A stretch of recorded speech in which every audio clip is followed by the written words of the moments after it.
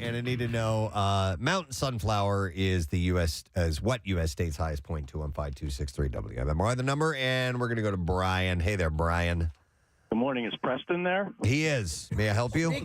Oh, hi, Preston. This is Brian. The answer with the stupid question? Hey, Brian. All right. What's that answer to the stupid question? Well, we're not in Kansas anymore, but Kansas.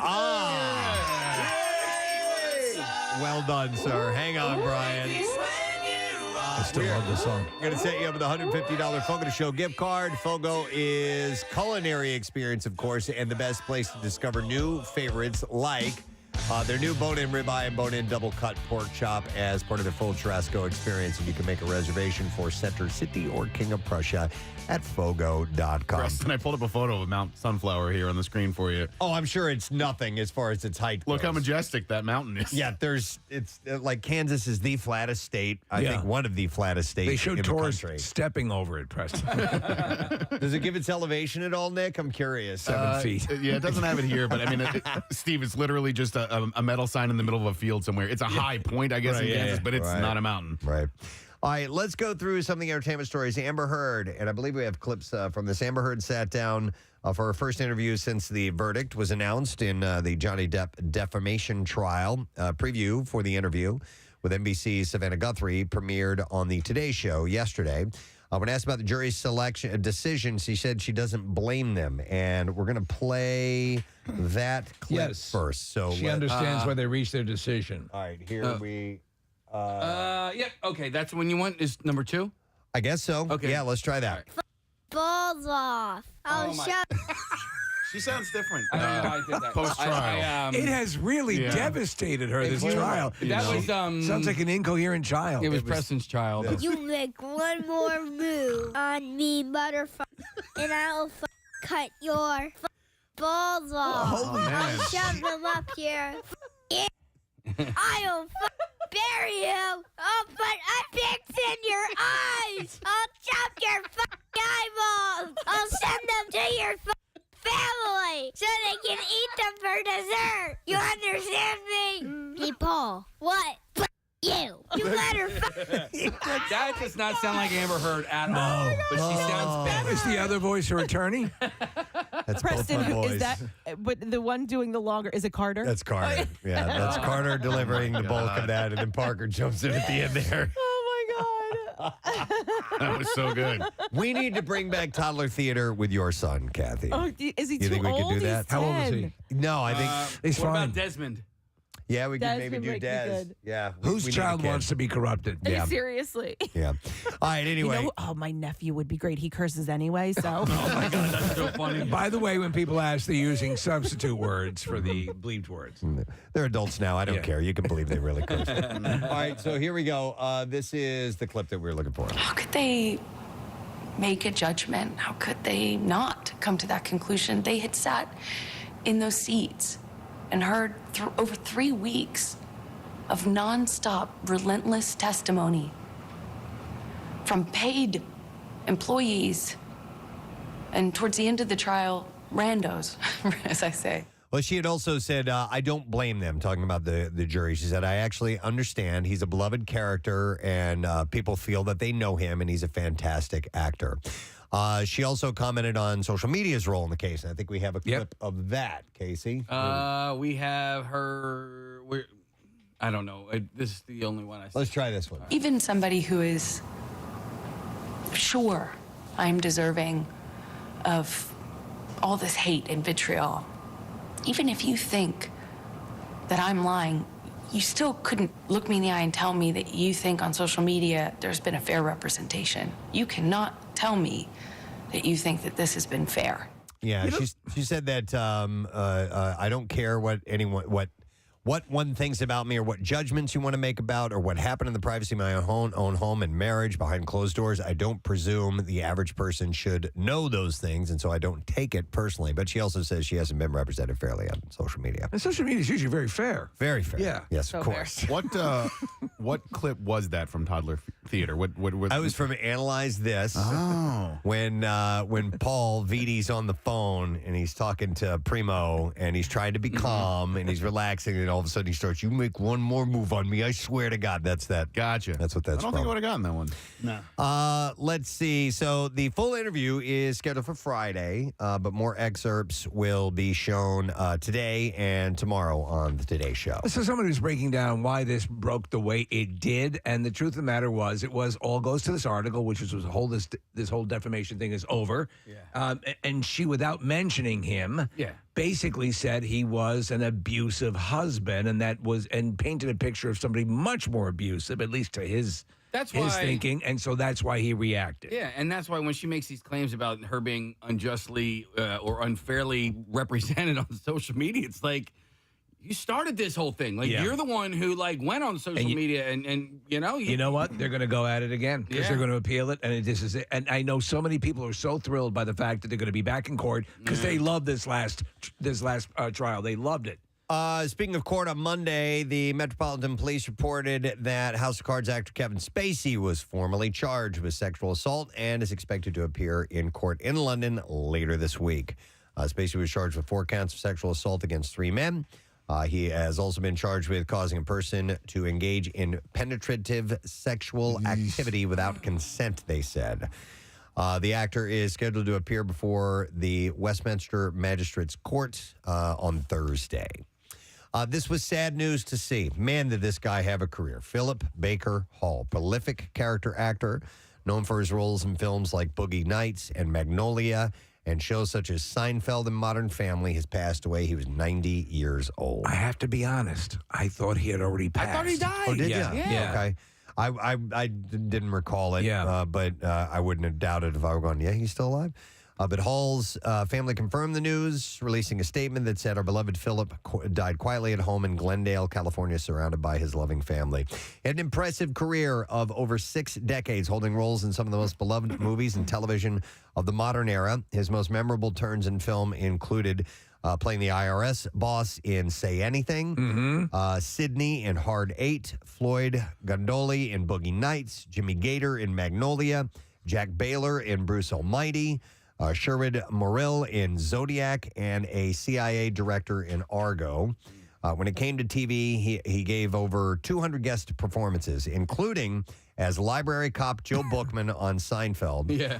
Also, Senator Matt Hunt on The West Wing, Dr. Morrison on Curb Your Enthusiasm, and Walt Klezak on Modern Family. We have a clip of him from Seinfeld and from Curb. All right, here we go. Well, I'm glad you're here so we can get this all straightened out. Would you like a cup of tea? You got any coffee? Coffee? Yeah, coffee. No, I don't drink coffee. Yeah, you don't drink coffee? How about instant coffee?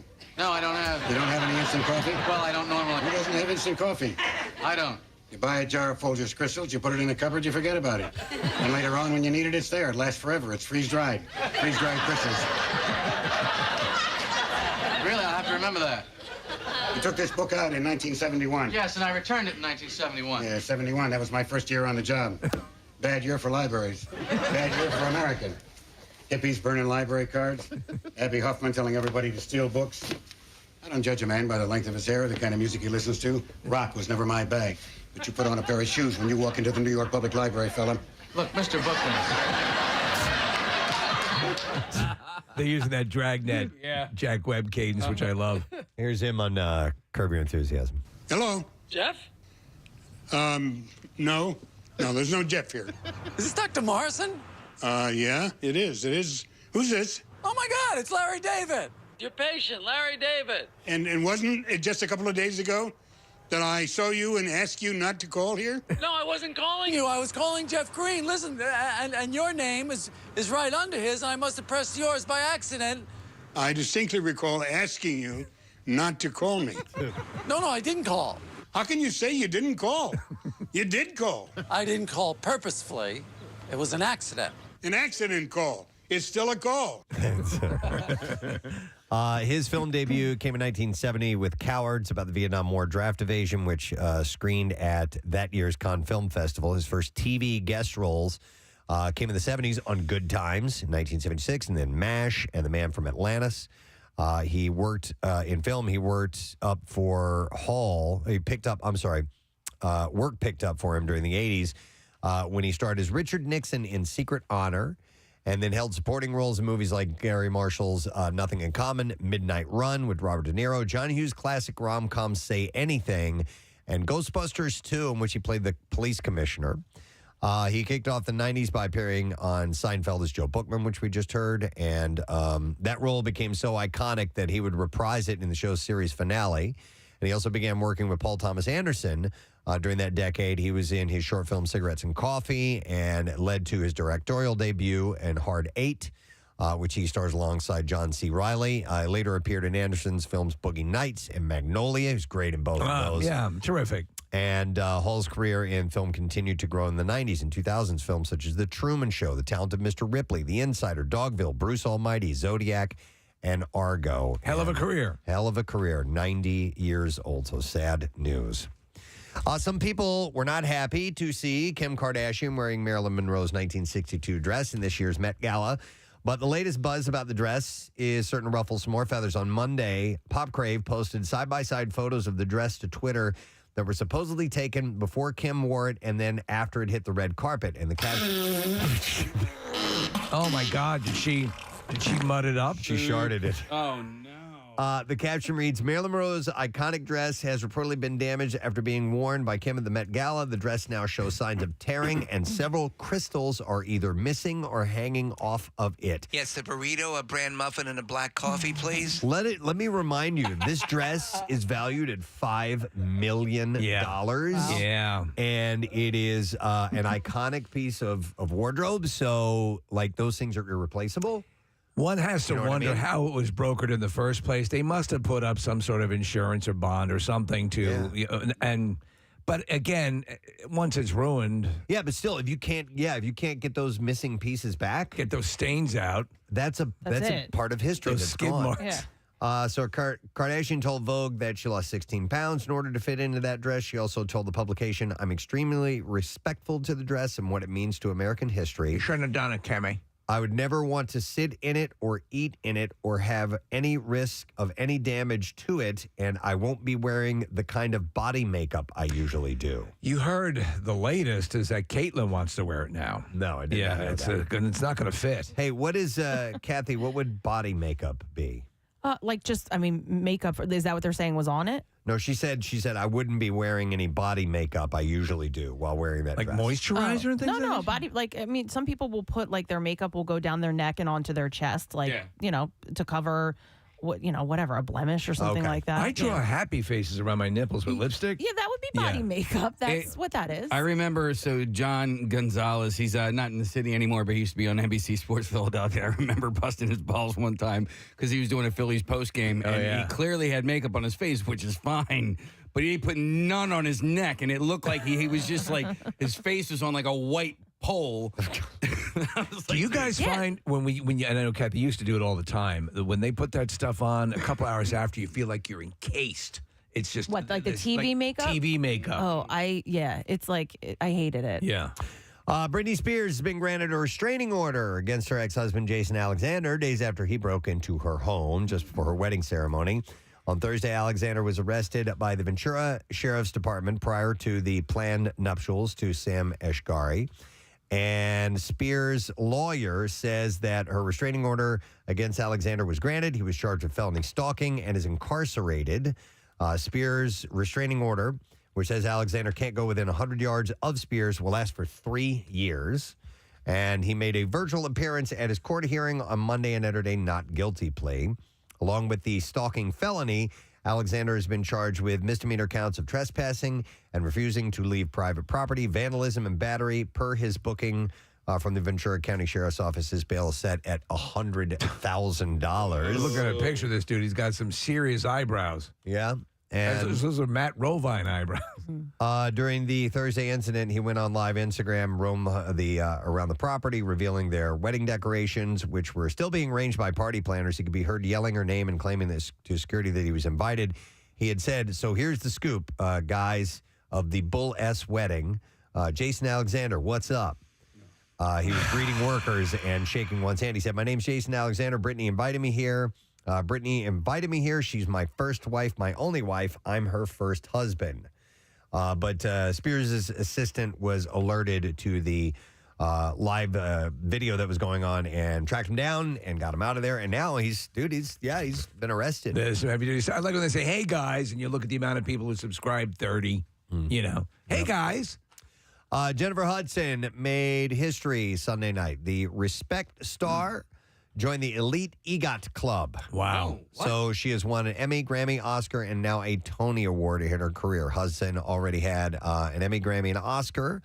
On Sunday, she won a Tony thanks to her role as a co-producer of A Strange Loop, which won for Best Musical. And she had joked to People magazine in 2020 about a plan to join the less than 20 people club. She said, I got a dog named an Oscar, and then I won my Oscar. And then I got a dog named a Grammy, and then I won my Grammy. She said, so I think I should get some dogs named Emmy and Tony. That'll give me good luck. But yeah, in 2007, she won Best Supporting Actress Oscar for her role in Dreamgirls, 2 Grammys, Best R&B Album in 2009, and Best Musical Theater Album for the musical The Color Purple in 2017. Last year, she snagged a Daytime Emmy for the animated short Baba Yag, which she helped voice and co-produced, and she is now one of 17 EGOT winners. It's pretty amazing. Wow. I just want to point out, though, and we bust chops all the time, she was a contestant on American Idol. Did she win? That's where she came. No, she didn't win. Right, and there you go. I don't know who is the winner of that season. I don't know. Yeah. The only if you're talking about people who have won, who have gone on, Kelly Clarkson and Carrie Underwood, right? I don't. What, to have that actually big won American careers? Idol and had won. big careers. Good question. I don't know. So I saw this story the other day, Preston, and then I also saw that Billy Crystal was trending with EGOT as well, and I didn't know why. Does anybody see a reason behind Billy Crystal? Was he close to winning an EGOT, or I don't know. All right, I can't imagine he's super talented, but I don't remember him ever winning an Oscar. Billy Crystal or a Grammy? Well, maybe for comedy, like spoken word stuff or whatever. Yeah. All right, not really sure. Will Smith, speaking of Oscars, is all geared up to make a major comeback after flying under the radar since the Oscars. He is reportedly working on his return with I Am Legend 2. An insider Electric said Boogaloo. That the concept of the movie is still to be signed off by Warner Brothers, but there have been no indication that Will is off the project. He's a producer of the film, and his production company is in charge while the development continues. The reality is, the source said that Will make a comeback at some point, and it will be simply down to which studio will be the one to take a chance on him. The negative sentiments from the public about his career have certainly reduced in recent weeks as the world has moved on, thanks to stories like Johnny Depp and Amber Heard. And Will himself is undergoing therapy and taking time away from the limelight. He's going to have to do a public mea culpa at some point. But they point out how Hollywood loves comeback stories. Yeah, absolutely. And people who have fallen from grace turn right back around, like Robert Downey Jr. and Mel Gibson and Winona Ryder and Drew Barrymore. So I have a question. With I Am Legend, if they go with the theatrical release version, it didn't look like it's going to be viable for him to be in a sequel. Did you guys see the version that was the alternate version where Will Smith survives? I have heard about it. I have not seen it. Okay. Yeah, did you see it? The clip? Yeah. So he and the woman and the kid escape in the car and find a camp where other people are alive. Right. And so it builds from there. And how does that's not the theatrical version. Okay, how does the book end? It's very different with Robert Neville, the character he's playing in a jail cell. And what has happened is that you had the vampire-like creatures, and then they started to evolve into more lucid thinking creatures. Okay. And so what happens is that through a couple of different situations, he ends up in a jail cell caught by those hybrid creatures, and he pulls himself up on the bars and looks out. When he looks out the window, all of those creatures are looking at him, and they kind of recoil in horror, and then he realizes, I'm the monster now. Oh, there's more of them than me, and so he says, I am legend. Okay. Yeah. Let's see. A couple other quick things. This is a lot of fun. I think we have a clip of this as well. You already know that Thanos can snap and eliminate half of all existing life forms, but did you know it can also double all Josh Brolin life forms? Josh Brolin demonstrated it in his Variety Actors on Actors conversation, which he was interviewed by Josh Brolin. The segment wasn't always meant to be that way because the interview was supposed to be between Brolin and his Avengers Endgame co-star Jeremy Renner. But the Hawkeye actor was a last-minute no-show. No further explanation is given on that. But he was left hanging, so they ended up cutting together him interviewing himself. It's very funny. So let's play a little bit of that. Is this the open of it, Steve? Yes. Okay, here we go. I'm nervous. It's great to be here with you, man. Thanks, man. Yeah, I've always been a big fan, and No, I really appreciate that. I'm sorry, I don't mean to make you uncomfortable. It's just that when you respect somebody as much as I respect you, do you mind if I look at you in the eye, or do you want me to look down? I mean, you can look at me. You can look at me. Look at you. My eyes. Look at my eyes. You have this new show, Out of Range, which I wanted to watch the whole thing. They started sending me all the episodes, but I saw the first 2 episodes, and my God, man. I mean, that prayer scene in episode 2 is incredible. And he goes on with stuff like, I loved you in Goonies, Right, you know? right, and yeah. All that. So that is, I'm glad they went ahead and ran with it. It's a instead of good just series. canceling the whole thing. Yeah, I've watched a number of those, and you have people who have similar acting experiences, sharing thoughts, and it's cool. All right, and then let me see one last thing I was going to mention. Yeah, here we go. Variety reports that Pixar's Lightyear has been banned from several West Asian countries, including Saudi Arabia, UAE, and Kuwait. The film will not be shown because of a scene that involves the character Alicia, a new lesbian space ranger, greeting her partner with a kiss on the lips. The shot was originally cut by Disney, but it was later reinstated after Pixar animators criticized Disney in an open letter asking them to cut, quote, overtly gay affection. So they've actually banned it in Saudi Arabia and some of those other countries. Which is kind of what they do. They don't want to see cartoon characters kissing? Yeah, I guess not. That's all I want to see. That's all I want to see. I want to see Bugs Bunny making out with Elmer Fudd. All right. I've seen it. Actually, I've seen that. Yeah. Yep. All right, let's do clips now. God's favorite idiot is a mid-level tech support employee who falls in love with his coworker while at the same time becoming the unwitting messenger of God. Here, series creator Ben Falcone shares how the show came together. The idea of putting out just kind of a positive message felt sort of appealing. And then Melissa really came up with the idea of setting it in an office where they're all tech workers and he's a mid-level tech employee. And I was like, oh, that's really perfect because, this unassuming guy to me or woman or whomever does seem like who God would pick. Really? Yeah. So Ben Falcone is Melissa McCarthy's husband. Oh, okay. So God's Favorite Idiot streams on Netflix tomorrow. He's the one in the bed at the end of Bridesmaids. Yep. With the Yep. The bear sandwich. Yeah. He's the air marshal, too. Yes. Yep. That's great. Here's the next clip. Evil is a psychological mystery series which explores the line between science, religion, and questions whether really demonic beings live among us. And in this clip, David Acosta, actor, Mike Coulter, shares why he likes playing this role. He is a comic relief of the show in places where it seems inappropriate to have comic relief. But into that end, we are able to give the audience a little bit of a breather in terms of always feeling like on edge or like something's going to happen. Yeah! Is this a show that we had Michael Perno, No, that is From. Okay, another one-word title. And really good as well. Really? Okay. Yes. Season 3 of Evil is on Paramount Plus now. So, Preston, to let you know, and as a Stephen King fan, you might like this sort of deal because, like in the season 3 opener, they had an episode where they're trying to reconcile religion and soul and demons and all this stuff. And so they wanted to conduct this experiment where at the point of death, they're going to weigh the body just before someone died and then weigh it right after to see if it was lighter, if technically the soul has left the body. Right, if there's a physical weight to the soul. But what happens is something wholly other that makes a wild episode. Okay. Yeah. I'm into that. All right, that's the entertainment report, and I have just been told that we have a movie screening coming up. And we got some movie passes to give away. We have passes to see The Black Phone. Oh, this is supposed to be awesome. It's coming up next Tuesday at 7 p.m. at the UA King of Prussia. So I think it's 100% on Rotten Tomatoes. Oh, no kidding. Yeah. Okay, so let's take 5 callers, 215-263-WMMR. The description says critics are calling it the nightmare-inducing movie, and Ethan Hawke gives a blood-curdling performance unlike anything we've ever seen from Blumhouse and the director of Doctor Strange and Sinister. Universal Pictures presents The Black Phone, which is rated R in theaters June 24th. I don't know much about this, so I'm intrigued. I will have to look into that.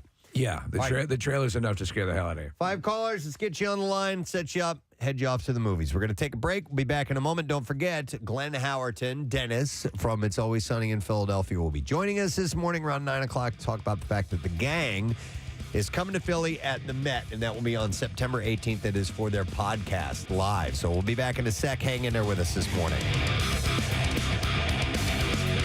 Preston and Steve on 93.3 WMMR. What's new? Theron and Tom Hardy, while making Mad Max Fury Road, is no secret, but it is. Did it actually help the film? I didn't even know this. According to director George Miller, their less than friendly dynamic played well on screen for their characters. He recently told WSJ Magazine, "I'm not saying that they were seething right through, but the trajectory of the characters can't help but seep into their work. When they first meet each other, they're trying to kill each other. As the two characters come together out of necessity and rather reluctantly, they have to find a degree of trust." Have you seen it yet? To some extent, that was the trajectory of their relationship as well. I watched like the first 20 minutes of it, and it wasn't doing anything for me, so I bailed on it. I mean, it's one extended, race, basically, chase that goes on throughout the whole movie. I think, if anything, if I were Tom Hardy, I'd probably be upset that it's called Mad Max, yet her character, Furiosa, is the main focus of the movie. Yeah. Charlize explained, from what I hear, he's not like that in every movie or on every movie. I hear he's had such good experiences. Maybe just some of the movies. The movie is what it is because we struggled so much with each other. Why is this movie called Mad Max when you're in it much more than I am? And those characters had to struggle so much with each other. If we were chum-chum... If we were chum-chum, things would be num-num. Let's go see Gum-Gum this weekend. She said... If, where was it? Oh, yeah, Chum-Chum. If we were Chum-Chum... Wasn't that the monkey on Speed Racer? That was Chim-Chim. Oh. And Spritle. If we were Chum-Chum, maybe the movie...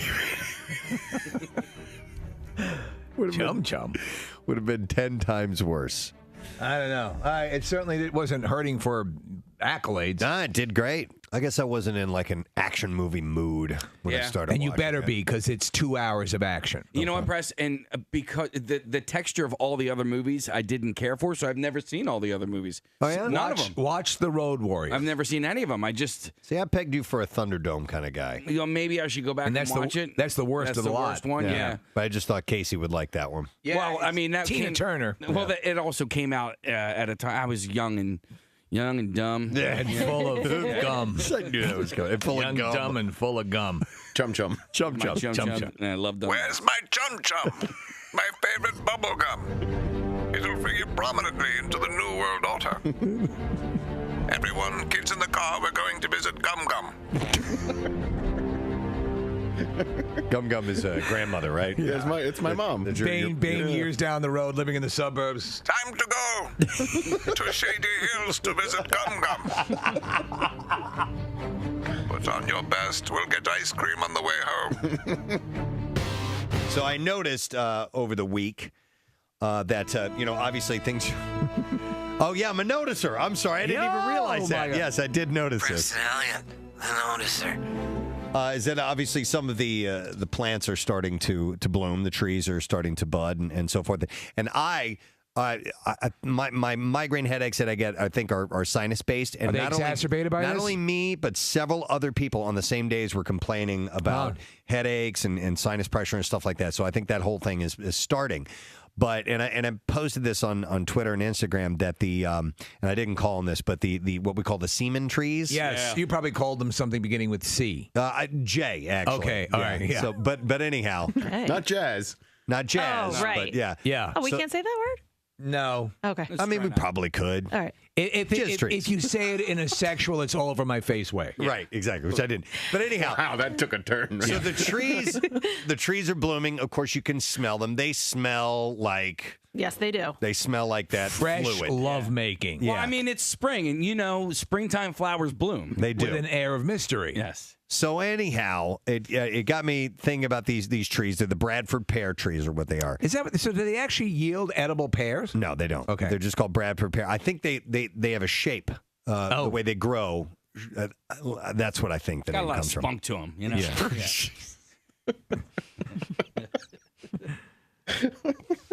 Yes, they have a lot of spunk to them. But anyhow, my wife, while we were talking about this, my wife found an article, and this is out of Missouri, actually, but I'm curious if this is the case around the country. But according to this particular group of people, that they are becoming, the Bradford pears, destructive to our ecosystem. Oh, no. So they perpetuate well? According to this particular person with the Missouri Department of Conservation, he said when the seed develops in a new tree, it's not the same as the parent. It's the old wild type, and unfortunately, that wild type is a very thorny, aggressive, invasive plant. Okay. Aside from their smell, the non-native tree poses a risk to the environment, impacting ecosystems. So the tree shoots the seed all over the place? Yes, it blows its wad all over the place. Sometimes on plants that aren't even, it just met. Yeah. But God, the smell is strong. Oh my gosh, I was just at the Metroplex yesterday in Plymouth meeting, and they're all over the parking lot, and it just, the entire parking lot smells Just like that. brought you back to college. Wow. Yeah, I'm so hungry. I would say this. After being around our variation of it, we've all have anyone who's engaged in love making has been close to that odor. It's when you have it amplified many thousands of times, it's not that pleasant. It's like gallons. Yes. It's Peter North. That's what I wrote in my Twitter post. I'm like, it's like Peter North blew through town. It's too much. Gives me a headache. Does it give you a headache? Either way, it gives me a headache. Right. The real thing or the one that occurs trees. in nature. Got to get the procedure I had. But they're blooming. We have a couple of them in my yard, and you walk in the backyard, and it's like, boom, you were hit by that smell. It's Now, there right in should the be face. right over your face. It's just like explodes in your face. Yeah. The truth is, there should be another plant, another tree that could envelop that tree. Yes. Do you know what I'm saying? Like a rubber tree. Like a rubber tree, or a vagina tree. A vagina tree. Oh, is okay. what he's saying. Like a pussy willow or something like that. Like a pussy willow wrapped around. Yeah. Or pear tree. Or the Bartlett. What is it? What is the pear tree again? It's the Bradford pear tree. Bradford pear tree. Bartlett pear. Bradford pear tree goes inside the pussy willow. I like that. And then suppresses the smell. Well, now, mind you, the pussy willow has its own issues. Yes, of course. Its own odor. Yeah. I'm sure botanists could do that. They do it with fruit trees, right? Don't they combine fruit trees? Yes. You call it, what is it? Splicing. Splicing, yes. Yeah, they probably could do that. But they're up all over the place, and they're in full bloom, and they are absolutely stinking up the area. Question about the pussy willow. Is that the same thing as a weeping willow? No. Weeping even willows close. Not even close. are beautiful. Actually, there was a weeping willow. When they are huge, They're really big. they are perfect at state parks to crawl into and have sex with your girlfriend. Nobody Is that can right? see you. Someone Yeah, told you don't know what a No, well, you know what a that's- pussy willow looks like, right? Yeah, they're fuzzy, right? Yes, they are. Yeah. They're little fuzzy nubs. Yeah. Honestly, that's what they are. But a By the weeping way, willow she's is dancing at Risque this weekend. fuzzy nubs. Yeah, she's partnering with pussy willow. Kathy, I have a question for you. Yes. That time that you and Dennis had sex, how long did that last? That one time? Yeah.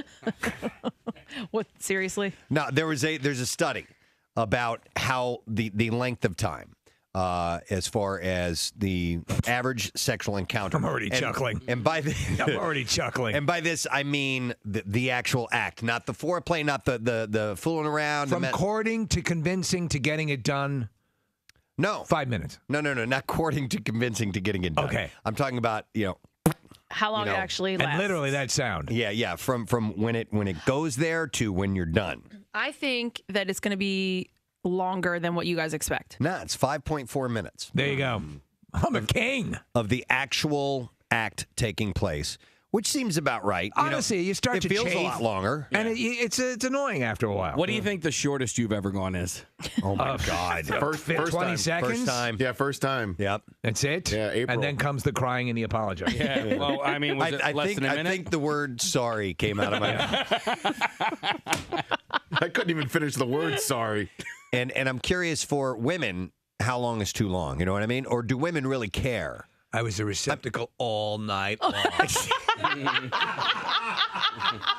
Right. What, right? But there is pleasure to be had. You know? I think after she's done, what's the point? I was Hurry an up. opening for 3 hours straight. When everyone has gotten their cookies. But some ladies get more than one cookie. I like one cookie. Now get the F off me. That's you? Yeah. She doesn't even need the cookie. I'm curious. Yeah. No, well, all right. Marissa, do you eat a lot of cookies? Like stone, nothing. We're getting nothing out of her, which means yes. What about butt cookies? One regular and one butt cookie. Kathy, do you At the same time. Do you make your own cookies by any chance, Kathy? What? Do you if you draw Stop it! I'm talking about. I just motioned to her with my finger moving quickly. Stupid, I didn't even get it. It went right over your head. Yeah. Make my own Where's cookies. Where's that little Iron Man toy that vibrates? Hollywood creates the image of physical perfection. And it seems to be people like to go see that. I know. You know? Yeah. And that's just part of the deal. Listen, I don't want to go to the movies and see someone who looks like me. I want to see somebody who looks like what I'd like to be. Help me lose 50 pounds in 5 weeks. In 5 weeks? Starting Monday, not now. All right, wait a second. Not on stage today. I'll tell you this. What if someone, and you talk to Dr. Mike, if someone could come forward and something you could do. Yeah. It would be not eat. I mean, well, 50 it would be, pounds you would in go. 5 Here's weeks. what you do. face. You'd have to go on something akin to like what Gerard Butler did for the 300. You know? Yeah. So 2 almonds for breakfast, a bowl of steam for lunch. A bowl of steam. It sounds yummy. Right? 7 weeks from today, we'll be down the shore. At Keenan's, right? 7 weeks is All right. 7 weeks from today. Can you give me an extra 2 weeks? No. So I can have 3 almonds for breakfast instead of 2? You could do an Oprah Kirstie Alley reveal. Case you can do it. You just have to be committed, and you cannot slip up, not even once. And Come on. that's the thing. No one I can love do this that. guy. Yeah. But I see him start these things, and then he sits down with 2 slices. got an idea. What? Staple it to your head. Oh, you already did that. Staple it. Here, hold on. I got a stapler.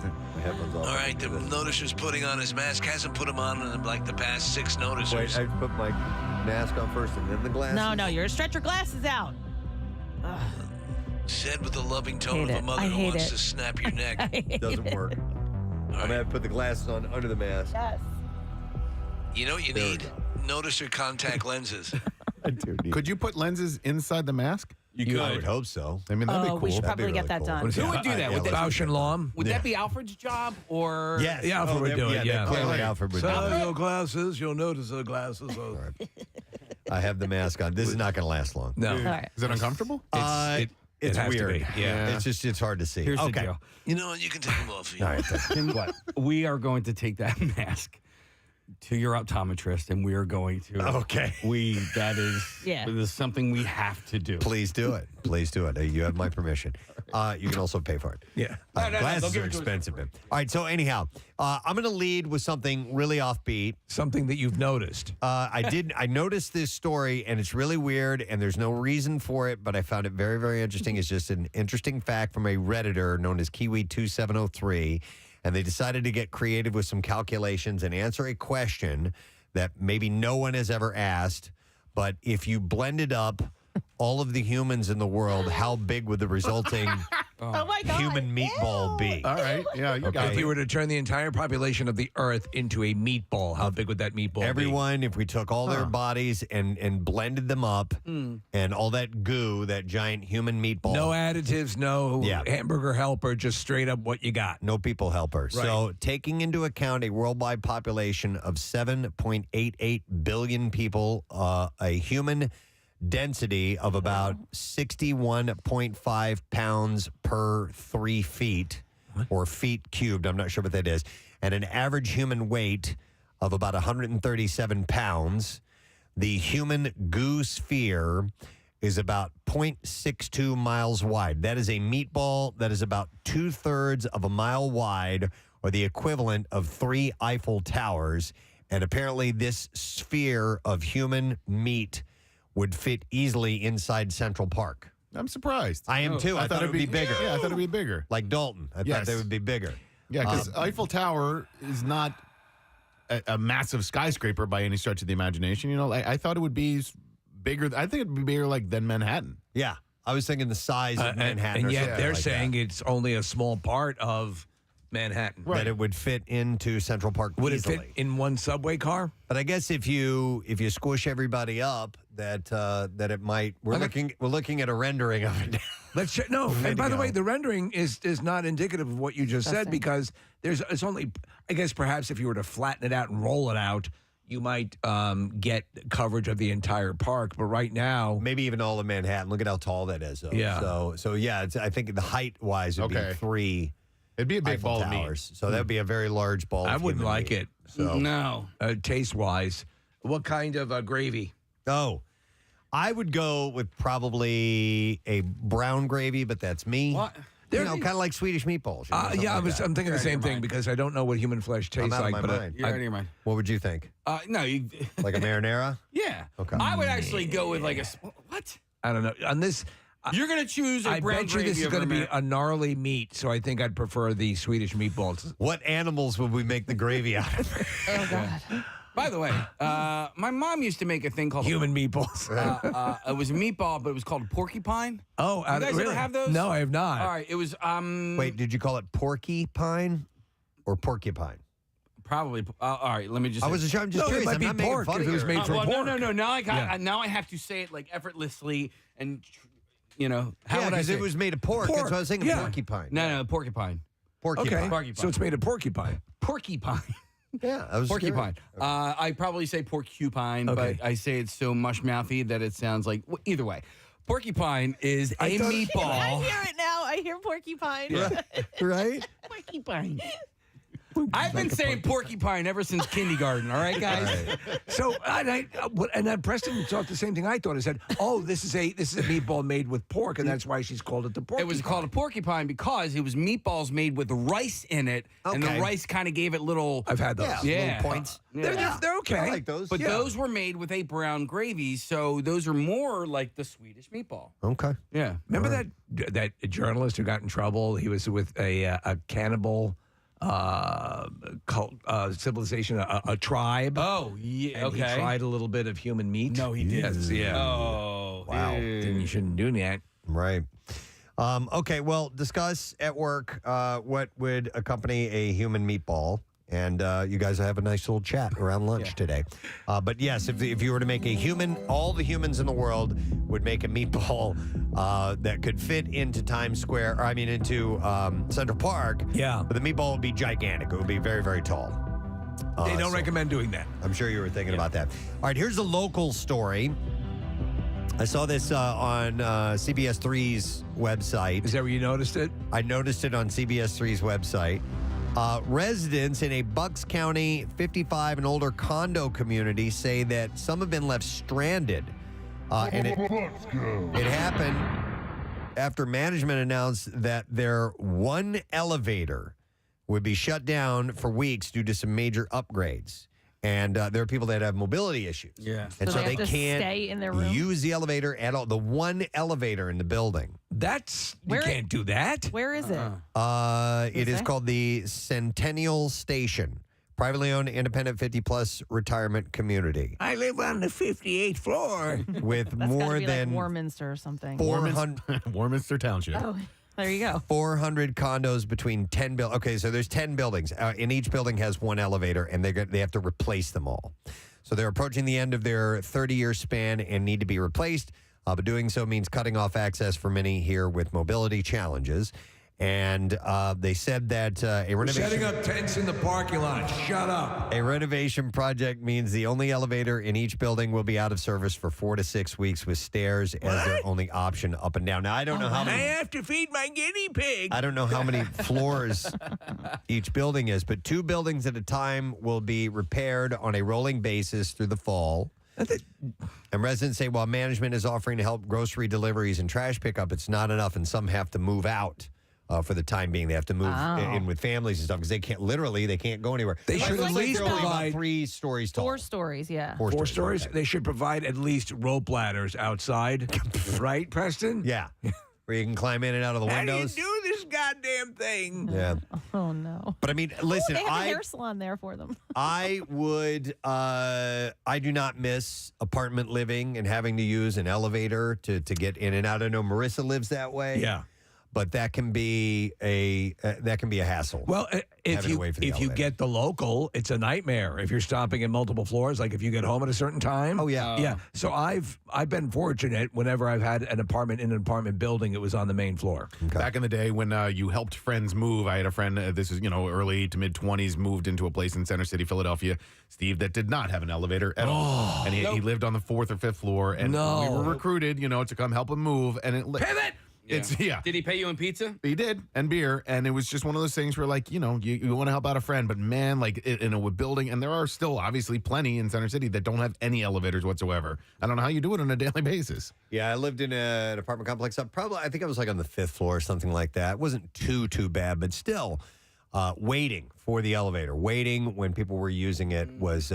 It's just you're used to the convenience of just walking right out the door. So we have 6 stories here, right? So when the building is at full occupancy and prior to COVID, you'd hit sometimes you'd hit the button to go down, and it would take forever. And we have 6 elevators per floor. We do. Yeah. And that was an issue. So, how you can possibly not per floor, in the building. Per we square have 6 inch. elevators. We have 9. I guess per floor. 9? Yeah, there's 3 in the east, 3 in the center, and elevators. 3 in the west. Wow. Okay. Yeah. I didn't know we had 9 times. 9 I'd love to. times. I'd love to live in a 9 times. I forget that there's 4 of them. Yeah, to live in a retirement community. Like at this point in my life, the new ones, they're awesome. Oh my! Like you never have to go anywhere. You can shop on the first floor. They have shuffleboard. They have, Steve. Some of the ones now you can park on the floor in which you live. The car elevator goes up to the same place where you live. They have all sorts of amenities, like cool amenities, not like the classic old people stuff. Oh my God!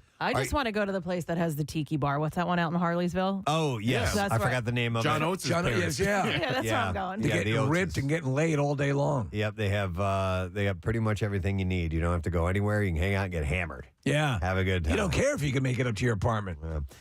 So I thought that was kind of interesting. That is very weird. So I don't know what they're gonna do about the people who really need to get in and out, up and down, and have mobility Can problems. they set up like one of those Red Dawn internment camps and bring them there for a while? Maybe they could do that. I don't know if they'd consider that or not. All right, let me see what else I got here for you. I did notice some other things. I mean, I am wearing the mask after all. You guys ever heard of a Pizzly bear? Oh yeah. It's a combination of a polar and a grizzly. Correct. Yeah. Yes. So more polar bears. So apparently the animal is a hybrid created by the mating of a grizzly bear and a polar bear. It's like a gramster, which is a grizzly bear and a hamster. Got to see those things. Yeah.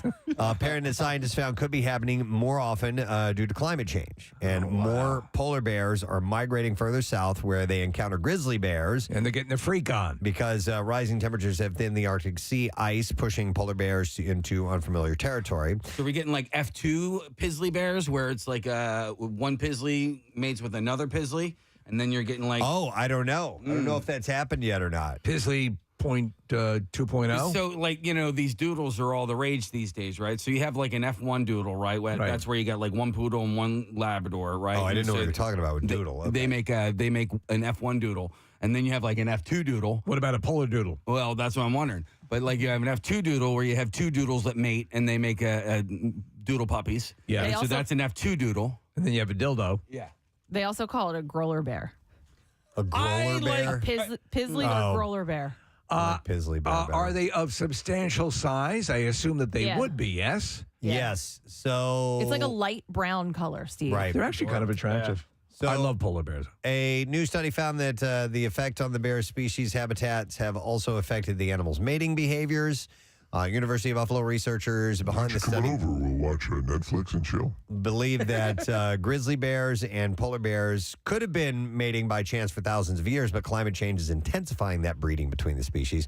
The Pizzly bear, first spotted in 2006 in the Canadian Arctic, has the white fur of a polar bear, but the long claws, humped back, shallow face, and brown patches of a grizzly. Yeah. So researchers remain uncertain about when grizzly bears, also called brown bears, and polar bears It'll be my regular Saturday.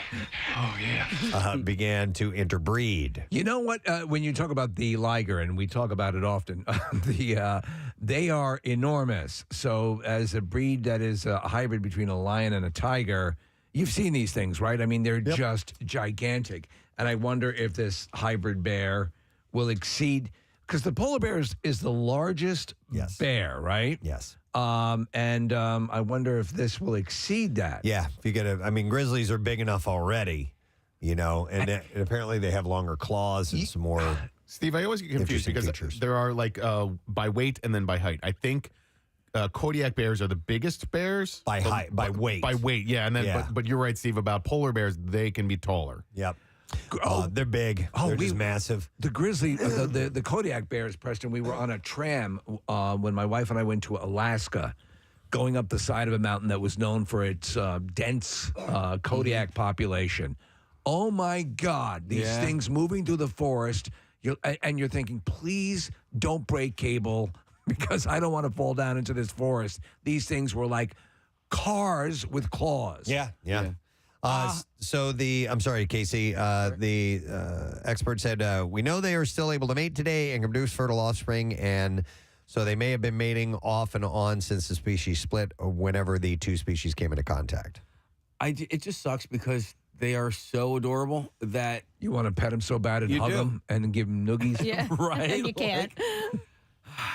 But honestly, the claws on a bear are spikes. That could just eviscerate you in seconds. And listen, I know it's a movie, but in The Revenant, when Leonardo DiCaprio's character is being mauled, he's dancing with the bear. He's dancing with the bear, and he puts his hand in the bear's hand. You're like, oh my God, that's adorable. No, but when I do not think bears are cute in the slightest bit. No, Oh I know my you God. guys say that all the time. The cubs, yes. But bears, I don't look at a bear and go, "Aw, no." When they're doing something like really cute, like there's a picture. It's a video of it's a grizzly bear, and the people have pulled up and they're throwing pieces of toast to it, and the bear's sitting down and cat. And I get where you're coming from. You're looking at a kill machine, Preston. Yeah. For me, maybe it's been influenced by years of bear stories or the Bernstein Bears or whatever. Yeah. But I look at them and I go, we're looking at a video now of a cute bear with the hose. But they will kill you. They will kill you and your family, and they will ruin your credit. Yeah, ruin your credit. Yes. Too? Oh man. Yeah, I don't see the cute thing. But they're massive and they do what they do. The older a mating event is, the more difficult it is for the experts to find evidence of it in today's populations. However, from a study, they find sharing of DNA brown bears in modern polar bears, and it involves 115,000, 130,000-year-old polar bear. What? That's an old bear. That is an old bear. I remember when the volcanoes went away and everything started to cool off. I'm an older bear. So the number of Pizzly bears alive today remains low, but there could be more of the hybrid bear species in the future. What do they predict for the Gramster? I don't know. I haven't seen the study on the Gramster as of yet. All right, I think we're going to switch gears altogether. Let's go somewhere else, because I actually do have several animal This has been very stories. good so far. This has been a good noticer. I have several animal stories, but I think I want to skip around a little bit. Fuller lips, of course, are all the rage, but experts are warning against using at-home hyaluronic acid pen. At home anything. To achieve the effect. Ava Longoria, Hawks, it's all the big thing. using hyaluronic acid Oh, in really? various cosmetics. That's the new buzz, I guess, chemical or additive, hyaluronic acid. Yeah. Okay. Oh, you can buy it on Amazon. And you just inject it into your lips? I don't know. While It's some problematic. TikTokers Look at these inner tubes on my face. praise the pen for offering quick and inexpensive plump peckers. Plump peckers. Yeah, I saw that. That's Yeah. girth right That's there. my favorite movie. Medical and cosmetic experts say the pen may botch your appearance. Yeah.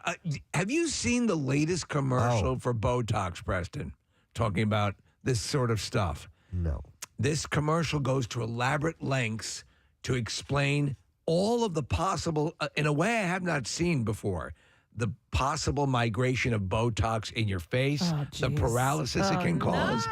Never getting it. Kathy, yeah, I've never seen a commercial, because they've had commercials for Botox, but this current one really spells out as clear as they can the potential side effects. By the way, this hyaluronic acid, this device is actually intended for diabetic patients to give themselves insulin. Don't like it. So is it like little needles? You're injecting something in yourself into I your would lips? assume so, but I don't know for sure, Kathy. But yeah, I mean, Wow. it's and when I think diabetes, I always think needles for some reason or another. People, have to give themselves Well, we give insulin our cat insulin shots every day. injections. But using the device improperly can cause inflammation, bacterial, or fungal infections as well. Gross.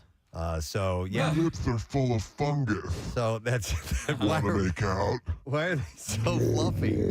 Because they're full of fungus. They're all squishy. Wow. Okay.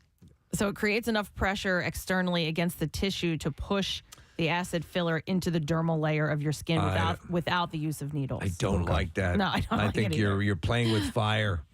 All right, so speaking of fungus, Snore Stop Naso Spray has become the most Snore recent Stop?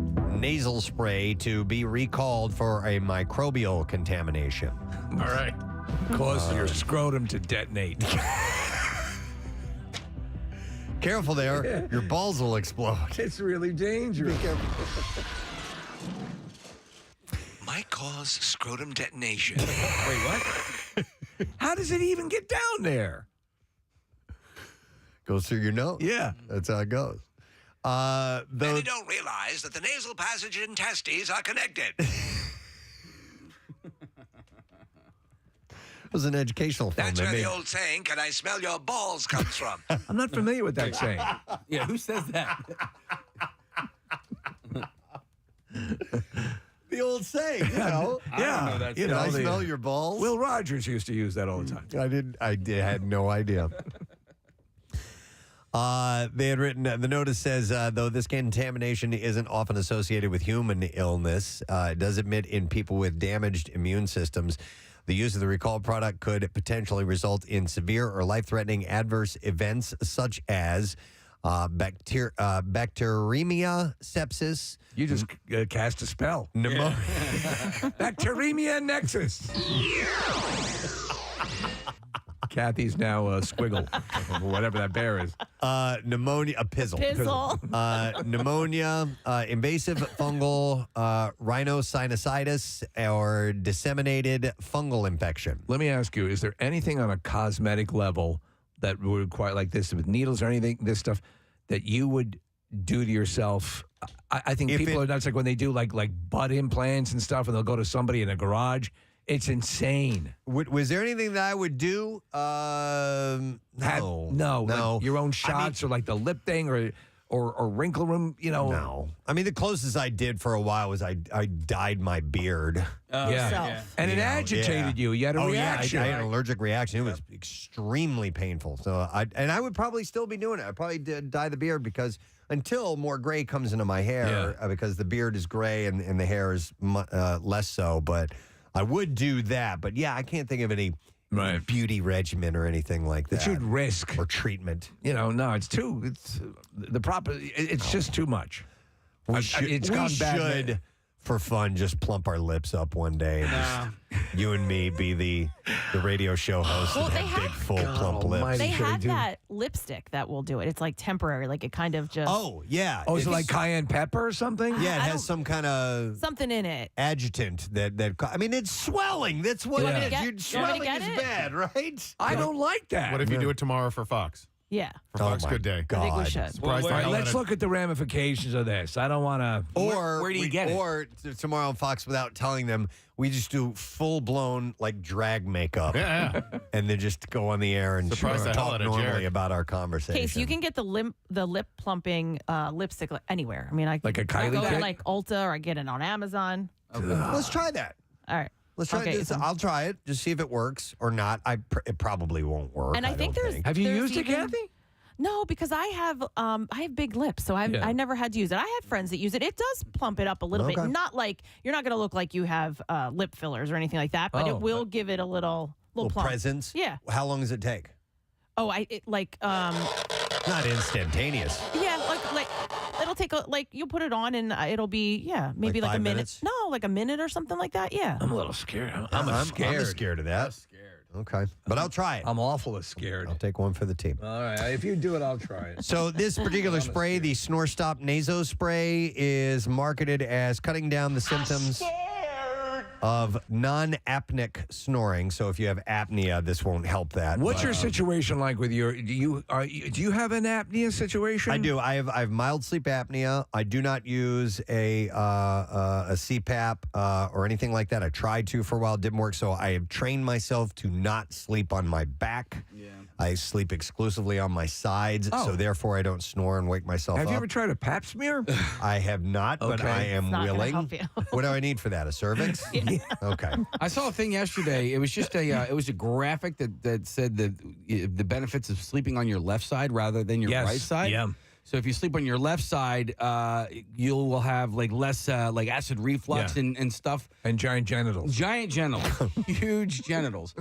That I guess there's more benefits for you to sleep on your left side than it would be to sleep on your right side. I do. Again, I sleep with the sleep number bed, the adjustable. I have it, which I thank God for. I sleep a la hospital style on my back with it raised. And that is a home run for me. I love it. So I've been having like some shoulder issues for the last couple of weeks. And normally I like to sleep on my left side, and I can't do it. So I have been, if I want to actually get some sort of decency, I have to sleep on my back, which I hate, Press. The same thing as you. Like I start like. You're both stomach sleepers? Yeah, stomach left. Yeah. Yeah, do you wake yourself up? Yeah. You probably have apnea. I'm sure. No, I definitely do. You did do a sleep study, and didn't you rub one out prior to it? Wasn't that the? That's right. I mean, you kind of have I remember to. you telling me. Yeah, I needed to do everything. I get it. Your normal routine. They tell you your normal routine. Yeah. So, And you did I it. stood on top of my bed and rubbed one out. Hey, guys, you guys do it that way, right? While singing Ave Maria into a Dixie cup. Put on your mom's panties. Right? Yep. By the way, And then you took a crap in your sock drawer. Last time we talked about sleep studies, and I said that I before I could get another, like I wanted to get one of those oral devices that will help your apnea. And I said I didn't want to do another sleep study, and I have to. But many people either emailed or texted and said that the sleep studies now, because I did mine probably, I don't know, 8-10 years ago, something like that. It's pretty elaborate. That they have since changed, and you can do them at home now Yes. without as an elaborate of a setup, because my head and face and I was wired, and I don't know how the hell I fell asleep with all that crap on my face. There's no way in hell you're sleeping normally to get a proper reading while doing a sleep study. Tell me, do you have sleep issues? Yeah. I do. You forgot the mask on. But I toss and turn all night long. What does it sound like when you snore? My sleep number is 0. So apparently it's much easier to get the sleep study. It's not as intrusive. You know, I don't think you have to go somewhere, or maybe you do in some I remember instances, like but multiple. You described it. I think was it you or maybe Casey? Many sensors hooked up, and all this sort of stuff is crazy. Yeah, and like so, if you kind of like to turn, even like before you sleep, because I'll like lay down on one side, and then when I'm getting really like sleepy, I'll turn to another side. And you're doing that with all these wires on and stuff. Yeah. But Press, on this offshoot of that nasal thing, I've seen more and more at like drugstores and recently at Lowe's, the self-oxygen mask thingies are coming back. You guys remember I've what I'm seen talking- those. we used to have them here. You're talking about the canister? Like the canister. Right. Oxygen canisters are coming back. And Yeah, they, almost like different, a spray paint can that Yeah. size. But you can't wear that all night, right? It's like you take a shot. No, but I hadn't seen them in like forever and ever. And then now, like over the last week, I've seen them in like 3 different stores. Okay. Bizarre. Yeah, I don't know if they're making a comeback or what, but anyhow. All right, one more thing or... One more thing to notice? One more thing. One less bell to answer? I wanted to mention this. So, after trolling it for years for its speed and making memes on it, Netzians are finding it hard to part ways with the oldest browser, the Internet Explorer, as its journey finally comes to an end. They're wrapping up Internet Explorer. I remember using that for ages. Absolutely. I remember back when what browser are you using? And there'd be Netscape. I use that here. Internet Explorer still? Yeah, on my my computer up here. It's I call it the Vox Pro computer. Yeah. But I have Internet Explorer, and if I hit that little button, it comes up. But I have this option to switch to Microsoft Edge. Is that where we're headed right now? I use Safari, I use Brave, and I use Chrome. Brave is the one that really scopes out, gets rid of ads like crazy. Someone had recommended it to me, and it's insane. If you visit a site at least with me, when I visit it in the Brave browser, stuff loads so freaking fast. By the way, Casey, this is it's wrapping up tomorrow. Oh crap! Okay. June 15th. They're pulling the plug on the Surface. All right. Well, then I'm downloading this. I hope I didn't download any viruses into this thing. You're doing it right now? I'm doing it right just now. go to knockedupandmilky.com. Internet Explorer was released by Microsoft as an add-on to Windows 95 operating system in 1995, and 90s users spent most of their childhood surfing the internet on their desktops thanks to this browser. God. It couldn't keep up with the technology and has been used to download Firefox and Google Chrome. And so Safari is what I mainly use now. Safari is the default on a Mac. So between them, I'll use them all for different things. Like when I'm going on sites that are just blasted with ads, I use the Brave browser. Okay, which is very similar to Chrome. Yeah. So now that it's being discontinued for good because of declining user base in the past several years, and it's weird to think about that. Internet browsers, netizens don't seem ready to say goodbye just yet. That people are being sentimental about it. Well, you get used to your deal. Yeah. You get comfortable with it. Yeah. Sounds like Paul McCartney now. Hang on a second. Mike wants to comment on Brave. Hey, Mike. Good morning. Gadzooks, buddy. What's up? Hey guys, so Steve, how much do you love Brave? Isn't it awesome? It's awesome, and on very difficult sites that honestly, that I like Google Chrome as well, but Brave I think is the best at just shearing off that crap. Sites that I had stopped visiting, Mike, for like show prep or whatever. I use it now exclusively, and it gets me right through it quickly. And obviously, you like it as well. Yeah, I've been using it about a year now, and it's great. And then when they introduced their own browser, too, it was a game changer, man, because you could check and see, like in the top right corner, there's the Brave Shield. Yeah. You could check and see just how many ads and, like, spam things are blocked. Are being blocked. It's truly, man. And Safari. Right, so did he mean it's got its own search engine? Yes. Okay. They have their own search engine and their own browser. Yeah. So Okay. they are basically like 2 in 1, right? Yep. Because you got stuff like DuckDuckGo, which claims to be private. Yeah. They actually use Google a lot for their searches. Like the same pictures will come up. Well, Mike, what happens is you'll go to a site and it takes forever to load, and that's the frustrating. But I don't care. Right. If the ads loaded fast, that'd be fine, and we just got through it, and you can advance a page. But I can't stand when it stops, and then this full page ad pops up, and you just want to get to the information. I mean, like I go to the Daily Mail a lot, which is like a news aggregator, and it takes forever. On Brave, it just flies right through. The other thing is too, man. YouTube, watch YouTube on Brave. There are no ads. Okay. Oh, that's I didn't realize. All right, awesome. At all. All right, love it. Thanks, Mike. Appreciate it. So that's Brave. Brave. I'm gonna because I go on a lot of those aggregator sites for the Bizarre File and show prep, and I'm gonna get that. Don't right you away. hate where you click on it and it starts to move, and then it pauses for a second, and then a big shot of a pastoral scene pops up with an old man talking to you about the new erectile dysfunction drug. Well, usually that's when Kathy hears me curse in the office. That's what I'm getting pissed off about. Casey, Edge is the replacement for Internet Explorer. So what you have on that computer over there is what Internet Explorer used to be. And Steve, when you send me links for the Daily Mail, half the time I don't open them because I open them on Chrome. And it's not worth it. It takes so damn long, and so it could be something that's really interesting that I want to see. Yeah, but I can't stand that website anymore because of the number of pop-ups. I hate the Daily Mail. Yeah, it's awful. And even the ads in between, like two sentences. terrible. You read two sentences, I can't do and then it. it's a whole slew Oh my of ads. God! Two more sentences. Kathy, when it cuts the page in half Annoying. with the top ad, So annoying. and you can't scroll. Again, so again, if you want a little bit of freedom from that, Brave is certainly an option. All right, Chrome does it as well. But of all of them, the one that I find the most effective, Brave. Okay. Now, mind you, I click on the ads and I purchase things. Right, so sure. they're just, That's a problem, I'm just their Kathy. target. The ad says free shipping. Yeah. You're in. I'm gonna No, buy it's it a just to buy it. It's a nice dress. Looks pretty. All right, that's all the noticing. We're That's done it? here. That's all we get? That's all to see. Move along, folks. Bigger lips, I calm down. Yeah. I ordered your lip plumping. Oh, thank you. Yeah. We got to do that. All right. I want to take a break because we got some Bizarre File stories to share with you, and we want to make sure that you are here for that. So stay put. We'll be back in just a moment. Hang in there, friend.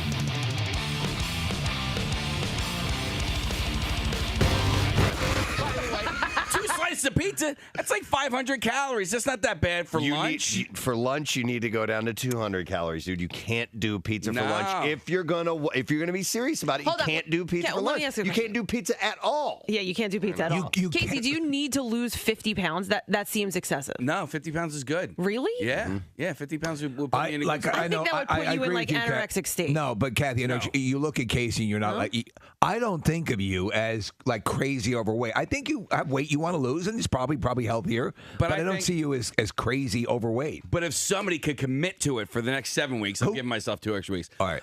But if somebody could commit to it and commit to me for 7 weeks. What are they committing to you? Well, that's the thing. And this is where we're at, Preston. It's all about preparation. The reason I have that pizza for lunch is because it's there. All right. Wait, I have a do you suggestion. realize they have salad down Listen there to too? Kathy. Casey, I use a reward system. I try to eat sensibly in the day, and in the evening, I save it for the end of the day. I have my reward, my little sweet treat, whatever it is, whatever your guilty pleasure is, you can have that, but only if you've been good for the day. I shut it off after dinner. And I actually the weekend I relax. Yeah, I do too. So during the I week, have my weekend. I'm pretty austere, and on the weekend that's when I have a little bit of latitude. Can I make a suggestion without being insulting? Try pizza without ranch dressing. Listen, you a-holes. When was the last time you saw me with ranch dressing? Okay, can I jump? And by the way, I don't always eat pizza with ranch dressing. I didn't invent it. It is something that I tried like within the last year. All right? Okay. Drop the friggin' ranch dressing. Drop it. I will say this: I have seen you eat pizza at the last 6 or 7 times without dressing. did you say 6 or 7 times? Well, I have not seen him have dressing on his pizza in quite a while. And it's not something I invented. It was like I tried it because I saw a girl with a nice frame. As a matter of fact, trying to like ranch dressing on your pizza. All right, I'll try it. And then he did it like 6 times. And next thing you know, I'm making ranch dressing pizza sandwiches or something. Shut up! Nick, that was a good suggestion. Thanks. I love you. Well, oh my God. At least cut back on the drinking cheese. Okay. It's so good, though. I don't know that my morning can get any better. I don't think it can. Okay. We All right. peaked and it's only 7 a.m. Thank you for filling out the entertainment portion of the show. Please welcome to our show Jordan Peele and Method Man. Thank you, gentlemen. Welcome to Philadelphia. Thank you. This is the new duo. We're gonna do Meth and Peele. Oh, the new version. Yeah. I think that should work well. Because Key and Red are doing their own thing. Yeah, Key and Red Man are out there, but I think we're going a little bit better. You think you guys have struck up a good chemistry? Yeah, we do. Yeah. Basically, I talk and sound like an idiot, and he mean mugs, and then the fans run away. He just mean mugs. That's it. Yeah. Well, the movie is hilarious. There you go. The movie's Keanu, and it is a parody, I guess, of John Wick. Correct? You know, it's funny. We wrote this movie before John Wick came out. Really? I kid you not. Yeah. No, when John Wick came out, and all of a sudden you have actual Keanu Reeves in an action plot where he's saving an animal, I was like, I'm done. We're done. This is either too good. See the light of day, right? Yeah, it's too good or too bad, right? But it worked out, and so yeah, if you're a John Wick fan, absolutely. I absolutely am. Yeah, love the movie yes, and love the concept. All right, well, thank you. It's howlingly hilarious to watch in what are John Woo level action sequences. A kitten running from in the center in the shootout. It's pretty wild. He did all his own stunts. Oh, the kitten. There was no kitten stuntmen. No kitten stuntmen. Actually, there were about 6. Yeah, about 6 guys. Well, they all had K names too. Katrina. It's true. No, it's true. Seriously. So kittens tend to grow pretty quickly. Did you have an issue with the kitten at the beginning? Did you have to use this? Were you able to use the same kitten? We had to trade out kittens in the middle of the movie. Yeah. But we had to do that with some of the extras as well. Did you spend the most amount of time with the kitten? Nah, they didn't give me too many scenes with the kitten. I was strictly there for intimidation, like now. Okay. Because your character ends up taking the cat. I mean, yeah, pretty much in the movie. I didn't know if that was like your sidekick. It's something about the cat, though. You know, it's something that I don't know. It's like something about Mary, I guess. You know, it gets like that when you deal with pussies. Yeah. You know? Same sort of deal. Same sort of deal. No, there's nothing better than seeing Method Man with a kitten. I mean, it's just, I'm sorry, every time he's on screen, we're like, just can we get more of this shot? Yeah. Well, with it's adorable. A kitten and a do rag too was. We got that kitten in the do rag. Yeah, I felt that was a bit much. But, well, you know, we have to. If you have a kitten, you got to dress it right. Yeah. And so what? Now the movie comes out, and you know, I assume you're hard at work on your next project. It's weird because you'll do a movie, and then by the time you get to promote it, you're already well into something else. What are you on now? Well, I just directed a horror film. Oh, straight horror film. Yeah, It's called Get Out. Thank you. My directorial debut. I'm very happy with it. Big fan of the genre? A big fan of the genre. Oh, awesome. I love horror. You can probably tell. Straight ahead horror. Straight horror. Okay. I'm sure you could tell a lot of Key and Peele sketches go very dark. Yes, they do. Very fast. Yes. So it's not a comedy. You know, there's funny things in it. We got some. Is it slasher horror?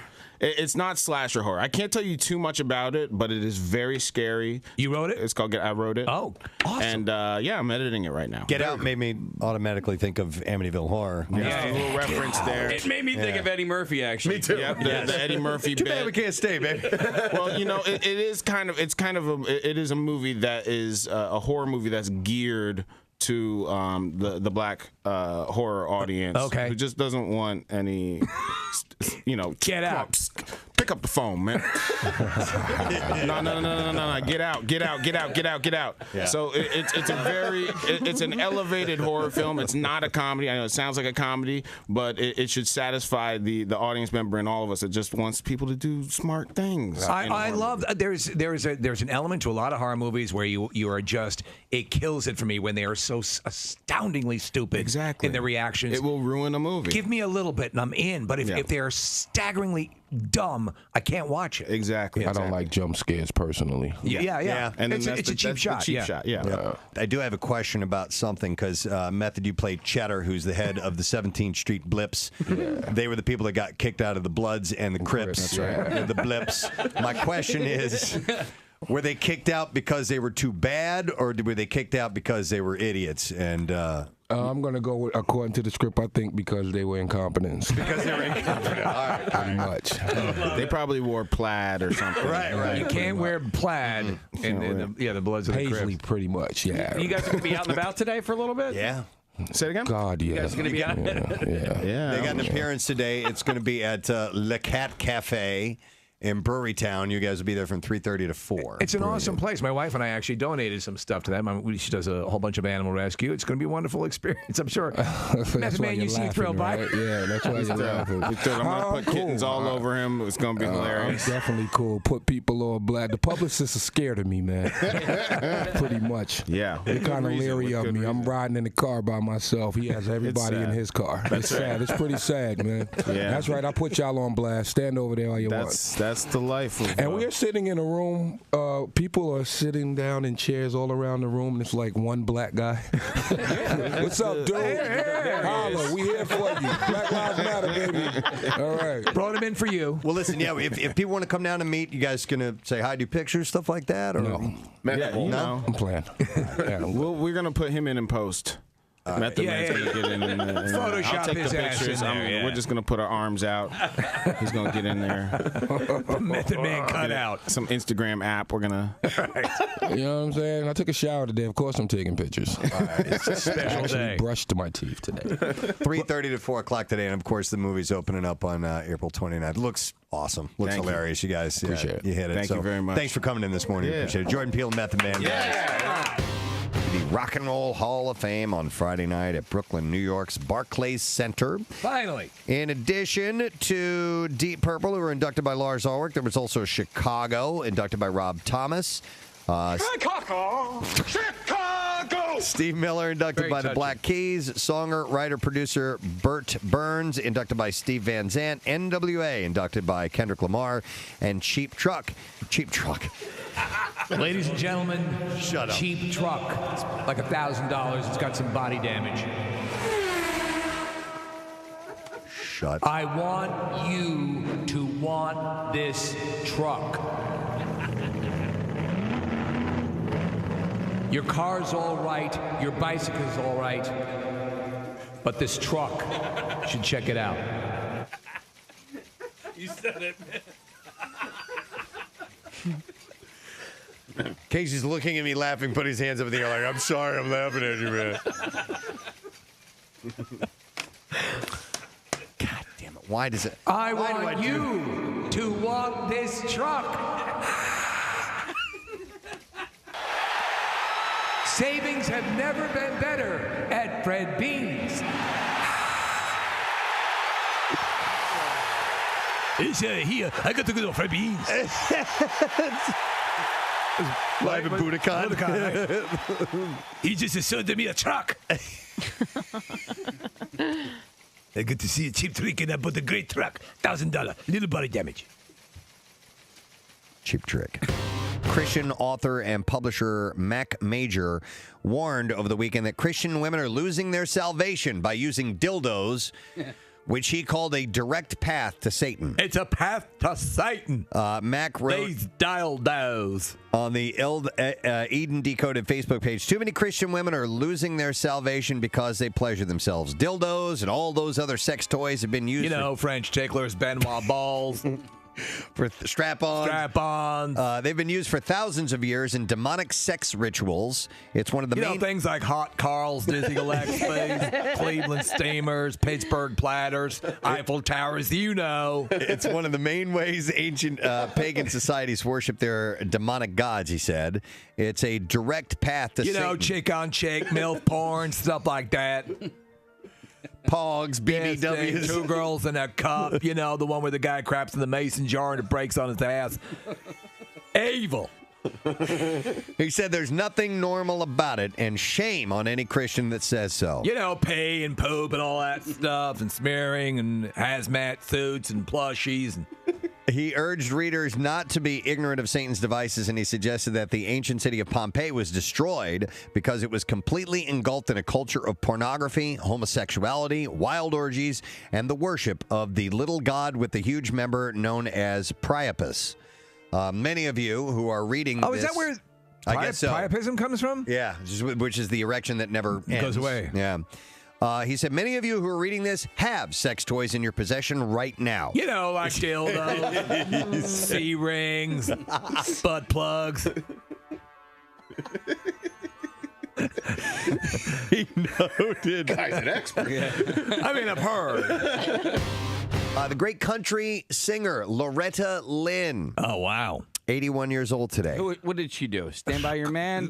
Coal Miner's Daughter was her huge hit. Don't come home and drinking with loving on your mind. You ain't woman enough. Fist City. Yeah, it's the first song to really address fisting.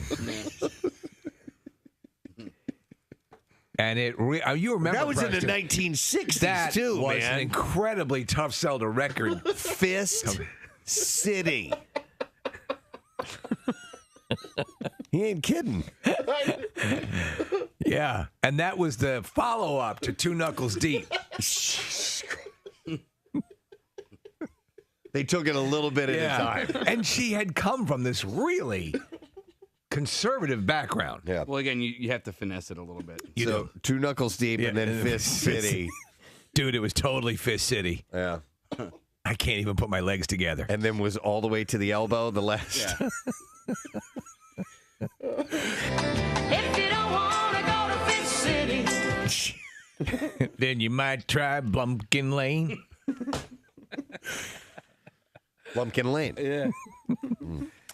Both are kind of, So while you're sitting there chewing on your hoagie.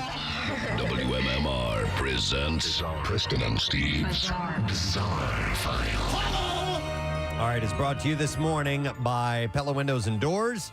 Take advantage of Pella's summer sale today. You can get 40% off of installation or 3-year interest-free financing for a limited time. Visit PellaPhilly.com. Designed for today and whatever comes next. We'll start with a follow-up story. I've mentioned this a few times, but Nancy Crampton. Nancy Crampton. I love the first one. Brophy, convicted May 25th for killing her husband at the Oregon Culinary Institute in 2018, was sentenced to life in prison on Monday. Brophy will be considered for parole after 25 years. She's a romance novelist who once wrote a blog titled How to Murder Your Husband. Well, there you go. That blog was not allowed into evidence during the trial. The sentencing included impact statements from Daniel Brophy's family members and a former Oregon Culinary Institute student. Crampton Brophy did not make a statement before the sentencing was imposed. It is kind of amazing, and I don't understand the specifics, but when you write an article basically on how to kill your husband and then you're accused of it, that seems pertinent. Yep. Crampton Brophy took the stand in her own defense during the trial that lasted 7 weeks. Though her defense attorney laid out the case that the prosecution had only circumstantial evidence to tie her to the killing, the jury found that the evidence connected her to the murder beyond a reasonable doubt. So she is going to jail for life on that. A wanted man climbed through a beauty salon's ceiling crawl space Saturday and dropped down shirtless into an ongoing church service in an effort to avoid arrest. It's a sign from God. Deputies were called to a shopping complex Saturday evening for a wanted person. The Emergency Communications Center had received a tip that Troy Longwell was at a beauty shop in the complex and had active warrants. The tip also indicated Longwell would run and hide. So deputies confirmed Longwell was wanted in 4 different jurisdictions, and deputies surrounded the shopping complex. The business owner consented for deputies to check the beauty salon, and the hide-and-seek began, where deputies quickly discovered a ceiling tile out of place and a human leg in the crawl space of the ceiling. Commands were given to surrender, but the leg disappeared in the crawl space toward a connected business. Deputies rushed into the church, occupying the next suite with a service in progress. Longwell, shirtless and out of breath, was detained in the sanctuary in the middle of the service. The investigation revealed Longwell had climbed into the ceiling when Praise Jesus! Deputies arrived at the business. He crawled through the ceiling and dropped into a room behind the sanctuary next door before walking into the active service. Additionally, a suspected controlled substance was found where he entered the ceiling. I've come from heaven with a message from God. Longwell was served 7 active warrants when they got him. You know what the Bible says. Yeah. It was a devastating rumor that plagued one of the world's most celebrated alpinists for decades, that he had left his less experienced brother to die on the mountainside in a selfish bid to reach the summit of Nanga Parbat in Pakistan back in 1970. While Italian Reinhold Messner, 77 years old, had always insisted his sibling was swept away by an avalanche during their descent from the 26,000-foot peak known today as Killer Mountain. An air of suspicion followed him throughout his career. Much of the controversy came after two climbers who were on the same expedition, Hans Saylor and Max von Keinlein, both wrote books in the early 2000s which accused Reinhold of abandoning his brother, Gunther, after he became delirious and consumed by frostbite. So this guy's lived with these accusations for decades. Yeah, but the father of four now appears to have been vindicated once and for all after the boot of his tragic brother emerged from a glacier last week, some 52 years later. So the boot stuck up for him, right? Yep. The I'd discovery. just like a few words, please. He is not guilty. In fact, he did everything he could to find the rest of me. The discovery of the leather footwear was made by locals at the foot of the mountain. And precisely it was where Reinhold had claimed that his brother was swept to his death. Bones belonging to Gunther, who was 23 when he died, were found in the same area back in 2005, along with his other boot, which still had remains of the foot inside. Jeez. Reinhold smuggled the bones and boot in 4 rucksacks out of Pakistan before having the big toe tested for DNA in Austria, which confirmed they belonged to his brother. The footwear is instantly identifiable by belonging to Gunther as they were custom made for him. And he said, "This is further proof that I did not abandon Gunther. People said that I left him to die, sacrificing him for my own ambition. I am at peace with myself, even if the accident changed my life." See, a lot of people balked at the concept of all those big toe testing facilities they have now. Right. And now look what Saved happens. his life. Now what? The mountain never lies, he said, and and if there was still the need, the discovery of this boot definitively establishes the truth of my brother's death. Reinhold almost died himself when he climbed down from Nanga Parbat back in 1970, becoming lost for 6 days before losing several toes to frostbite. Oh, it's a wonderful thing. He penned a book in 2003 titled The Naked Mountain, in which he recalled how his brother became struck by altitude sickness before he became separated. And he claimed he desperately tried to find his siblings. So it's known as Killer Mountain? Yeah. The deadliest mountain, Nick, I believe, is it still...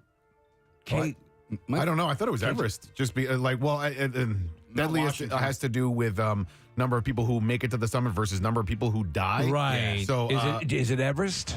Per capita, it might be Everest, but like Mount Washington in New Hampshire, it's deadly. It's really deadly, but it's also really accessible. Yeah. And so more people will try that one. All right, and then one last story. This is under the title of "Why Did This Internet User Pick Up a Lethal Animal?" And apparently there are a couple examples of this, but this one is about a guy named Alex Reed 2, a popular TikTok user, nearly 1 million followers. He recently posted a video of himself prodding, picking up, and licking a strikingly colored blue jellyfish that lay on the beach. Oh, no. In the video, he says, "Look, guys, jellyfish is still here. I'm going to go get it." And this is how it appears. Yes, it is a jellyfish. And look at how big it is. It's still in motion. I'm going to lick it.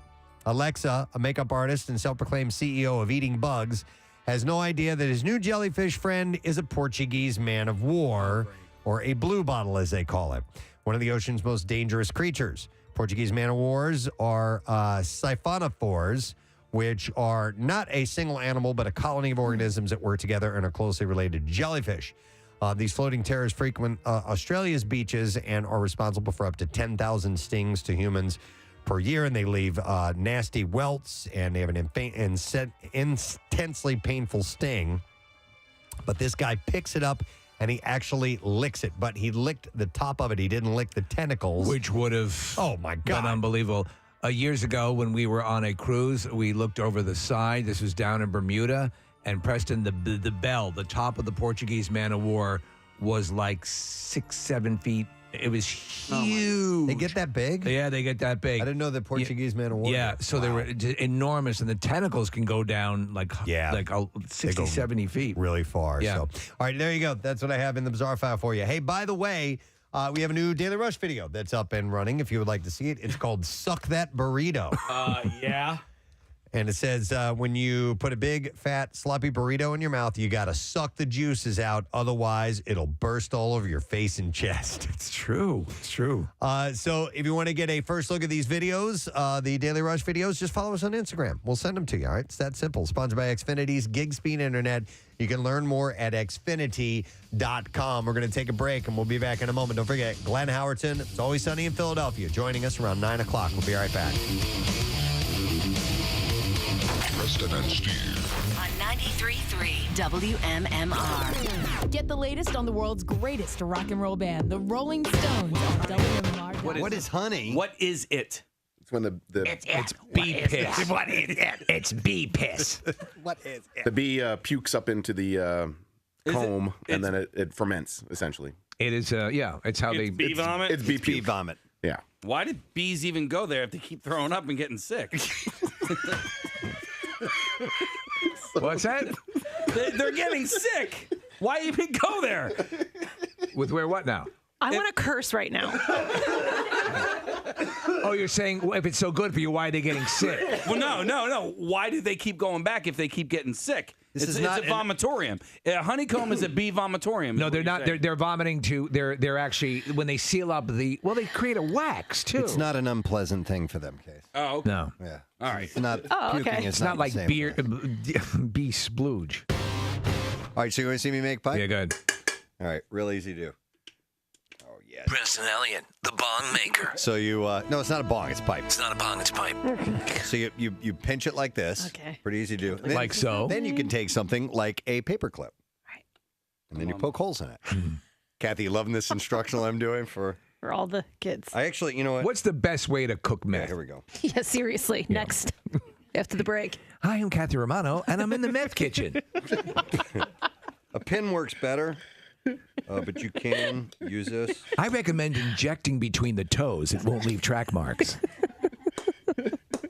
Almost done.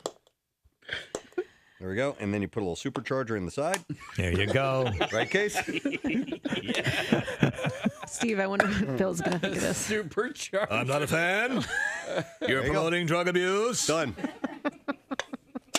There you go. Wow. Bam. All right, let's see. Can I see it? Because I don't even really. Oh, good catch. Nice catch. Why do you spill my coffee? The real Kathy comes out occasionally. I physically felt that sitting next to you. Shut up. I've seen Kathy leave the building from the roof and attack field mice. All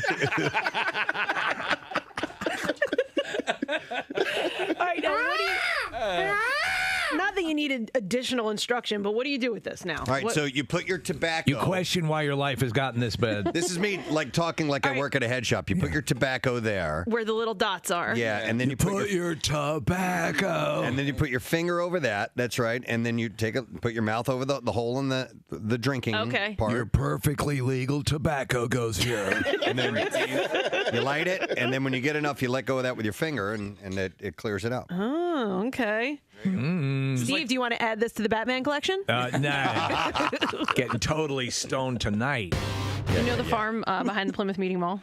What? No. The farm behind the Plymouth There's Meeting a Mall? farm behind the Plymouth Yeah, Meeting Mall? The farm behind Plymouth Meeting Mall. This year's crop is death.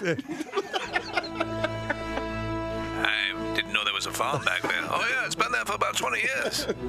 No one's ever come back from it, though. The farm behind Plymouth Meeting Mall. The crop is in, and it's blood. Anyway, they have local honey, Nick, so I can grab you some. It's called Maple Acres Farm. Don't grab me any. Even I've been talking about it. How about a couple of acres? I can't even get 4 words out of my mouth. I'm not getting you honey. I'm trying to think of where there's space for a farm behind the Plymouth Meeting Mall. Farm behind the Plymouth Meeting Mall. This year's crop is death. Kathy goes there. She won't even think about picking you up, honey, though. What kind of bitch she is. It's on Narcissa Road. Is that what you said? What's that? Did you say that's the kind of bitch she is? And he wants me to get him honey. Well, I just want local honey. Oh, yeah, we go there all the time. Do you? Yeah, it's a cute little farm. Okay. Do you go picking your own They stuff? have, yeah, you can cut your own flowers there. You can, Really? Yeah. Mm-hmm. They have Where the hell is a apple farm? orchard or anything like that? Or We get Apple orchard in the farm behind the Plymouth Meeting Mall. The sequel to last year's blockbuster hit, The Farm Behind Plymouth Meeting Mall. This year's apples are blood red. Oh, there it is. Okay, we're looking at an aerial it's shot. not behind it. It's on the other side of the northeast extension. Well, okay. but if you were standing you'd have over to be there, a moron to think it's right. Well, the way we're looking at it, it's next to it. But if you were standing in front of the mall, it would then be behind it. Yeah. The sequel to last year's The Farm Behind Plymouth Meeting Mall, The Orchard. The farm is not exactly behind Plymouth Meeting Mall and is next to it. Wait, Steve, you know where you would know where it is. You know that pet hospital back there, Hickory? Hickory. The sequel to last year's Come on. The farm is actually next to the Plymouth Meeting Mall. It's now near an animal hospital. But if Do you know that you took one of your cats there before? It's a 24-hour facility. Okay, so it's not exactly behind the farm. It's behind the Plymouth Meeting Mall. If you passed that, it would be after that. It'd be right after that. But you'll never make it because no one ever comes back from the animal hospital. It's next to the farm where the apple orchard is, sort of behind Plymouth Meeting Mall. Hey, Press, your leather jacket, which I love, by the way. Is that really, really warm? Like in the winter? Is it just? It's not like below zero warm. It's not. But I will wear it through the winter. Okay. Yeah, I got lucky finding that thing. I was just I went by like a Wilson's Leather and I walk in and they were having some kind of sale. I remember. I normally don't buy a leather jacket. And I was like, it kind of reminded me of Wolverine? Wolverine's leather jacket. Yeah, it's a motorcycle type jacket. I'm like, I think I will take that. Were you trying it out, standing in front of the mirror going, whing, shing, snicked? What was that, sir? I said, swing. Like, I'll take it. That's how they write it in the comic books, by the way. Snicked. When his claws come out. Just took a hairy schnicked. Snicked. S-N-I-K-T. Snicked. Snicked. Let me see here. Hang on, I want to cut Snicked. I'm sorry, sir. I'm going to cut you up. Snicked. A Wolverine. Security.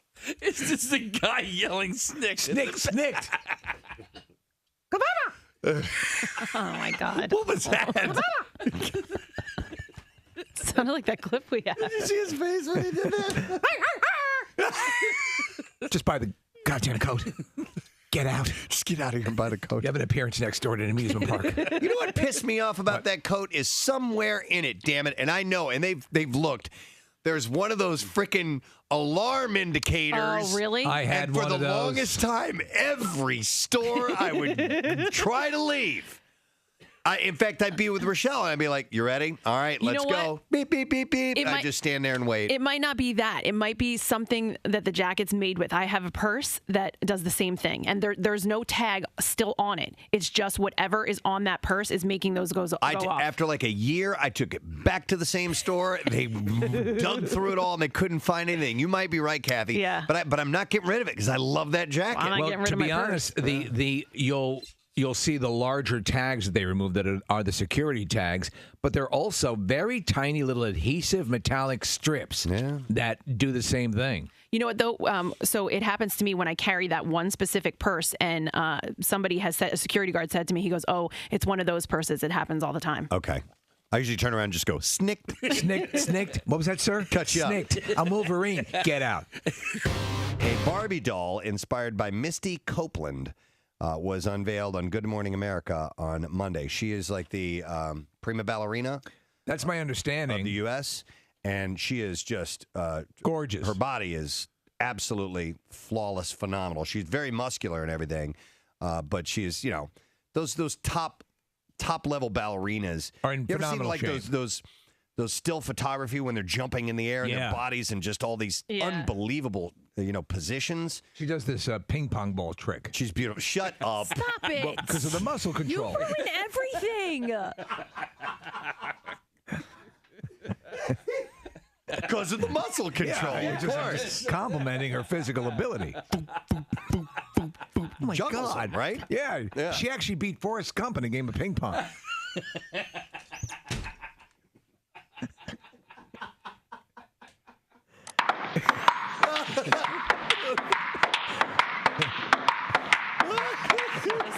I give up.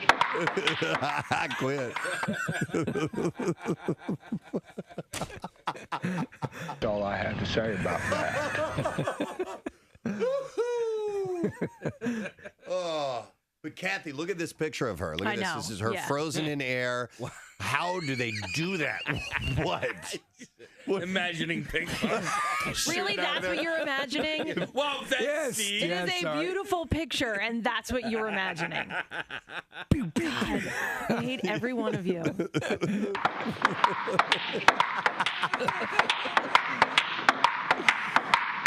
Oh my God.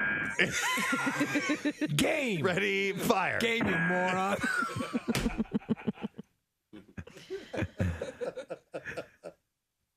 Special my ass. So anyhow, dude.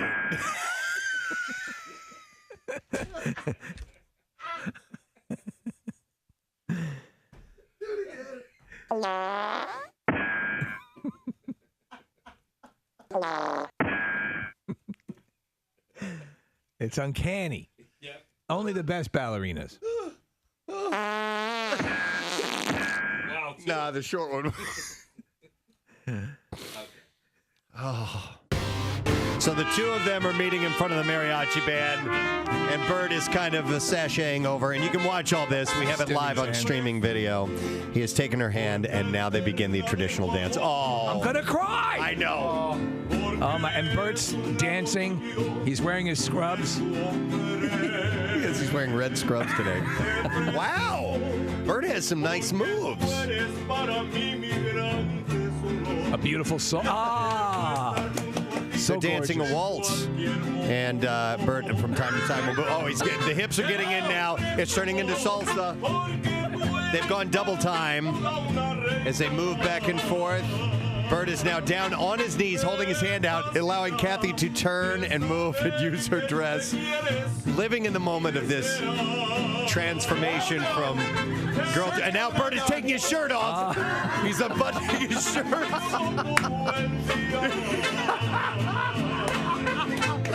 Oh, ladies and gentlemen, there it is. And there it is. The shirt is the Godfather shirt has come off. He has slammed it on the ground. And now he's moving it to wrap his shirt around her neck and pull her in, Magic Mike style, as he is now grinding on this young woman, blossoming into womanhood. And he is now backing his hiney up, and she's spanking him as well, as he gyrates and pops his butt back and forth. This is unbelievable. Knowing what Kathy thinks about sweaty shirts, this is... Oh, my God, she's hugging it now. She is. And he's taking kind of a matador type of stance, and they're back to the traditional waltz. Oh, this is wonderful. I'd like to share my gun. Yeah! Oh. Come in. Nick, he's allowing you to step in. Sharing a dance now. Nick is taking awkwardly Kathy's hand. Gorgeous. Bert, you have some moves on you.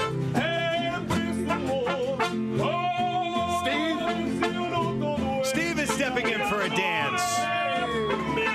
Take a moment here. Oh, this is really precious. Very precious. Are we all going to... And Steve is doing a few dance moves. Here comes Casey.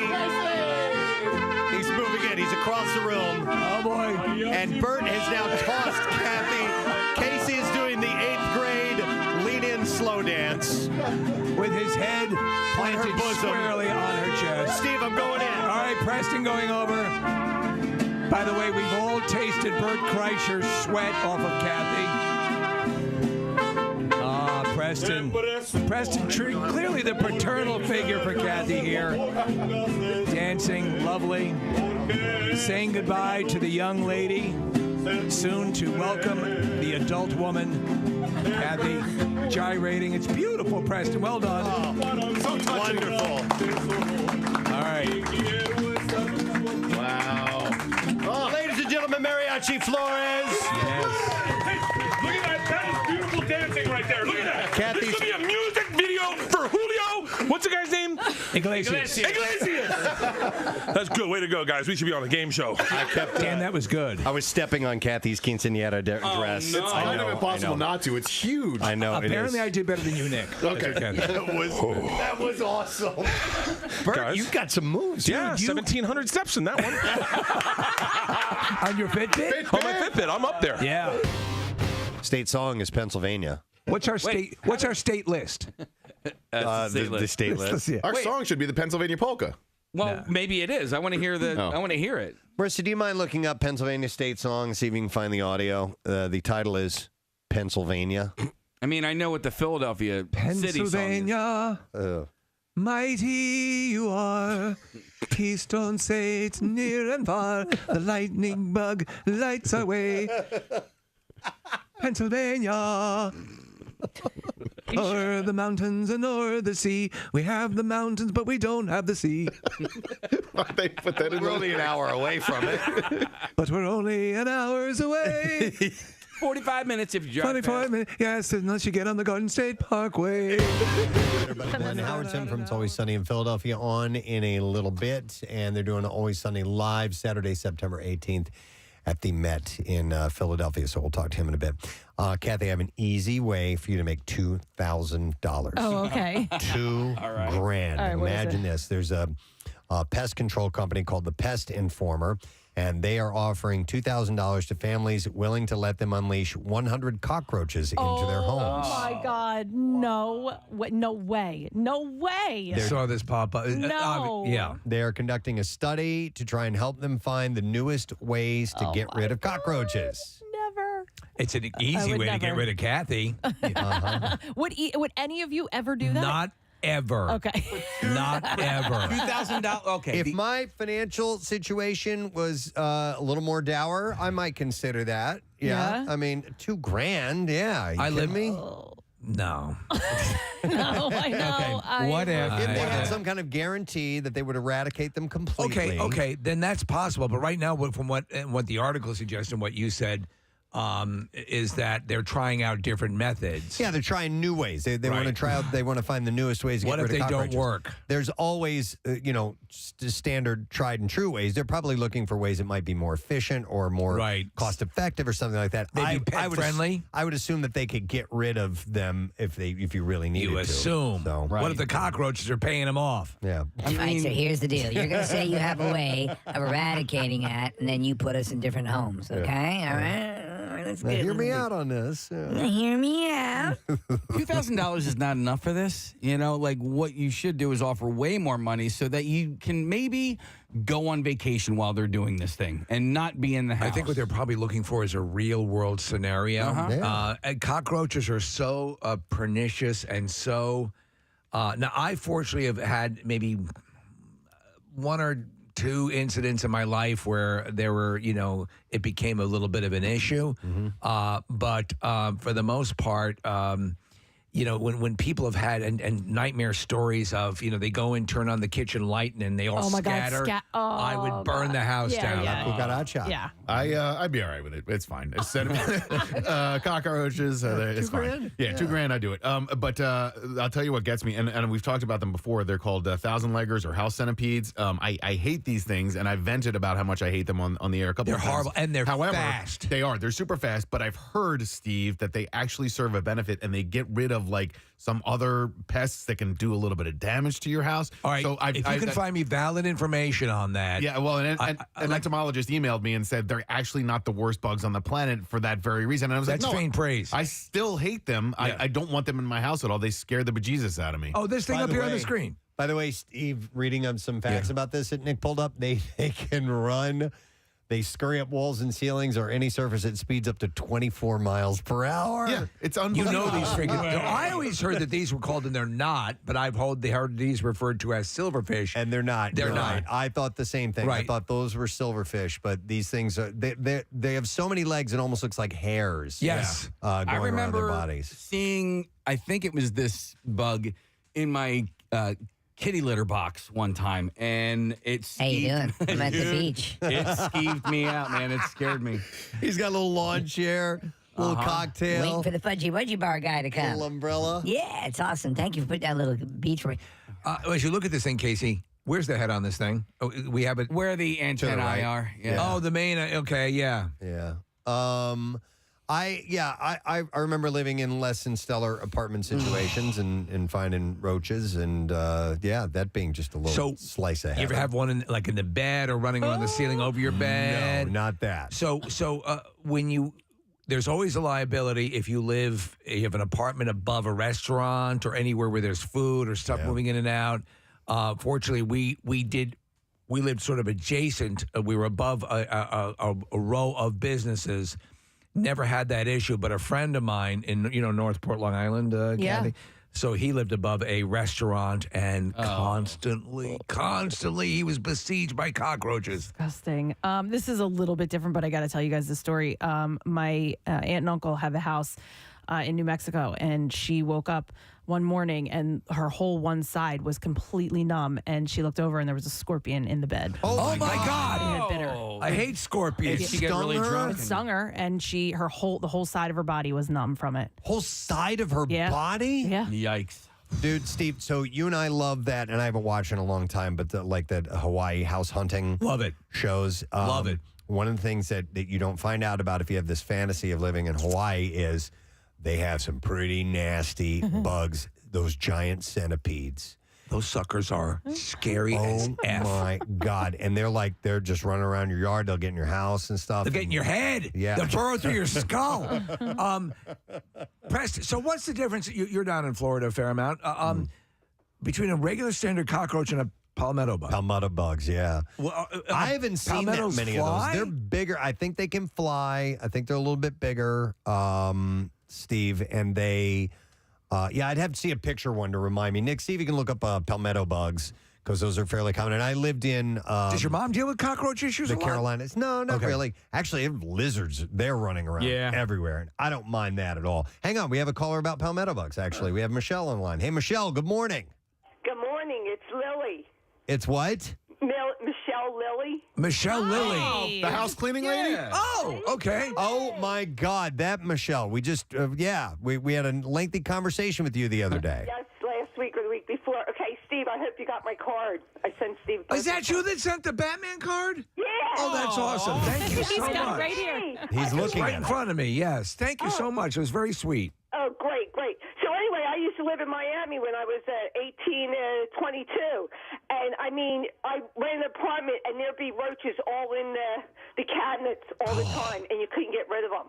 And then there'd be palmetto bugs, and then I moved to Coral Gables in the house, and one time I was sleeping, and a palmetto bug, I mean, they're like 2 inches long or more, walked right over my eye. Are they bigger than cockroaches in general? Well, what they are down there, they're more red. Like down here in like Philly, they're like black. Yeah. Down there, they're more redder. Okay. The roaches, and they're a little smaller, and they're not big as the cockroaches here. But the palmetto bugs, they fly. Okay, so that's the difference. They do fly. All right. So, Michelle, obviously you've done a lot of house cleaning over the years. What's the grossest pest you found while cleaning a home? Oh, I never found a gross pest because I mostly clean big $1 million homes. Okay, which are probably taken care of, right? And even the smaller houses, I'm clean. I don't clean dirt balls. Yes. No? No. All right. Hey, how'd you're a dirt ball. I won't work for you. How'd the email leads go? I got one because I messed up emailing that Friday. I did it right away, and I'm not great at emailing. But then I hooked up with Nick, and I got one girl right away. Yeah. And I emailed her everything, and she hasn't even got back to me. But that was about it. Well, you got to make sure your contact information back is correct. Yeah, I know it is because I only have my one phone here, and then I have my email. All right, well, keep in touch with me, okay? Because I got a bunch for you. Oh, is that Nick? Yes. Okay, Yeah. Nick, I thought you were Dr. Mike. Your voice changed. Yeah, he actually does a show on the weekends, An Evening with Dr. Mike, where it's not Dr. Mike, but you'll believe it is. Don't come to me for medical advice. Can I just say one thing, Kathy? Yeah. My third time donate my hair. I had Jason at David Arnold, the owner. Oh, yeah. The best haircut. My hair was 13 inches long. I only gave 12 because I don't like my neck showing. It looks like I have a perm. I have a shaggy perm. I've been carrying around this picture from Cosmetic since 1978 for the shag that I wear. And he did it. Oh, great. Yes, they are wonderful. David Arnold, you're talking about? Yes. David Arnold, Jason the owner. I love it. It already grew. It's 5 weeks in my hair, like my bangs are all on my face and everything. Hang on a second, Michelle. So you have a picture that you got in a Cosmopolitan magazine in 1978, and you've held on to it all this time? I even brought it there and showed him because the last 2 times I donate my hair, the girls never cut it that way. And this is the way you prefer to have it? And it's the way I prefer. And here's the great Like, I wake up right now. If you saw the curls, you would think, like, I got a perm overnight. I just wake up and shake my head. You have like a natural perm. Yeah. Nice. Wow. You can just shake your head. Yeah, I'm lucky. But, Steve, when did you get the card? Because I was so worried about getting that card to you. It came on, I think it was it Tuesday or Monday? No, it couldn't have came. Yeah, it either came this week because I wanted to get Tuesday. I didn't get to the store Wednesday. And what happened? How'd you like the confetti? I love the confetti. I was able to keep it in the card. And so everything was good. I openly care, but I was doing this in my truck. I actually went to the post office and after I closed it with the scratch off, I said, damn, I forgot to put the confetti in. I opened it up and put it back in. Oh, no, wow. It was perfect. I couldn't ask for a better card, so thank you for taking great? it. I only looked at it, does it, and I almost left the store, and that was the last one. I said, great. It's a classic Batman, so I really appreciate it. And I love blueberry, and that bread pudding sounds awesome. That my wife made. It's all gone now. Blueberry bread. Next year, you'll have to have a piece. Hey, Michelle, do you cook? Is anything you... Yeah, I cook everything homemade. Last night I made stuffed chicken, cordon bleu thighs. I don't use I don't use canned broth. I make my own broth. Okay. Oh, wow. All right. And you guys are talking about salads. You forgot coleslaw. Coleslaw. Do you consider coleslaw a salad? No, it's like its own thing. Well, that goes with macaroni and potato. Yeah, She's no, it right. does. She's It's right. one of those standard things because we had if those of you who weren't tuning in with us yesterday, we were ranking salads at their best, and that will go hand in hand with most things at a picnic or a barbecue. Right. But I wouldn't call it a salad. Well, I guess it is. It's called it's coleslaw. We were eating all weekend because I made a rib roast. I roasted a rib roast on our rotisserie. A rotisserie. I will tell you this. I think Casey's right in that coleslaw I consider a thing unto itself and It's not its so much a own salad. entity, yeah, it's almost like a condiment. Yeah. Okay, here's one other thing, Kathy. Cucumber salad with sour cream. I make cucumber salad on the weekend. Sour cream because we stayed home for once in 2 months. Why just on the weekend? Why not during the week? Well, I do it during the week, but I was home this weekend and I happened to get a cucumber. Okay, So I had to plan. I'm fanatic about cooking. Like yesterday, I had mashed potatoes left over. I made fried potato cakes. Here's a deal. Lackeys, right? That's what they call them? Sounds great. Right in Lackeys. a frying pan with leftover fat from the chicken. Oh, see, we're hearing all this great food, and we need to get some more sample. I mean, I'll tell you, I'm a cook. I cook everything. I love it. I go crazy. It's like a drug for me. have you ever been hired as a cook at a house that you were? When I called you last time, the lawyers with the boogie bags, I was their housekeeper for 10 years, and I cooked the recipes out of Bon Appetit and Food and Wine. So I would prepare 3 meals in between cooking. I was there 6 hours, 2 days a week. And I would prepare meals so when she came home from being a lawyer, she could just heat it up. Well, you're a hard-working woman. That you are. Right. And Michelle's looking for work. Yes. Yeah. I'm looking for work, and I love taking care of kids, but I don't take them home with me. No. All right. As long as you don't take them home. Take the cockroaches home. Yeah. Casey? Our word of the week prize is a dinner for 10 at Nebraska. And one of these days, I want to have a dinner for 10 with just with Her Michelle and Gary and Lou and the moth lady. So that's 4. But I would love Who's the moth? Oh, yeah, the moth lady. Yeah. Is she the one that now has the accent because of she a lost her head memory? injury or Yeah. lost her memory? Yeah, that's right. We need to get a few other people on board for that dinner. All right, cool. You guys rock. You're the best. Love talking to you. I'll try not to call in anytime No, soon. you're always welcome, Michelle. We love you. No, Michelle, call when you want. We'll all talk right? soon. And I set my alarm. I was up at 4:30 with my husband every day, and I try to go back, and I made sure I woke up at 6 to hear because I never heard Steve about the card. Oh, well, there you go. We appreciate it. All right. Well, thank you, Michelle. Nice to talk And to you. happy anniversary to you. I saw someone said it to you, Preston, named Rochelle, and he wrote Rachel instead of Rochelle. It happens all the time. Don't worry about it. It's all good. That's cool because I was Rochelle in the paper at a horseshoe, Devin Horse Show back when I was a kid. Remember that? Yeah. I was on a horse. You were one of the horses? A wooden horse. They took my picture. Oh, a wooden horse. Okay. Wooden horse. And they called you Rochelle? They called me Rochelle instead of Bastards. Michelle. I still have the Michelle. paper of it. Oh, man. So that's cool. but you guys cool. I know you got other people talking. You got We more do, important but things. you were great. We'll spend time with Thank you. Have a great day. All right, you too, Love you. Michelle. Thank We'll you see so later. much again for the card. All right, bye-bye. Wow. Chuck just said, I want Michelle and Lou to do the show when you guys are on vacation. No more best No more of. best of.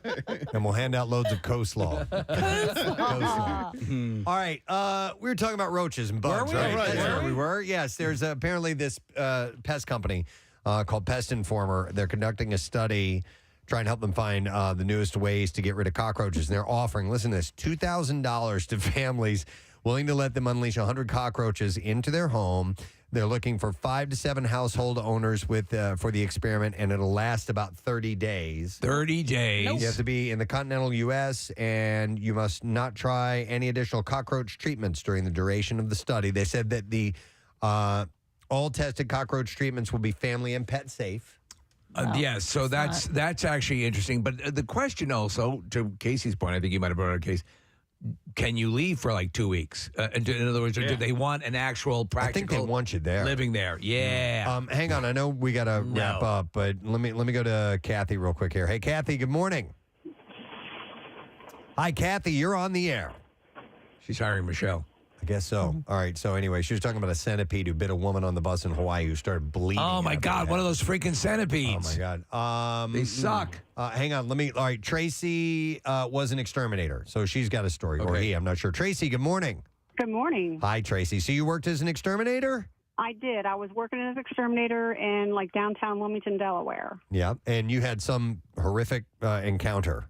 Oh, it's like the worst cockroach encounter. Anyway, so I was at a elderly woman's townhome, and she had told me that she wanted us to go downstairs and take care of a few things. She said she hadn't been down there for a while.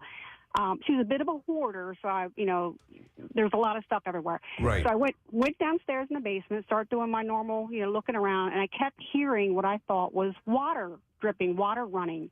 So I thought maybe she had a leak. So I went around with a flashlight looking for the leak, and I come across the washer and dryer where they kind of connect, and from the ceiling down, I shine my flashlight up there, and there were so many cockroaches that was the sound of them running on each other. The sound of the running water was actually It sounded like running water. There were so many of. Yeah, it was like it's dripping. It was the freakiest damn thing I've ever seen. Tracy, give us an estimate of, if you can even guess, how many cockroaches you were looking at.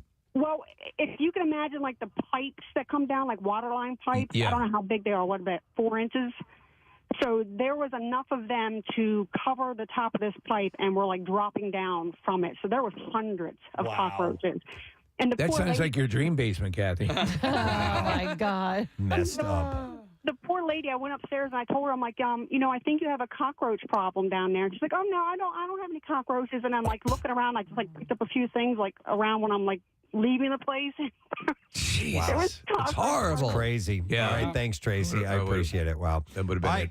Easy, $2,000. Yeah. You just want to let 100 cockroaches run around your house, and you can get that. So Not get going to in happen. touch with Pest Informer.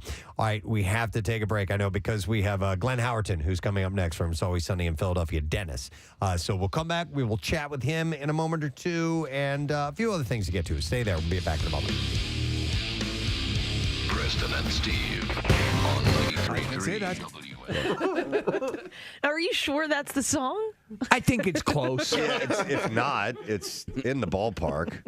Ballparks, we have them. Come Yes. here and see. Mm-hmm. Baseball for her, baseball for me. Concert venues, we got a few of those. Our women like to wear pantyhose. Pennsylvania, or the land and or the sea. We have the land, but we don't have the sea. Oh, man. That's a good song. It's a work in progress. I had heard yesterday that Chester was like the 5th largest city in the state of Chester, Pennsylvania. the 5th largest city in Pennsylvania. Look at it from afar. Well, wait a minute. So you go Philadelphia, Pittsburgh, Harrisburg. Take a drive through Chester, but drive real fast. Make sure you don't run out of gas. Your car will be stripped and you'll be set on fire. Listen to the sound of the burning tires. Good Lord. Pennsylvania, o'er the land and o'er the sea. We've got the land and we don't have the sea. Really, Pennsylvania. it writes itself. It really does. You know. Speaking of Jackson, you know what he's been doing a lot? He's been playing bread a lot lately. I kid you not. He's had an obsession with bread lately. Yeah, if you wanted to get laid in the early in the 70s. What's that, Casey? I love If bread. a picture paints 1,000 words. Do you mean the band or No, just bread. just bread? That's what I thought. Sorry, I showed up for bread. It's a concert. God, I love bread. I do. You know what? I really want to try. I want to deep fry. I want to bread hamburgers and meatballs and deep fry them. Here we go. That's like bread. Wait, what? Deep fry cheeseburger. So Oh you my, just Casey. They've done it. I know. That's why I want to do it. I'm not saying I invented it. Oh, okay. I'm sorry. Sometimes you have these inventions. You're sorry? Sounds like he just woke up out of a coma. Give me a bread song. If a picture what's the name of that? 1,000, baby, I'ma want you. Baby, I'ma want you is one. Baby, I'ma need you. But I don't know what the name of that picture. If a picture paints 1,000 words, then why can't I paint you? Yeah, I that's don't know another bread song. I don't know the title of that. Do you know? If a picture I don't know. can paint 1,000 Words. dot dot dot. Why can't I dot dot dot? Paint you. You know what Greg. bread song I like is the theme to Sunbeam Bread. Do you guys remember that one? I like bread and butter. I like toast and jam. I like the taste of Sunbeam Bread. It's my favorite brand. Yeah, yeah, yeah. I don't know that part of it. I don't remember that. No? But it's I like bread and butter. I like toast and jam. It's a rip on a song. What's that? It's a rip on a pre-existing song. Yeah. Yeah. Or the other way around. I don't know. I'll tell you what was a revelation as far as the instant messaging, the ability of the upgraded program to anticipate where you're going in a sentence and its ability to learn the way you converse is pretty amazing. Have you ever now my son did this one time. It's kind of funny. Go on the texts if you're going to send one to somebody. And then you start with, so the is the first available one. And you just start adding you just add whatever is next. And you get this insanely long sentence.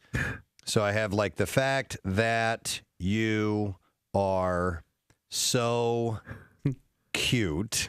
Oh, you better send that to Matt. And fun to play with me, and you can get it right away with my friends and family members to be able to that's T-O-O-O. Hold on, I went T-O. No, you corrected it. Be able to get the chance to win a free agent or kick. Which kick. Free kick from my house and the rest of the year before the end of the day. Okay, Should I just end it there? End it there and send it. Let me read it to you. What will he send it to back? Matt O'Donnell. Yes. Yes. The fact that you were so cute and fun to play with me, and you can get it right away with my friends and family members to be able to get the chance to win a free kick from my house and the rest of the year before the end of the day. Yeah. All right, I'm gonna send it to Matt. I'm sending it to Matt because that's the text that I had open. wanna do one. Because he had already sent one back to me and said, I said, hey, call the hotline. We want to hear your Vernon impression. He said, I can try and get him on the line. How about that? And then I said, the fact that you were so cute and fun to play with. I got to see what his response is. Because he and I send BS stuff back and forth anyway. So, but you can go through and have these bizarre, lengthy sentences from just whatever the iPhone will offer up to you. People are doing it to us now on our text board. What's that? People are doing it to us now on our text board. Okay, so here we go. I am not a fan, and I don't have to go out to be the same time as Will be in a while. And then I was a good one for you to know that the government, too. Matt has called in. Oh, good. Matt O'Donnell. Hey, Matt. Hey, guys. How you doing, buddy? Great. How are you? Good. Hey, did you get that message I just sent you? I got two, and I don't know if the second one was for me. It was. I was using, how on your text messaging, sometimes random words that it anticipates you will use come up, and I just did a string of those all together, and that's what I ended up with, so I sent that to you. So I wrote the fact that you were so cute and fun to play with me. Now, that part I meant. Yeah, that's true. Anyone knows But the rest of it was gibberish. Kathy, you had a shout out you wanted to do. Oh, yeah. Well, no, I just wanted to say hi, but whatever. I want to say hi to Chicken Bob at Citizens. Chicken Bob. Chicken Bob. Chick and Bob at Citizens Bank Park. I thought you said Chicken Bob. The world doesn't understand me. Two separate guys. Two guys, Chick and Bob. They worked at Citizens Bank Park in the suite that we were in last night. I went to the Phillies. I went to the Phillies game and met them, and I told them they could have their own radio show. Yeah, Chicken Bob. Chicken Bob. Chicken Bob. I thought it was like one of the lesser characters from Roots. I thought it was Chicken like George, that was Chicken Bob, just Chicken Zach, and Chicken Lulin. I thought it was like the pistachio girl. Yeah. Like Chicken Bob, pistachio girl. You want nuggets? You tell him Chicken Bob. He's the guy. This is why I wanted to say hi to them, because I knew you'd do this. Chicken Bob. No, Chicken Bob. Nick, they ran the suite that we were in last night. Oh, sweet, huh? So yeah, it was. Oh, privilege. And not everyone can talk to Chicken Bob. That's exactly what everyone said when I tweeted out the picture from the suite. Not everybody goes to the Phillies games and sits in a suite. Privileged. Chick and Bob. Chick and Bob. Yeah. Privilege. Not everyone can know two people. Ladies and gentlemen from 6 ABC, Mr. David Murphy is here. That's the last bit of applause I'm going to get today. Thank you today. I was in something called Holy Moses with Dudley Moore. Dude, wait a minute. That's one of Steve and I's favorite movies. No way. I swear to God. Absolutely. Do you remember the scene on the bus in the beginning? Yes. Yeah. And there's a kid with big hair who stands up with a tree and says, I'm planting this tree. That was me. All right. In honor of my mother and father. Dude, I totally remember that. Jesus Christ. Wait, his name was Edgar. I don't remember that. You remember more about this than me. Because Dudley Moore goes, no way, Edgar. I remember that movie back and forth. That was you. I cannot believe that. Preston, that's... It very much has Richard Pryor was in it. John Ritter. It has a Mel Brooks type of feel very to much it. so.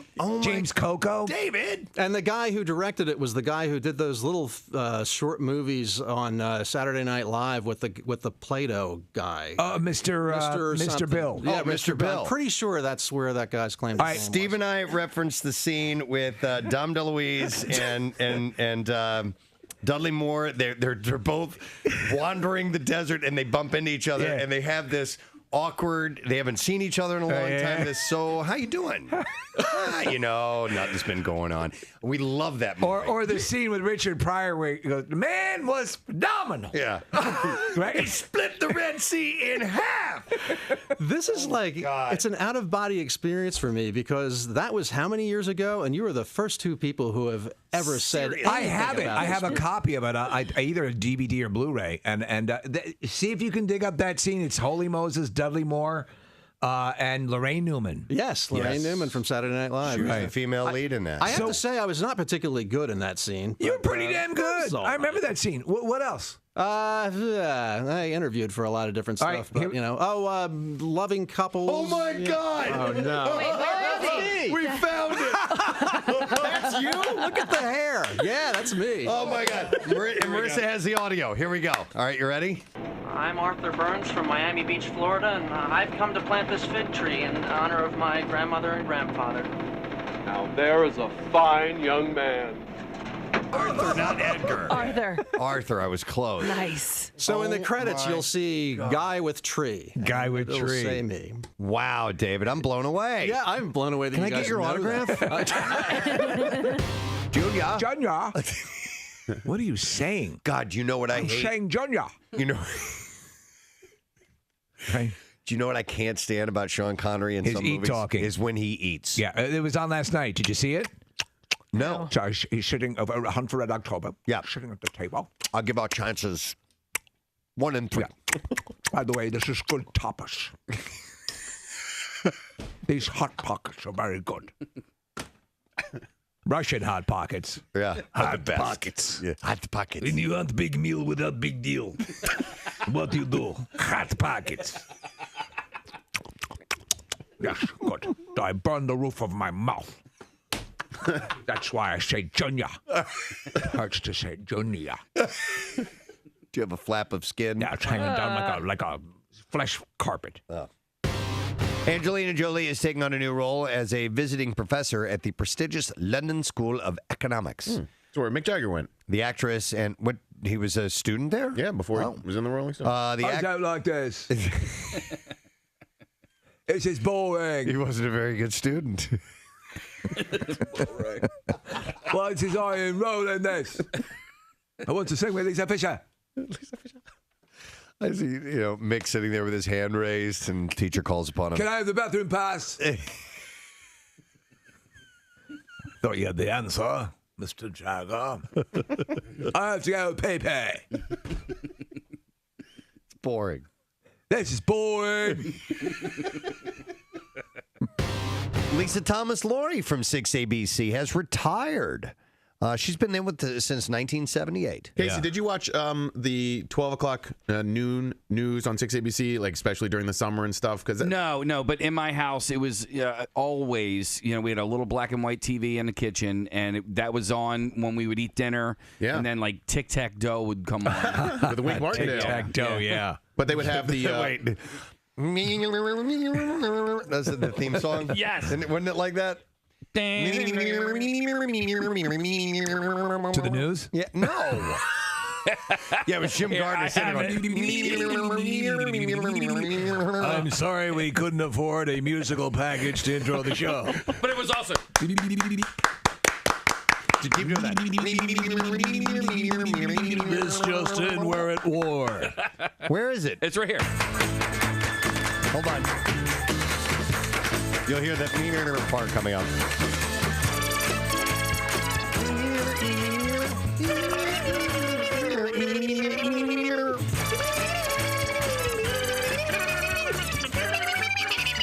You know what they use? Good luck in retirement, Lisa What was Thomas-Laurie. supposed to be a nice tribute to Lisa Thomas-Laurie. This is a nice tribute. Well, she's going to get Turned a into 21 salute. Yeah, it turned into two grown men playing with their lips. Well, listen, better that than women. I want to talk about Lisa Thomas-Laurie and her retirement, but I also want to see the stupidest sound that you can make with your mouth. Oh, my God. All right, hang on a second. I got to... Say something nice about Lisa Thomas-Laurie. Lisa Thomas-Laurie, she's, like a second mother. Okay. Yeah. To me. That's pretty thorough. All right. That's big. All right, you ready? Yeah.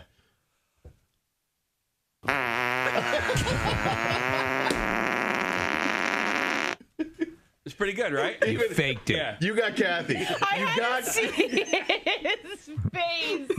It's so stupid. I'm not laughing. All right, I'll do it again. For someone who's given this an F, you seem to be enjoying it. I hope there was a camera on you at that point. Pretty good. There's so many stories we could talk about. All right, can we... All at the same time? All at the same time? All right.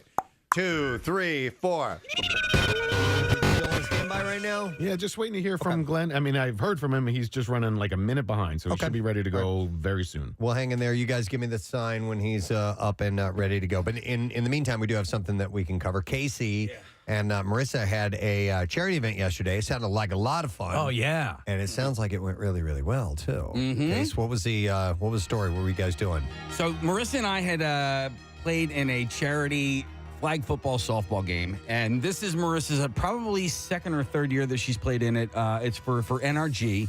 So it's two separate games where you weren't playing football and softball at the same time. No.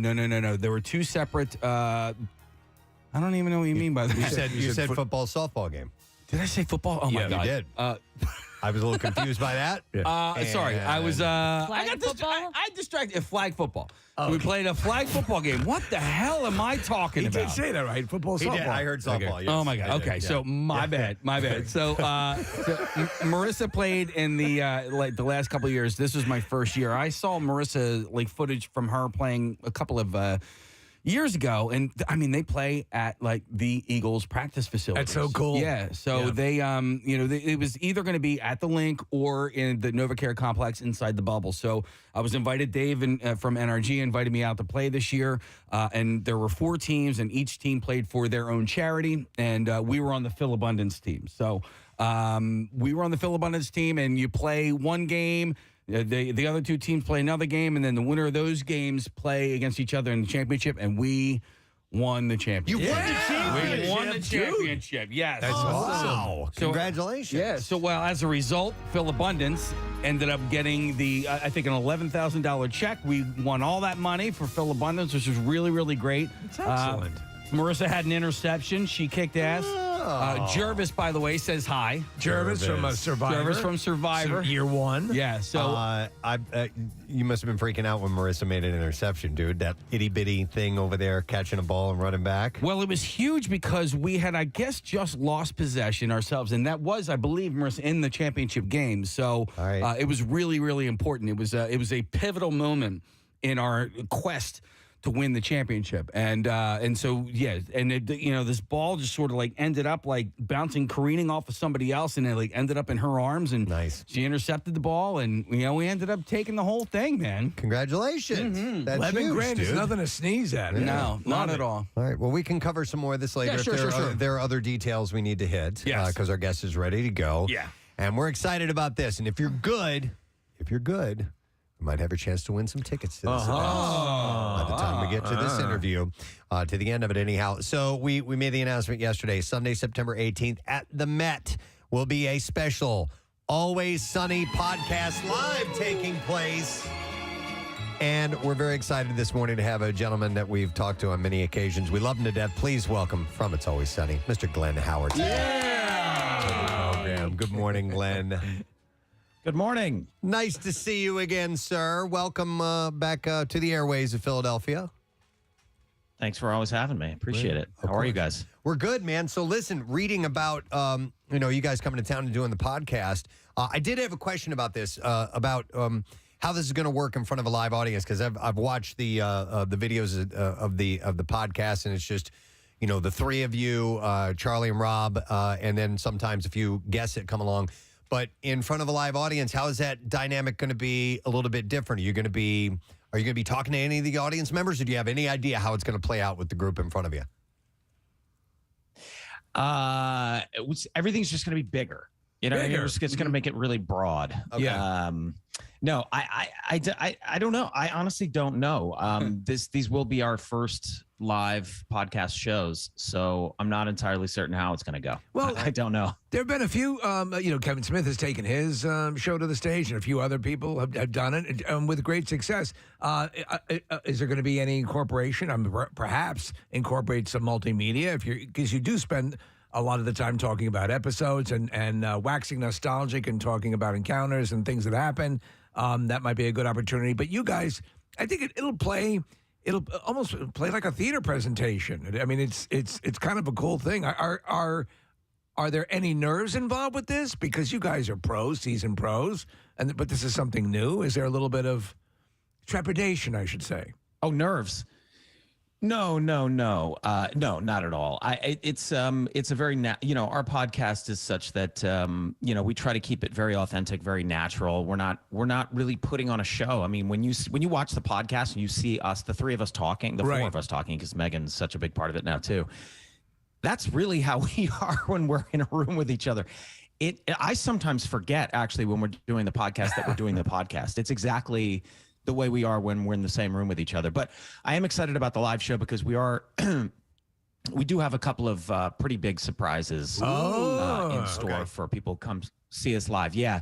So there will be some features, let me say. I'll keep it kind of vague for now, that will be a part of the live taping that will be unique to the live shows. I love that. Glenn, I guess I realized that the podcast could work because I was a fan of, and am a fan of, Jenna Fisher and Angela Kinsey do an Office podcast, and it's called The Office Ladies. And basically they just go back and they rewatch episodes that they hadn't seen since the episodes debuted. And so when you guys are doing this with Sunny, I'm sure that it's new for you guys, even though you've done it, you've been on the screen, you know what the lines are. But like looking back on stuff that happened 15, 14, 13 years ago, Is it surreal? Is it bizarre? Like, how does it hit you?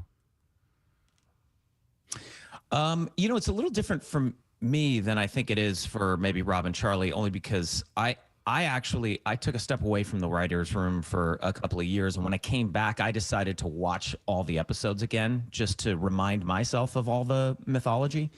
So I'm actually watching it back through for the second time. But we've always tried to create a show that had tremendous rewatch value, so that you could discover new things, new jokes, new layers to the episodes that you didn't see the first even 2 or 3 times you watched it. And I'm still, even though I've seen them before, there are definitely moments that surprise me, that still catch me, that it also just, it's such a stark reminder of how different I feel like I was 15 years ago. It's a shocking thing. I still find of it when you see yourself. We hear ourselves, like we played audio from the first time we appeared on WMMR when the morning show kicked in. I know exactly what you're talking about, and it's like, who is that Sound person? totally different. Who are we? Yep. Yeah. You look, all of a sudden you also realize how much you've aged. Yeah. I mean, it's great to watch me. It's like watching us do jokes that I wouldn't even necessarily make now, and not because they're offensive, but because my sense of humor has altered and changed over the years. And yet I still find those old episodes really funny and fun to watch. Do you find that you have, some of you have selective memory that because you've been at it for so long together, that you will remember some behind the scenes events that, no, I don't remember it that way? Oh yeah. That I feel like that's happening constantly on the show, where we're talking about something that happened, and we all three remember it completely differently. But one of the things I also love about the podcast that's so fun about it is that I feel like we barely talk about the episodes at all. It's supposed to be a rewatch, but I feel like 75% of the time we're just talking about how bad each other's parking is, or weird eating habits, or that's true. Stuff like that. Yeah, there are other things involved with the episodes that make it a lot of fun. But it is kind of interesting when you stop and think about, you have this show which is run, concurrently with your lives and other successes that you've been having as well. But it's sort of a journal of where you were at a certain point in time. I wonder, Glenn, do you have difficulty watching yourself? Are you the kind of guy who, when you're in a movie, go watch the dailies or whatever? Or is it something that you sort of demur from? Where do you sit with that? It depends on the thing. It depends on how I can usually feel it when I'm doing something that I'm like, this is good. Yeah, this is working. But no, I'm not.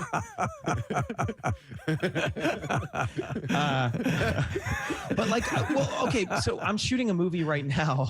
In Ontario, and it's a drama. And there are aspects of it that are funny, but what I've been saying to people, they're like, how's it going? I'm like, I think it's going well, but it's hard for me to say because the usual markers that I'm used to aren't there. I'm used to, if I do something and people are laughing, I'm like, okay, I know it worked because the primary goal was to be funny. But with this, it's not. The primary goal is not to be funny. And so I am finding myself a little bit, kind of floating out there, feeling slightly insecure, but yeah, I don't know. I'm just trusting that the director knows what he's doing. But right. But no, to answer the short answer to your question is I love watching myself. There you go. I appreciate the candor. Oh, that's great, Glenn. When It's Always Sunny debuted, I became a fan, and I think all of us in the room were like, "Oh, this is a cool show that's set in Philly," and then we realized it's a really funny show. It didn't matter where it was set, and we became fans of you guys. And fortunately have been friends with you for a really long time as well. But I didn't realize as a group how talented you all were until the Nightman Cometh performance on stage. The live performance to me solidified that these guys actually have skill beyond just being funny on a sitcom. Was that, up until that point, the most daunting thing you'd ever done? Because that took, doing that show out in front of an audience on stage, to me, is different than doing a sitcom and just from a novice perspective, much more challenging. Yeah, well, look, I mean, I come from theater. My whole background was theater. Charlie's whole background was theater. Danny's background is theater. Caitlin's background is theater. I don't think Rob did much theater. He did in high school, as a matter of fact. Did he do high school theater? I got to ask him about that. Yeah, he did. He went to St. Joe's Prep here, and he did theater. Because I knew some people that worked at the high school at the time. He wasn't like a lead. I think he did a side character. Yeah. He was a man of Camelot. He wasn't Lancelot or anything like that, you know? Right. Yeah, spear holder number 4. He actually didn't even live in Camelot.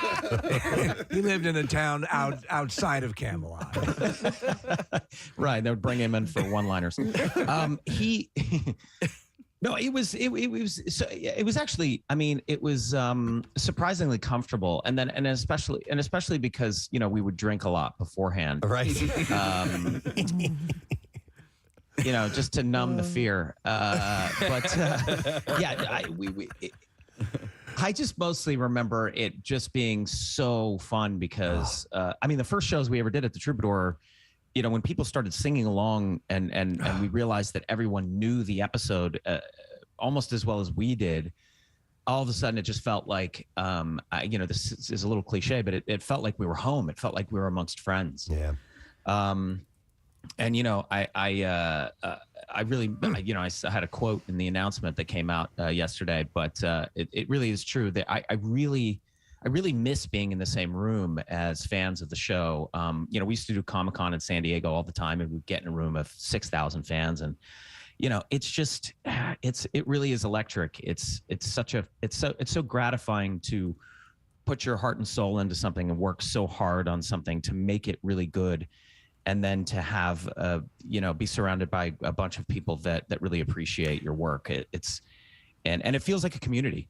What I think is impressive, and again, I said it earlier, and I've told you many times, in addition to watching It's Always Sunny over and over, and I was a big fan of AP Bio as well, and in general, but I love the outtakes, I love alternative takes, and I will spend time watching the outtakes every week at some level or another, and you appreciate also what ends up in the episode and the writing, and specifically you guys, the ability to write dumb in a smart way is what amazes me. For example, when Charlie tries to write, you know, a political speech for you, or you're explaining to him why humans should not be eating cat food, all of these things written in that way, it's such a precise level of writing that you know, the fact that you guys synergize so well and can pick up on that nuance, you know, that's why I think the podcast works the way it does. You guys have almost a second track, a second channel where you're all operating on, and you get it. You get each other instantly. Yeah. I mean, I think with the podcast especially, you really start to see how our minds work. You know, and how episodes get formulated, because it really is a lot of times just all of us hanging out, and also we have a writer's room, obviously. You know, so they're a big part of it too, but it's this brain trust, and you know, you never know what is, you know, you never know what's going to hit. It's so funny. I mean, Megan was telling a story on the podcast the other day. She was like, you know, that we had left them in the room to like do some stuff because I think we were rewriting an episode, the three of us, and so the writers were all off on their own, like, you know, working on a story. And we came back and they pitched this stuff, and we're like, it's so broad. That's too broad. Like, that's too wacky. It's too, you know, whatever. And we went away again, and we came back, and Megan started pitching us a very grounded episode, and it all sounded really funny. But then she was like, okay, but wait, there is a part that where it gets a little crazy, and I hesitate to pitch this to you guys, but at a certain point, you guys replace D with a monkey. And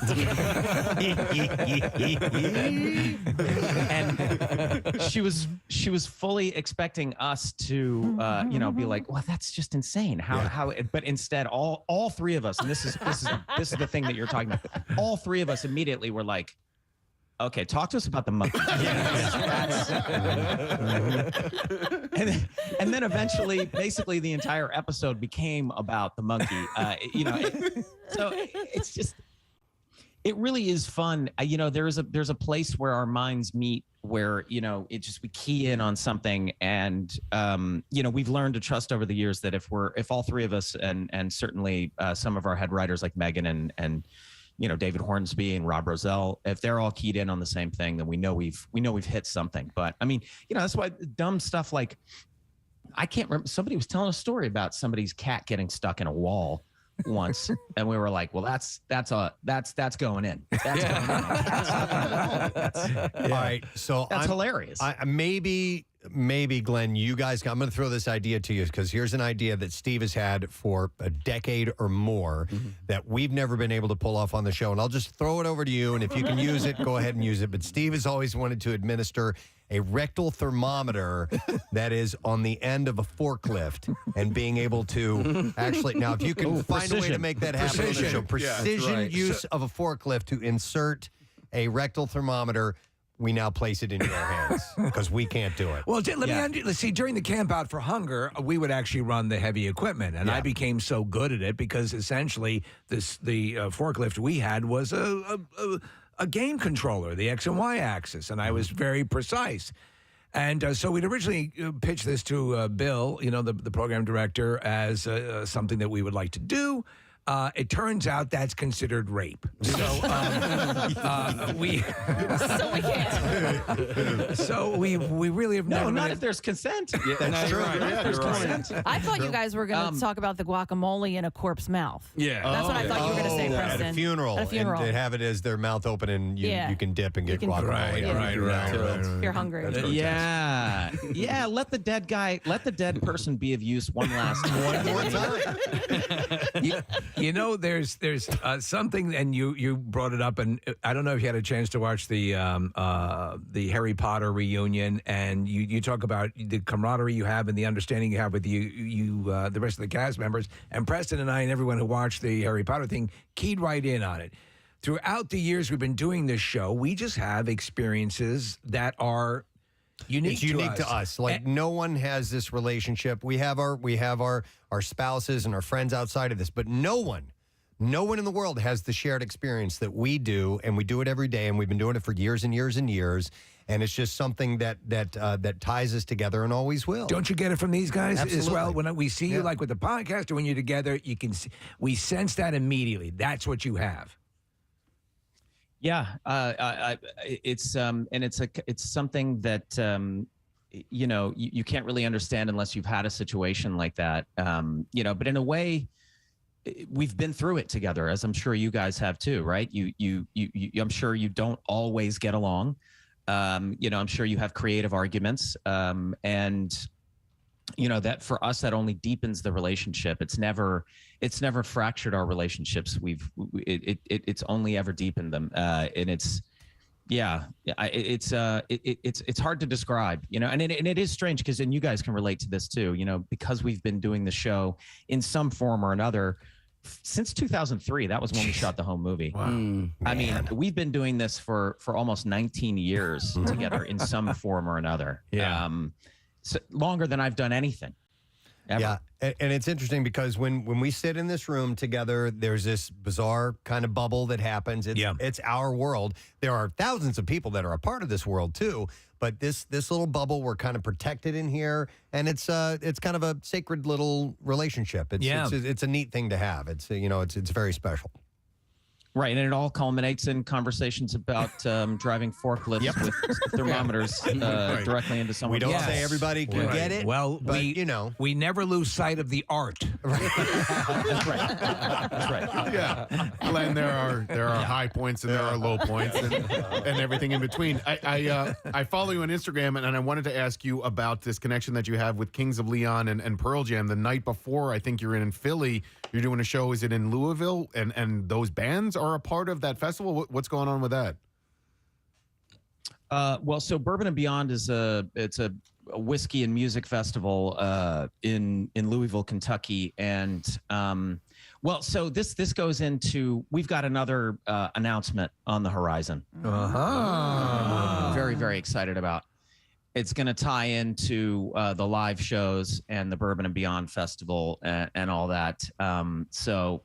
We haven't announced it yet, so I can't. I can just tease it, but so it will make even more sense eventually. But yeah, no, we've been friends with the Kings for a very long time, just mutual fans. I mean, I've loved their music for a very long time, and we came to learn that they were big fans of the show. So, I kind of got to know those guys, and we've now been friends for almost 12, 13 years, something like that. That's crazy. I love those guys. It's interesting because, when the show first came out, it was, all right, It's Always Sunny in Philadelphia. It was something that was ours. It belonged to, the city of Philadelphia and the surrounding areas. And then, without even realizing, we had to share this with the rest of the rest of the world and, the rest of the country. And so I had a really interesting thing that happened to me a couple of summers ago. I was out touring Grand Canyon, Zion, Bryce, and we hired a tour guide, and it was this guy named Nick, who is a Mormon who lives in southern Utah, and he is a huge fan of It's Always Sunny in Philadelphia. And so and he knows everything. And I told him that I work with the guys that were in the, jabroni, cool word. Yeah. What was it? And Max Big Break was Max the name Big of Break. that, That was, but episode, that's the thing. He knows this show so well that I started describing the episode, and he named the title of the episode to me. Nice. He knows all of that stuff. And I was like, damn, man, we're sharing this.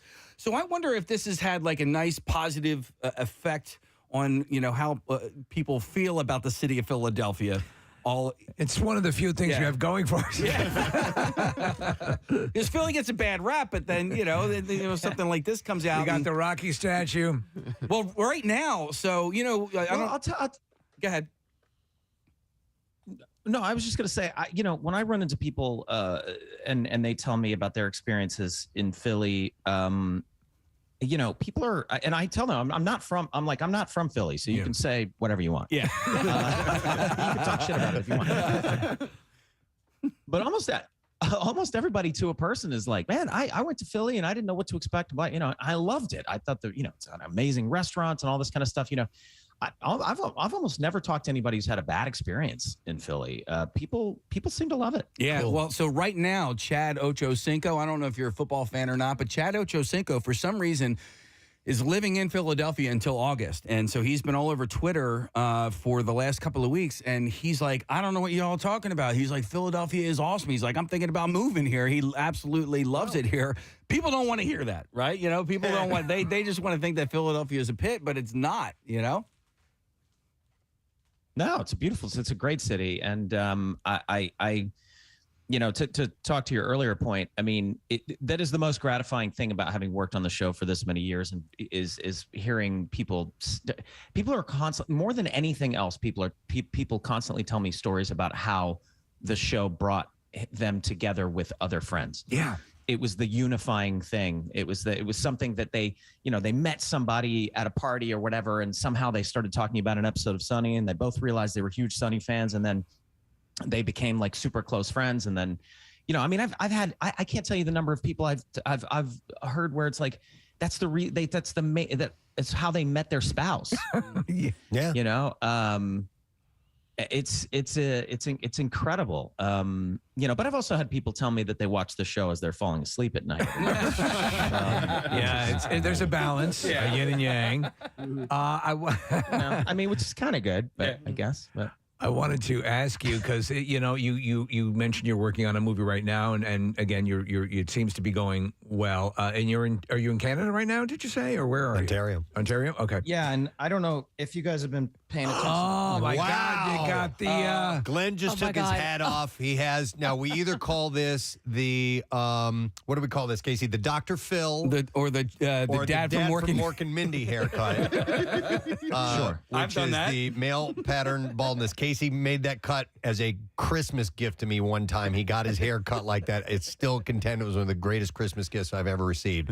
What is the story with that, Glenn?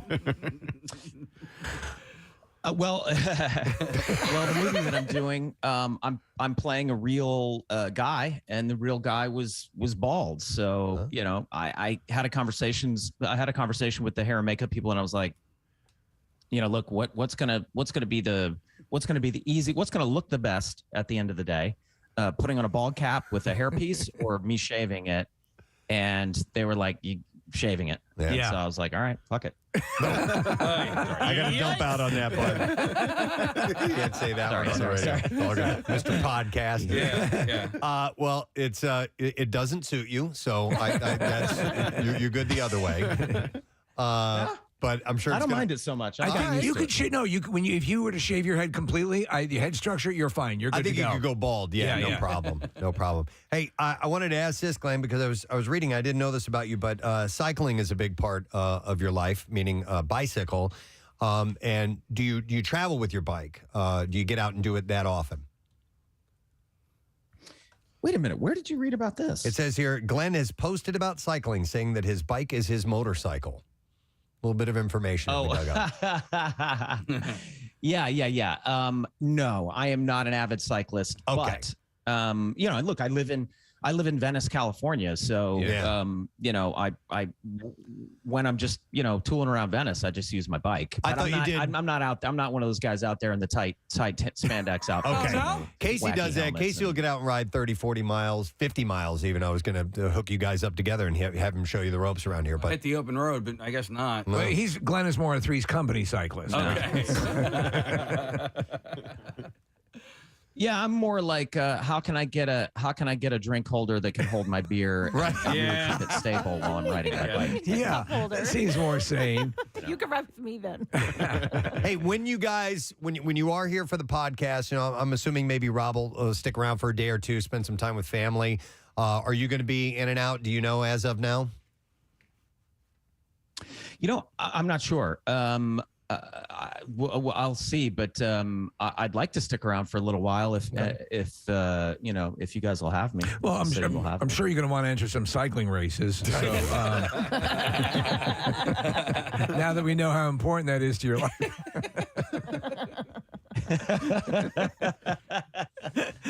It's okay. We had an author on the show one time, and so we got this. You do your research, and then other information comes your way.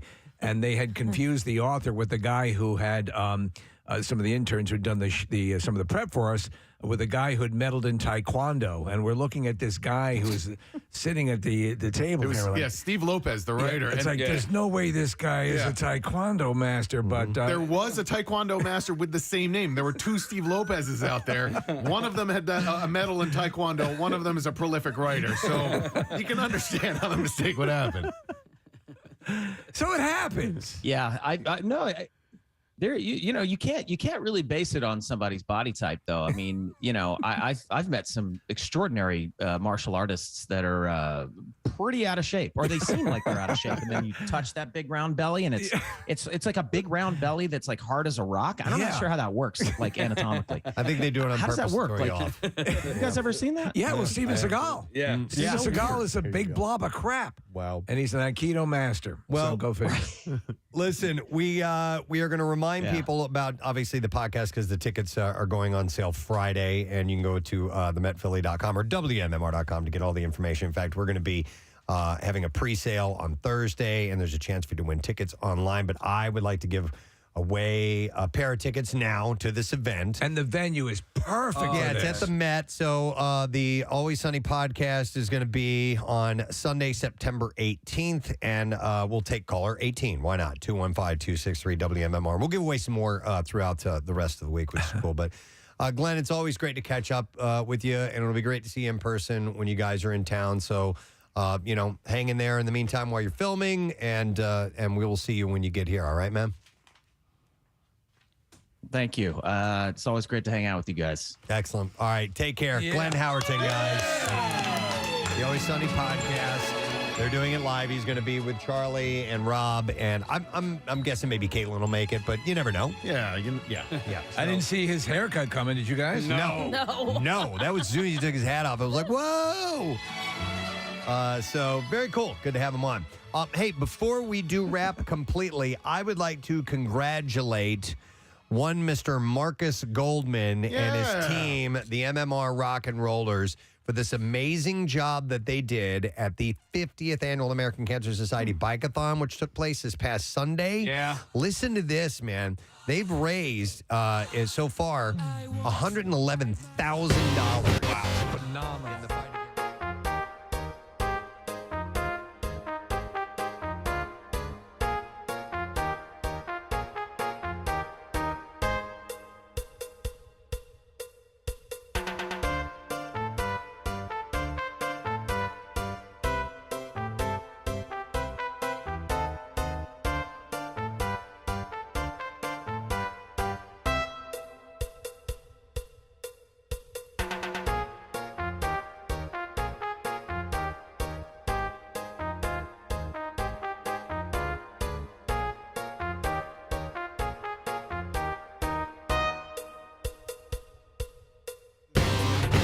Messaging and data rates that apply. But we had some great sponsors along the way. So thank you to Taman Incorporated and also Wilson Secret Sauce Barbecue. They're and awesome. Upper Darby, Steve Wilson and company. So congratulations, Marcus. Huge accomplishment. And thank you to all of the team members. Yes. 190. I just got a text from Marcus. 190 guys. 190 people on the team? That's more. That's amazing. More than 150. Wow. Way to go, Marcus. Great work, and thank you guys all for being a part of that. All right, let's take a break. Come back in a second. Don't forget Tattoos Day taking place. We have a cool announcement to make at the end of the show today, too, that I want to make sure that you're with. It's not just the letter of the day, word of the week. We've got something cool at the end of the program to pass along, so we'll take a break, and we'll be right back. Stay with us. Preston and Steve on 93.3 WMMR. Don't worry if it's not good enough. All right, hang on. This is all your idea anyway. Kathy, you know what? If we could all maybe do the tic-tac-toe theme song together, you could be the... Right. No. It's got to be with the face. She slaps herself in the face. Can you do Chewbacca? No. Try Chewbacca. Is there not one sound you could do that's kind of goofy or fun? Right. I'm not really all that fun. Do a Harry Callis impression. I can't do Chewbacca. Give me something else. How about R2-D2? Yeah. What is that? He whistles. He whistles? I can whistle. How about I whistle? Okay, let's hear you whistle. Do it. Oh, no, I want to do it with everybody. All right. 2, 3, 4.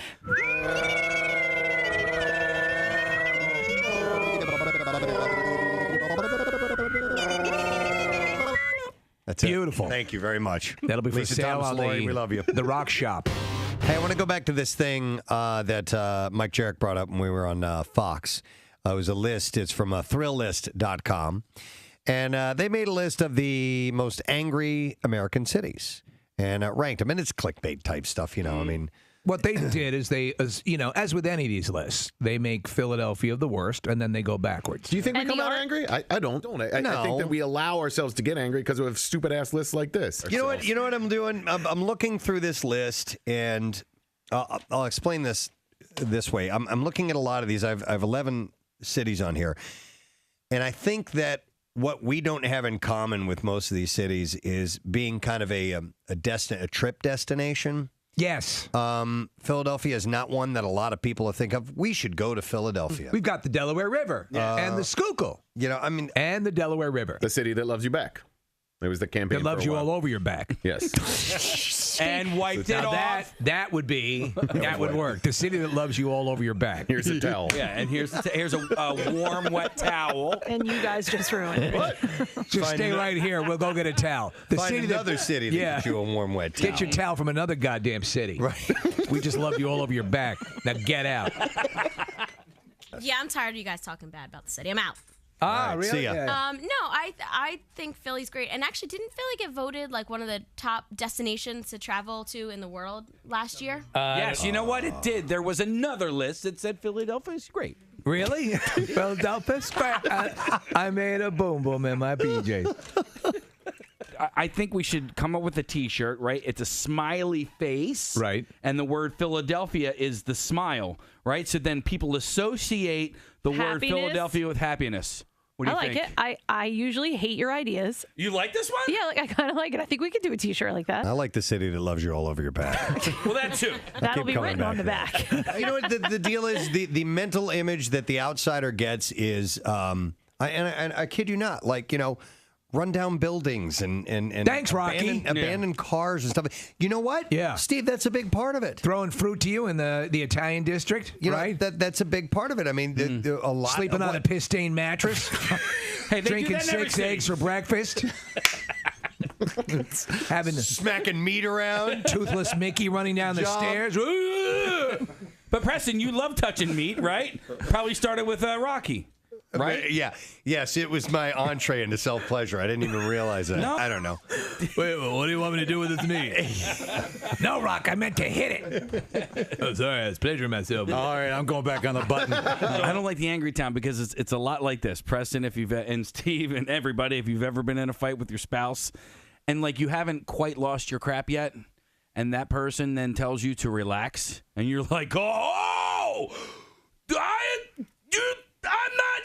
Don't tell me to relax because I haven't even lost my stuff yet. You know what I mean? Like, sort of. You don't know? Like, you know exactly what I'm talking about. What I think is that it's time for therapy. You calling me angry? I'm not angry. Now I'm angry. You made me angry. Is there something you want to tell us? I just think of it as kind of sad. Yeah. You know? Maybe Well, sad that's what and I was angry. saying. Like, depressed kind of, for some reason, equals angry to me in my book. I don't know why. All right, and then number 1 is Philadelphia. Yeah. Angriest city in America. But it's another list. Whatever, man. F off. Yeah. But I saw a few things. I know we did a junk drawer yesterday, but really? I don't know if I should notice these things. Yeah, notice them. Okay, I will notice these. Preston Elliott, the noticer. I mean, it's really the same thing. Shut up. Kathy Romano needs to shut her pie hole. I was just playing the Bill character. Then I retract that. That was spot on, Kathy Romano. You're not speaking the right way, though. Oh, that's right. Look. You threw me off. It's kind of the same thing, Preston. There you go. Just More call like it something different. Kudos, Kathy Romano. Dude, Bill saw Kathy in the kitchen yesterday, and I was down the hall, and he just greeted her with the voice. I know. He has no idea. Well, he has no idea. He did it to me. Now listen, he doesn't speak like that all the time. No. But I was so Mondays and Wednesdays we have a meeting, okay? And a lot of times I'm the first person in the conference room for the meeting because I eat my lunch in there. So I'll go downstairs, I'll get my lunch, I go to the conference room about 5 minutes early, and I'll sit down and eat. So I'm eating, and Bill was the first one to come in besides me. And how does he come in? Well, he throws his stuff on the table first of all, like this. Yeah. He goes, Preston Elliott. And I go, hey, Bill, how you doing? Because I don't want to let him know when he's doing it because I want him to keep doing it. You know what I mean? Well, that's the thing. He gets mad at us like I did it to him last week, and he's like, "What? Can't you just say hi normal?" But it's so hard to because you know that's how he's going to greet you, so it's hard to not. I love Bill, it. Kathy, hello? he is. I'm trying to meter his reaction to the fact that now the privilege is a runaway. It is. The listeners do it. We They were do out it. at Keenan's. We had an entire that's room awesome. doing it. People with fake Bill Weston faces on. It was great. I saw him last night at the Rodney Bird Leukemia and Lymphoma Society charity, and he was like, "I heard you were making fun of me this morning," because he didn't hear it, but we were sort of making fun of the way he laughs at meetings sometimes. Yes. When Yeah. he slams his hands down. Yeah. And he wasn't aware that he does that, but it's not like he can even help it now that he is aware of it. Well, the good thing is he has a very sick sense of humor, so he's right in line with what we're doing. There's the other his delivery reaction too, which is I appreciate that you are giving up a free day on your weekend to come out and promote a charity event. Yep.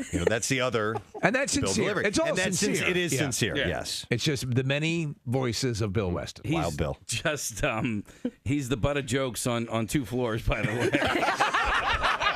Because Bill is also the PD for WMGK. And that's down on the third floor. I was talking to Jen about it last night. No. Jen Posner, But he's a great boss. your symmetry with John DeBella is often very engaging. It's awesome. Well, no, but you know what? It's a lot of the same stuff. Yeah. While you're classic rock, MMR is technically more active rock.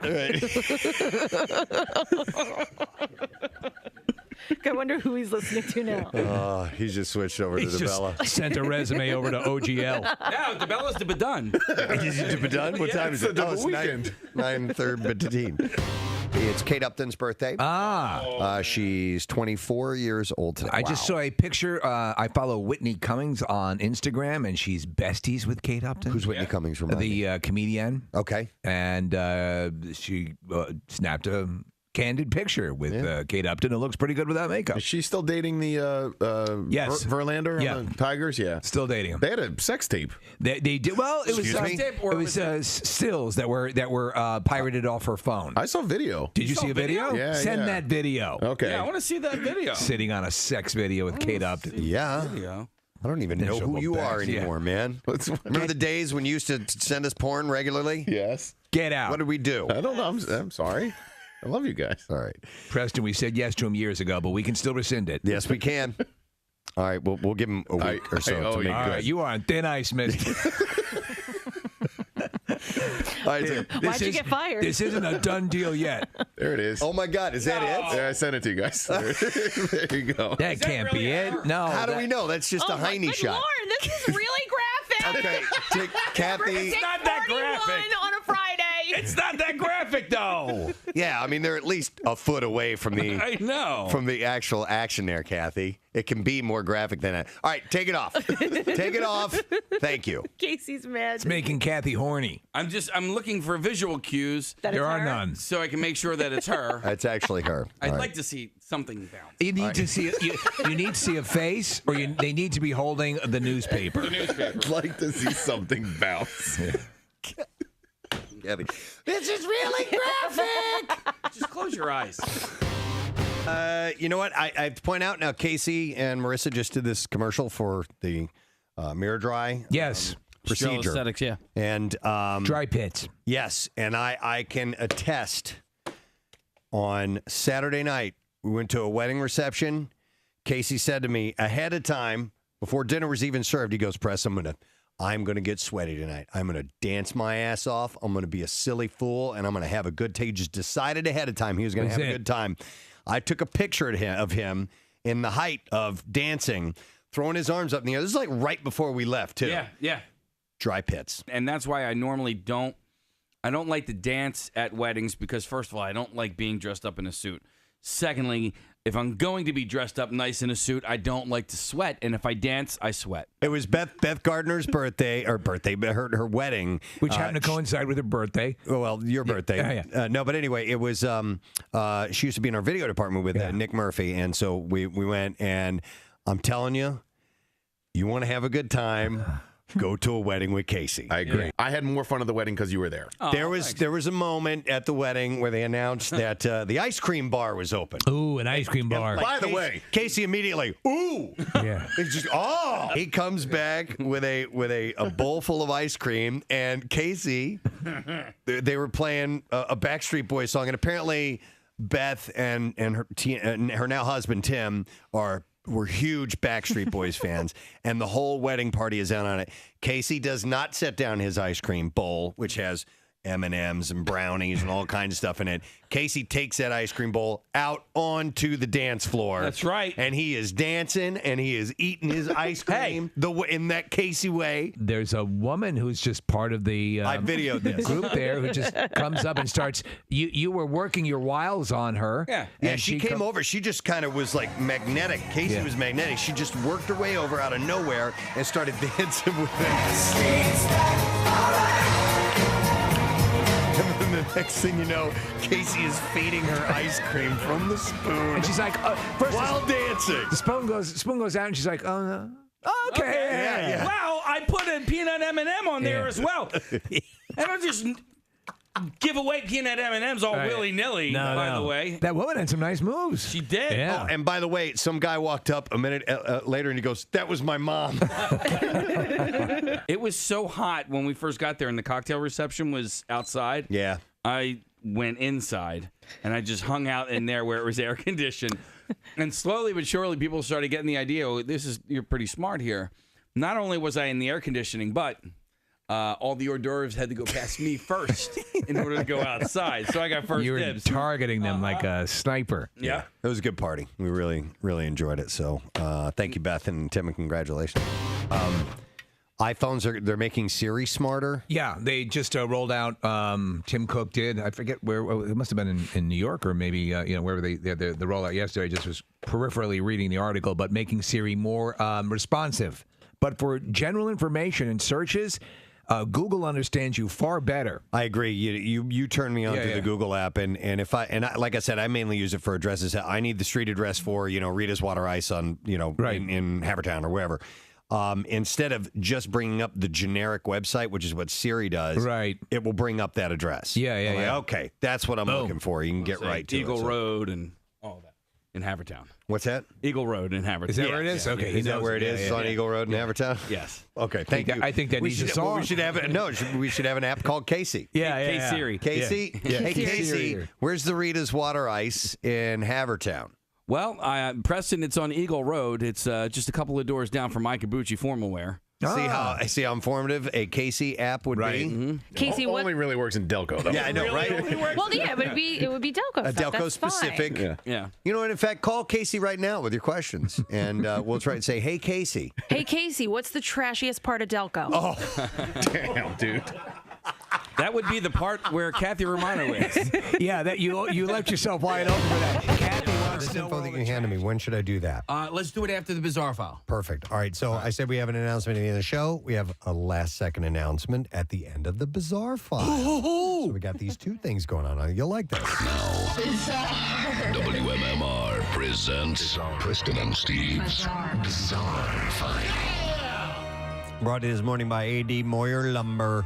Trusted expert since 1939, A.D. Moyer Lumber is your professional source for decks, windows, doors, kitchens, millwork, and more. And you can visit them on the web at admoyer.com. All right, listen to this guy. A daredevil father will sail 1,900 miles across the Atlantic Ocean in a tiny 3-foot 3-inch long boat that he built himself as he attempts to break a world record. I saw a picture of this thing.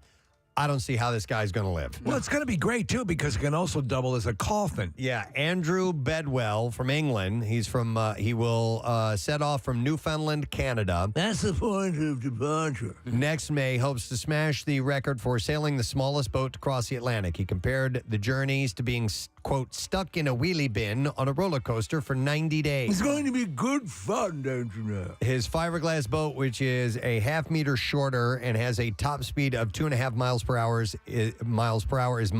a modified version of a ship that another ex-record holder, Tom McNally, designed. So another point about the end of next year when I'm defecated out the ass of a shark. Listen to this. So during his expected 3-month crossing, he will survive off of a protein-rich substance that is molded around the internal walls of the cockpit to save space. Okay. His food is going to be molded He's eating his boat. To the walls, and he's going to be eating part of his boat. Yeah. The thrill-seeking father of one admitted his wife thinks that he's, quote, crackers, but said that She actually called him an a-hole. Wanted to achieve something amazing before he turned 50. So this has been done before? Yeah, but he's doing this like a half meter shorter. So he said, all my life I've done unusual challenges, and it slowly got more and more important to myself to get smaller and smaller and smaller. Speaking about his purpose-built tiny boat, the Big C, he said, I think a space rocket would have more room. Andrew, who is That's from what I think. Scarisbrick, Lancashire, delivers yachts around the world and also works as a sailmaker. I had to go to my boss and ask, do you mind if I commit suicide? He has spent most of his life embarking on nautical adventures. He previously sailed nonstop around Britain. All right. And has taken his small 6.5 carbon racing yacht across the Atlantic and up to the Arctic Circle. I didn't realize this small boat thing was a thing. I had no idea it was a thing. Nick found a picture of it. It's ridiculously tiny. What's it powered by? He's just rowing it? I don't know. It's 2.5, goes 2.5 Twin miles Evan per hour. No, I think it's, Twin 100. 900 horsepower.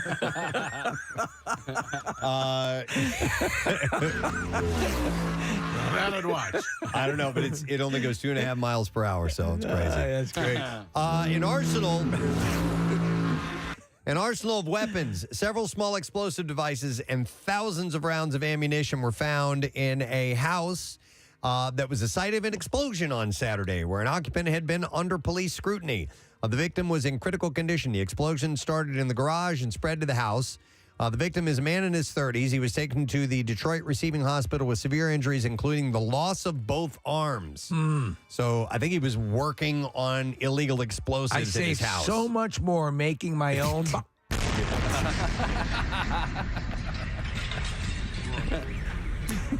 The man had an extensive criminal background involving weapons charges and manufacturing of explosive items and was under investigation prior to the explosion. Any idiot can make a...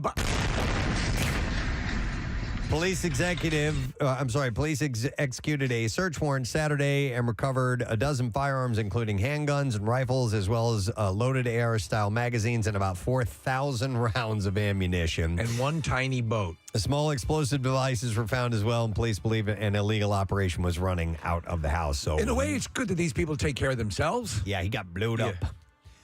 A 46-year-old man brandishing a knife and lighter fluid threatened to blow up a downtown St. Louis White Castle restaurant on Wednesday morning. A detective investigating the incident said Luke Cody walked into the restaurant What's about with the square burgers? 11 a.m. and told employees and customers that in addition to blowing up the restaurant, he would also kill everyone inside. Cody then tried to barricade the restaurant's doors with chairs and began pouring lighter fluid on the floor, on the front counter and dining room table. Before he unsuccessfully tried to ignite both surfaces. At that point, Cody said that he was going to kill himself and started making cutting motions on his arm, prompting customers to flee the restaurant. It was then that they decided to leave, not when he was pouring fluid all over the place and lighting it on fire.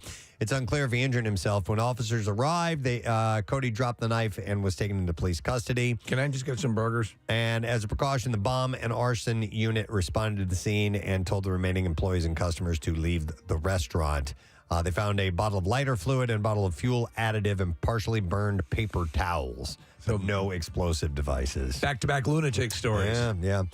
Let's see. What else I have here for you? Let's see. This week, a brazen trio of reckless drivers caught a police chief's attention for performing burnouts in the dumbest possible place, which was right in front of the police station with security cameras dotting the perimeter.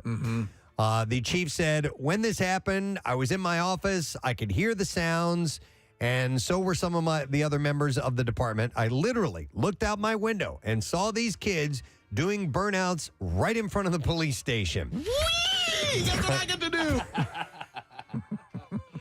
There's that. There's video of it, too. So the chief... That's what I get to do. Bolted outside and grabbed the offender's license plate numbers and saw passengers hanging out of the window, taunting him and anyone else within range. Yeah. The police, okay? Right. They're not going to have security cameras. Officers quickly tracked down and arrested 3 people associated with the incident, then impounded all 3 vehicles. 2 of those were forfeited to the police. So there you go. Hope you got your jollies there, my friend. All right, and let's see. What movie does this make you think of? This is our last story in the big file. A Friday morning crash in Huntington County, Pennsylvania ended with one person having to be rescued after a manure truck rolled over in Huntington County. Back to the Future? Yep. Crews were called to the scene of a vehicle crash at 8:42 a.m. After arriving 18 minutes later, they found a manure truck rolled over in a field with a person trapped. The truck was lifted off the person and they were freed. And they reportedly had non-life-threatening injuries. But, yeah, that's immediately I thought of course, yeah. Of Back to the Future when I saw that. All right, and there you go. That's what I have in the bizarre file for you. All right, so last second announcement to make. Excited about this. And I love the name of this show. So this show is going to be Saturday, October 22nd. It's at the Hard Rock Hotel and Casino in Atlantic City. And we are very happy to announce it. Tom Segura will be performing. That's great. And he is going to be performing in his I'm Coming Everywhere World Tour. Saturday, October 22nd.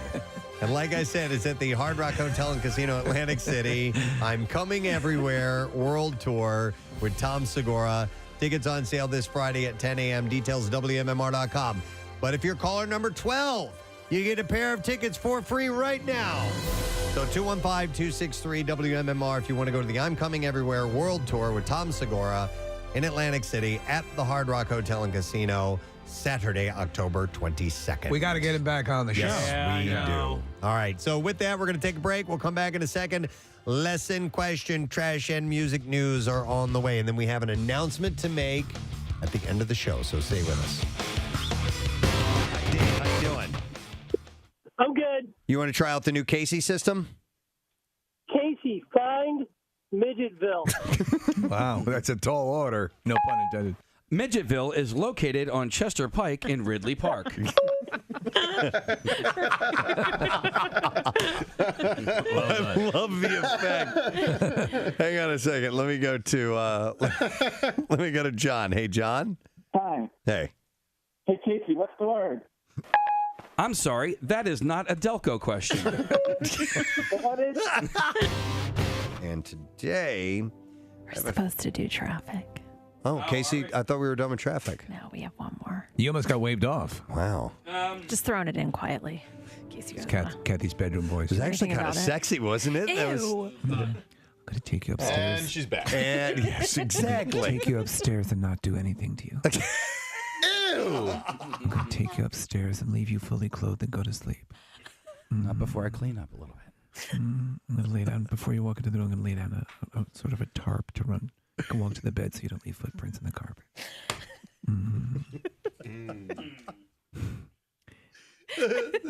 And then gently Febreze your pillow. Yeah. All night long. I'm going to take you upstairs to do nothing. Take you upstairs and totally do nothing to you. Except chide you for not being clean enough.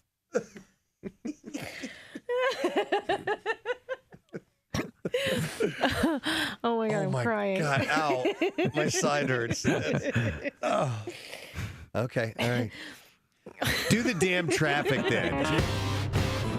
There are more than 285 million people in the world who are blind or visually impaired, but not many porn websites cater to the blind. How would a porn website cater to the blind? I guess you just hear the audio. Yeah. You know, I mean, because there on the videos there are audio tracks. So, yeah. There you go. Fortunately, Pornhub has just created a new category of porn called described video.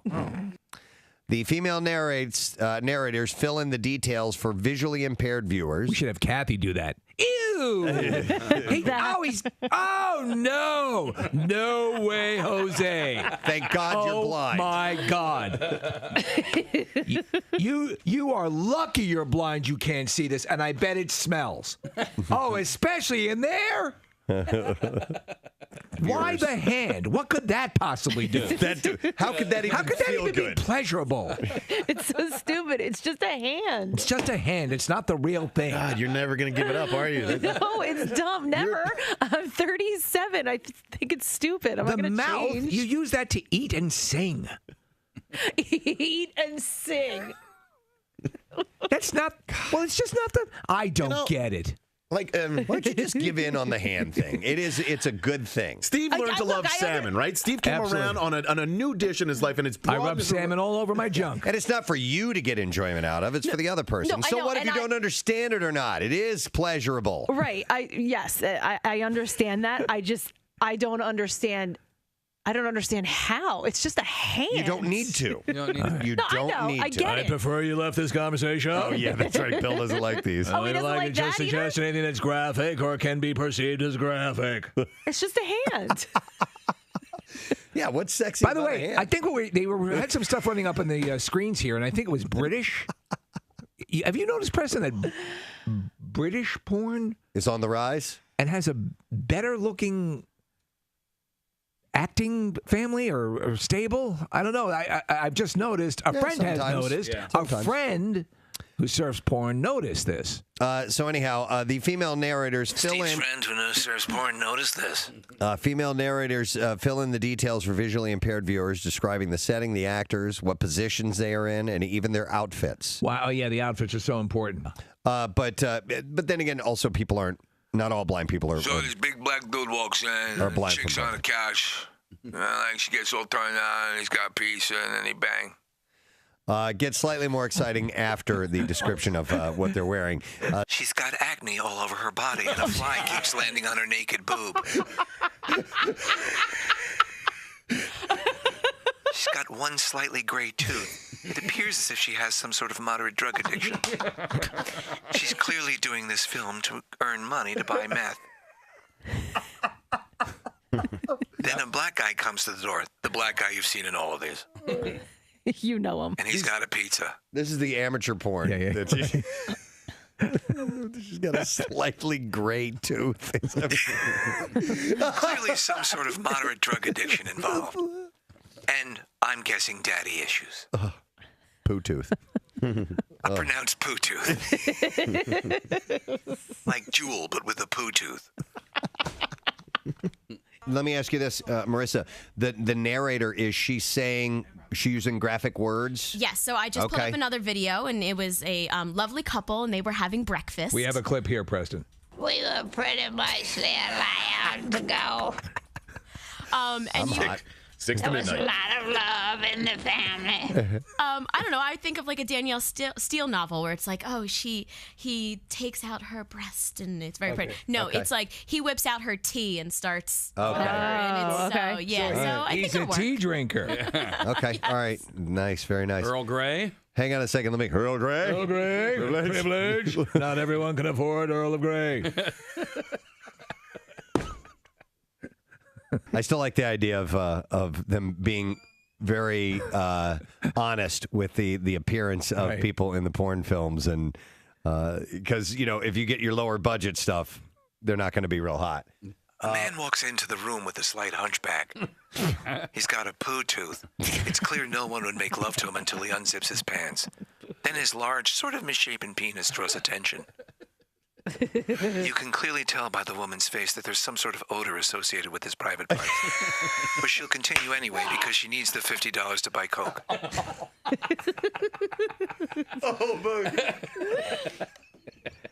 Seems to be a director yelling at her off screen.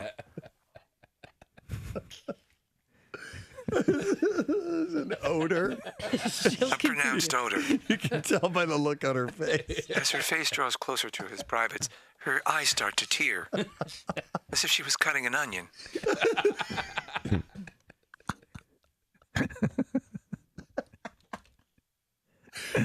Marissa found some more that we can play. She edited it, so I think she's edited up. God bless her. This is the graphic stuff.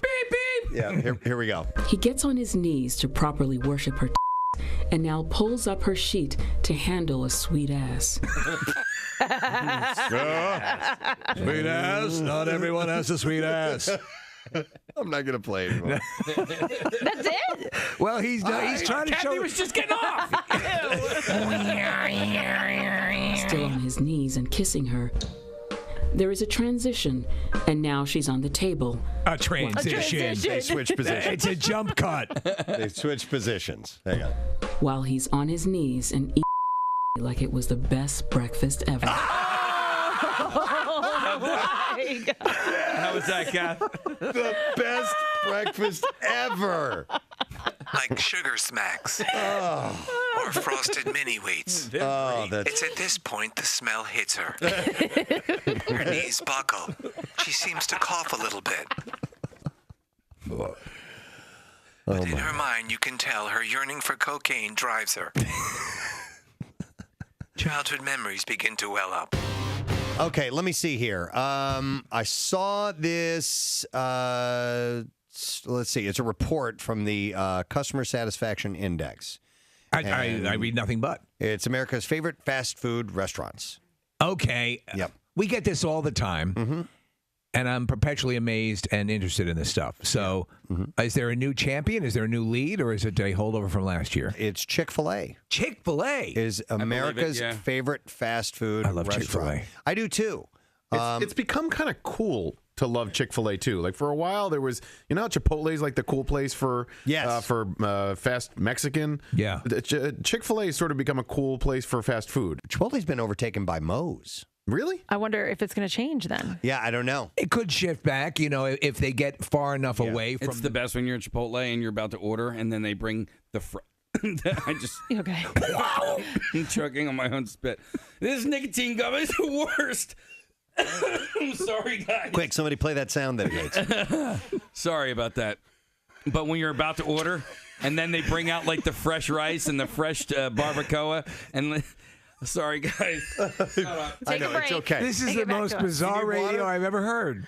You need some water? I'm done. Okay. All right. Today, a major area broadcaster died on nicotine gum while attempting to describe how fun it is to eat at Moe's. I was talking about Chipotle. Chipotle. While attempting to describe the joy of eating at Chipotle, a local broadcaster choked to death on nicotine gum. Same old story. All right.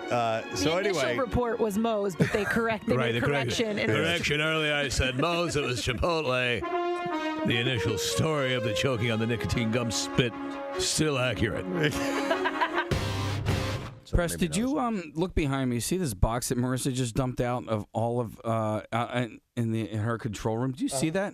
Did you know we had that many sex toys? all in there? fetish and sex. Yeah.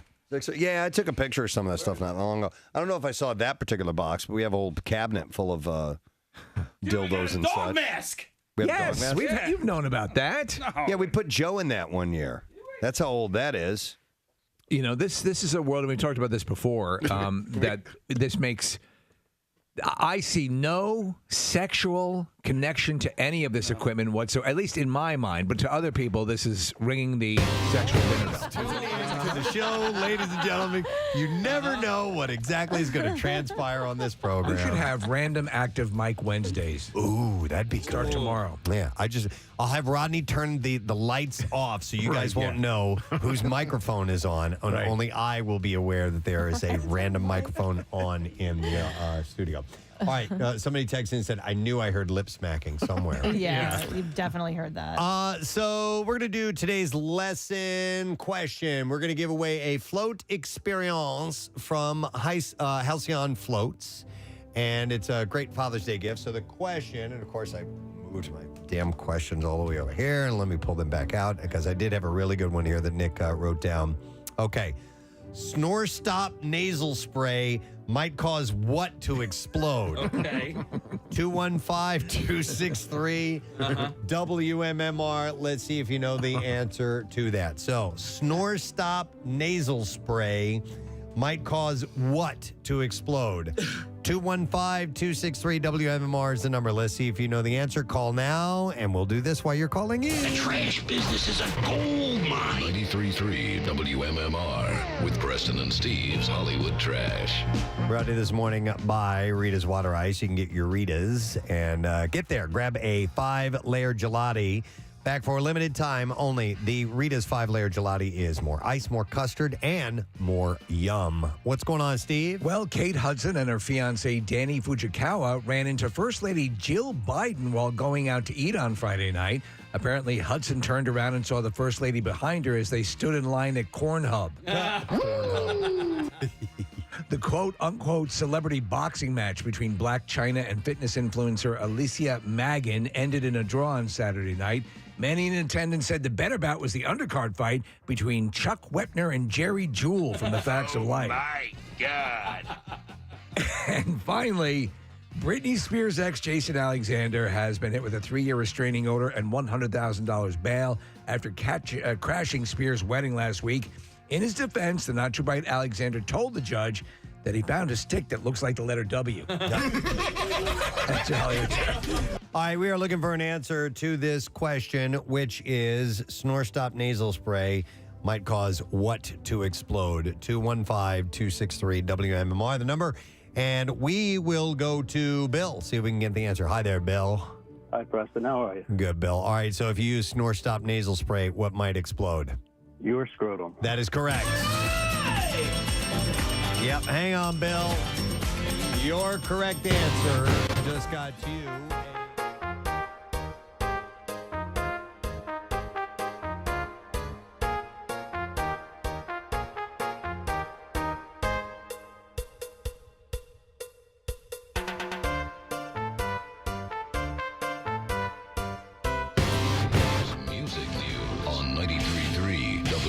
WMMR. It is brought to you by Jersey Mike's. And Jersey Mike's new grilled portobello mushroom and Swiss sub tastes as good as it sounds because fresh ingredients make a sub above. I just have a handful of things today, and that's it. We'll start with this. Rolling Stones forced to pull out of their Amsterdam stadium shows last night, only hours before hitting the stage because Mick Jagger tested positive for COVID. My tummy hurts. There's too much doo-doo in my underpants. There's been no word whether the band's next show is set for Thursday, June 17th in Bern, Switzerland. Has also been scrapped. But Mick said in a statement, I'm so sorry that we had to postpone the Amsterdam show with such short notice tonight. I have unfortunately tested positive for COVID. We aim to reschedule the date ASAP and get back as soon as we can. Thank you all for your patience and your understanding. He's in good shape. He takes care of himself. Oh, yeah. I'm sure he'll be fine. Yeah, he's in outstanding I'm fine. shape. Yeah. I went to Bern one time in Switzerland, and I smoked hash there. It was the first and only time I ever smoked hash. Yeah. And I was high for like 4 days. Listen, if you're in a place called Bern, right? Yeah, you got to burn. We were staying with a guy whose nickname was Bird, as in always as high as a. Oh, really? Yeah, and I needed like 5 days to hike into the mountains. Yeah, afterwards. smokes his neck. You're going to like it. Yeah. And he was Swiss? No, he was an American guy who got a job with Swiss Telecom. And yeah, okay. he had one of those elevators where it was like one person could fit in the elevator. And go up and down. Yeah. In his house? In his apartment building. Okay. Yeah. You know, he hates them. You guys, if you want to email me, I'll tell you more burn stories. Yeah. Do. Yeah. On Burn Notice, your favorite show. On June 11th, Wolfgang Van Halen posted a message to fans on social media thanking them and reflecting on the one-year anniversary of the Mammoth WVH self-titled debut album. He wrote, today marks the one-year anniversary for the first album. Releasing this music was such a huge thing for me in so many different ways. It was exciting, emotional, bittersweet, a relief. It was a culmination of years of work, trial and error, loss, self-doubt, and anxiety. And it was a long road that led me to figuring out who I was as my own person and artist. I discovered who I was through the process and arrived at something I could truly be proud of. And it began a new chapter in my life that I'm not sure I was even ready for, but I jumped in anyway. And I knew it was the right thing to do because it was what Pop wanted. Damn right. I just wish that I could have shared the whole experience with him. And I know he'd be so proud. I know he'd be proud and so effing stoked with how everything has gone thus far. I'm blown away with what Mammoth has accomplished this past year, and I'm incredibly grateful. None of this would have happened without the amazing support from all of you. So with all my heart, I've just got to say thank you. And he wrote, P.S. I'll be heading into the studio in a few months to start working on the second album, and I couldn't be more excited. I promise to not take as long as I did with the first one. This kid's got he's got a future ahead of him. Oh, absolutely. That album is great. It is. I mean, I've only heard, like 4 songs off of it, but that's enough. It's enough to know that he's the real deal. And he played all the instruments on it. The kid is fantastic. Let's see. Yeah, I have that here, Casey. Okay. So big congratulations is the last item in music news. MMR had a promotion for a giveaway for this show Metallica in Pittsburgh, August 14th at PNC Park. We want to thanks to everyone that entered. We have about 1,200 people who got in, and congrats to MMR VIP Ron Blackwell from Pottstown, Pennsylvania. He is the winner for the Metallica road trip. That's excellent. 2 tickets to the concert, including a pre-show blackened whiskey tasting at the venue hosted by master distiller Rob Dietrich. That's cool. A hotel room for the night and a $200 gas card. And tickets for the show in Pittsburgh are on sale now via Ticketmaster.com. So congratulations to you. That's how we do it. We give it away. Do you want something else from music news? Yeah, There's the audio clip of the Winklevoss twins of Facebook fame. They have a band. You know the twins as depicted in the movie? Yeah. Armie Hammer played them both?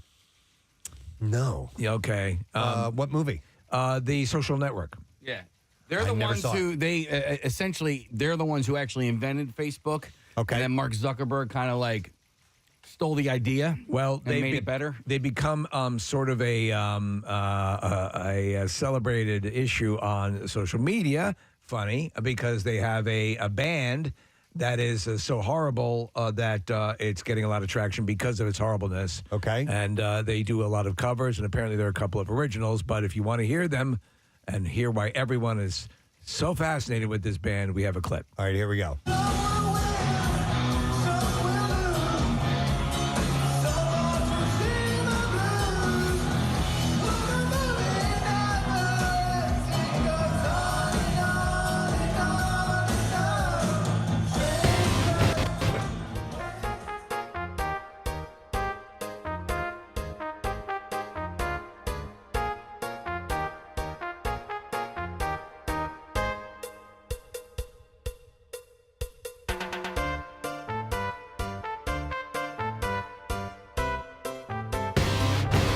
Some sort of venue that's really actually legitimately trying to get traction, and and you hear more. I wouldn't put you through too much of it, but it's staggeringly bad. Oh, so they don't know. They have no clue. They can't tell that they're bad. Yeah. Huh. Okay. But this is what they figure is chapter 2. Wow. After missing out on Facebook. I guess so.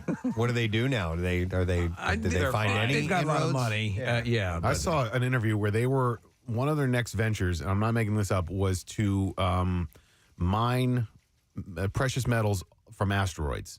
And so they want to go into space with mining equipment and bring that type of equipment down to Earth. That sounds like Don't Look Up. It's exactly what it sounds like. Okay. And this is a venture that because there are only finite number of resources on this planet, they are looking to space as another way to bring precious metals to our planet. Yeah, and viruses from other planets. Yeah. I never saw a Social Network, so I don't know the story behind It's actually Facebook, a pretty to be good honest. movie. Yeah. It's a I heard it was great. Aaron Sorkin wrote it. Never got around to seeing it. Wow. Well, I have a less fascinating story, but one I thought that Casey would find interesting. Oh.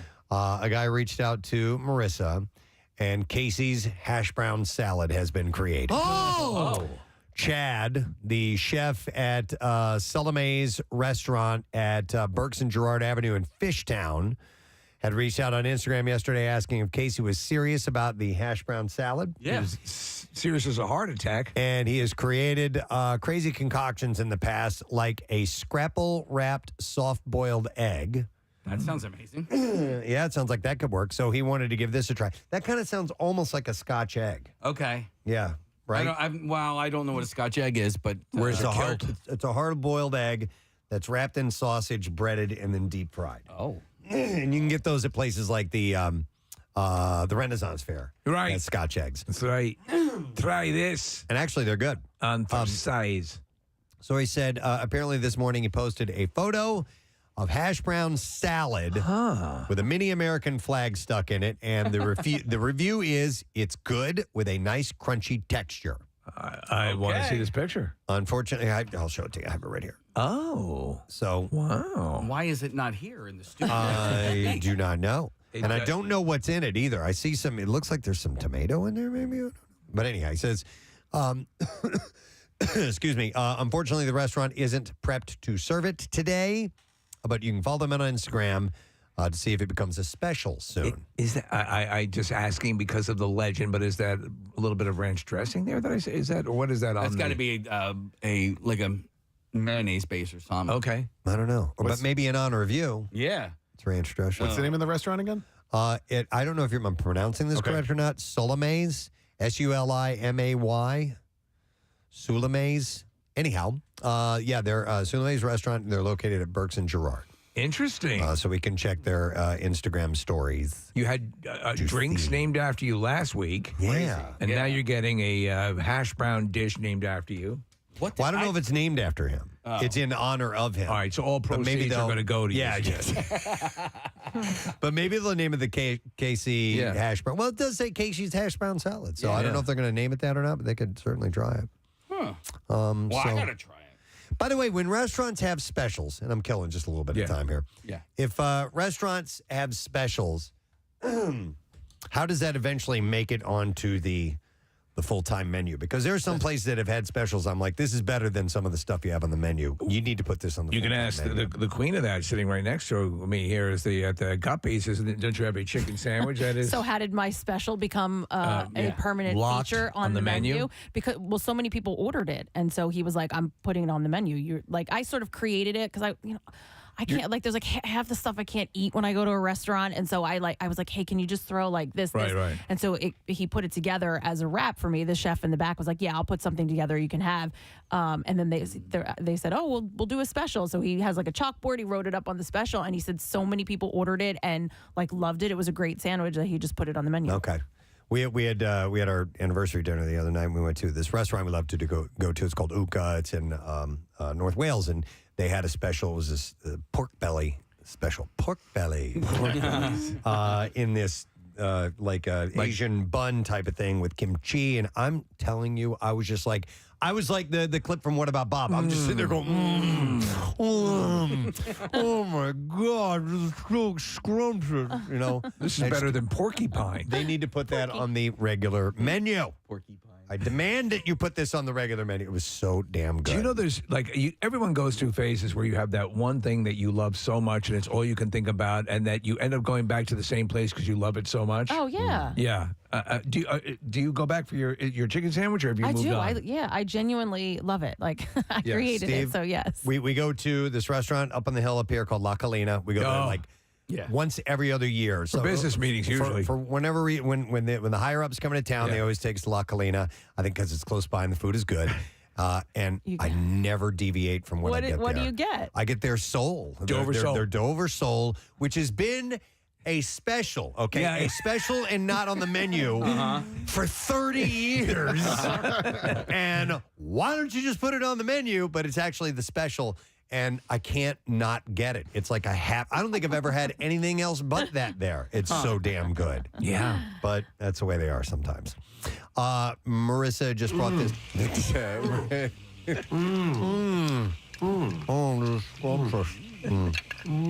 By the word scrumptious is pretty awesome. Great word. Only used when it's necessary, though. You can't you can't just throw that word around.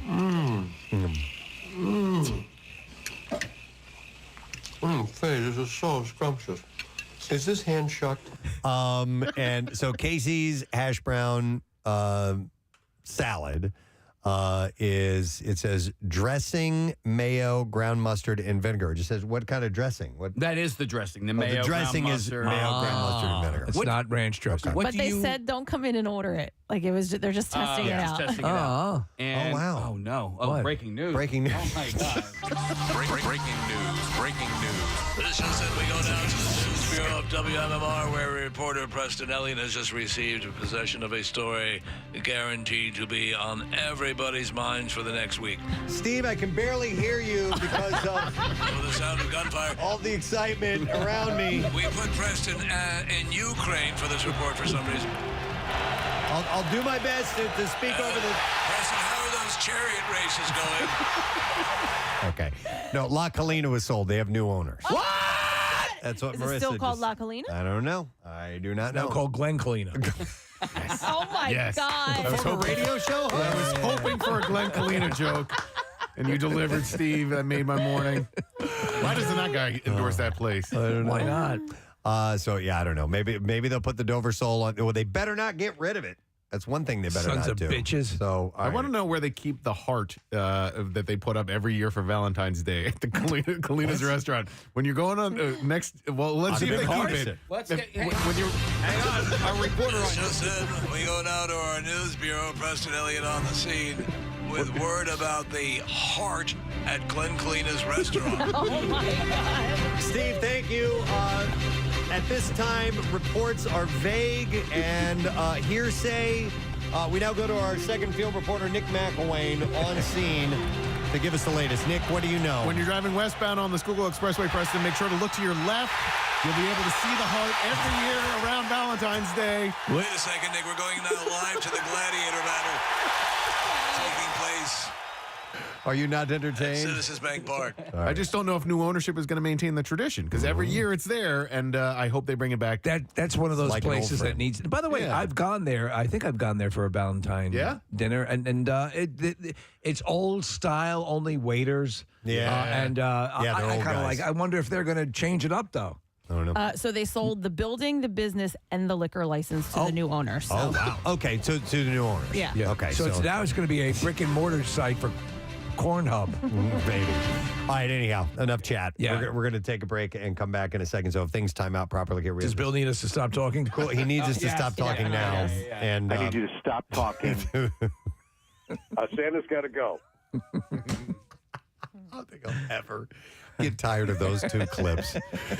So we'll come back in a moment. We'll get ready to wrap up the program, get the letter today, word of the week prize. And it's a very cool announcement. And we'll also get our winner for Tat Tuesday. So when we return in just a moment, stay with us. Your face. What did you think I was meaning? Did we expense What is that? it? It's a dog mask, but it's leather. You're gonna put it on. I love it. Good God. Wait, let me get my camera. Again, how am I going to explain this in like 5 years? Don't worry about it. Don't worry about it. Don't worry about that in 5 years. It's a long time from now. Did they worry about the Nazis? And that turned out. Yeah, exactly. We could be under a totalitarian regime by then. What the hell is that? Oh, those are spikes? Put in a picture of this. Wow. Why are the eyes covered? That's a useless dog. This is How do they fetch? pretty snug on my giant head. Ow, it's pulling my hair. Turn your head sideways. You don't have it on right. There you go. That's it. You're supposed to have your top off. There are buttons over the eye patches. You can take the eyes You want me to do it? I think I'm looking through the mouth, maybe. You are. You're like a bad S&M mascot. No, I don't want to wear that ever. Oprah Winfrey's empire is all over Greenleaf, a show that she stars in, executive produces, and runs on her television network. It's about otherworldly empire, the Black shut up. Oh, what is it? The Black Megachurch. I was going to say Megachurch. I thought it was some foreign name. Like a creature. The Magat Church. Yeah. It's capitalized. I'm like...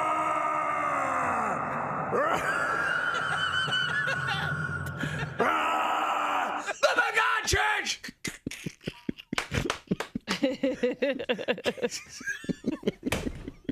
Casey's beet red. You get a cramp. That sucks. Look at Casey. Now it's making me. I love you're like, oh man. I can't even breathe through my nose. The Magat Church. We all experienced that at the exact same time. Oh man. Oh, that was so great. I don't know if that's. I think that's better. It's a Black Magat Church.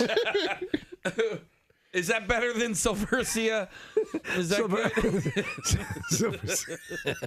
Silversia. Silversea.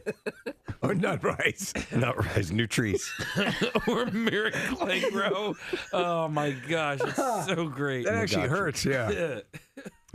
One of my favorites, though, was when I was doing a Bizarre File story and I was saying the cough E. That's right. Do you remember that? Yeah. It was the C of E, the Church of England. C of E, yeah. Right.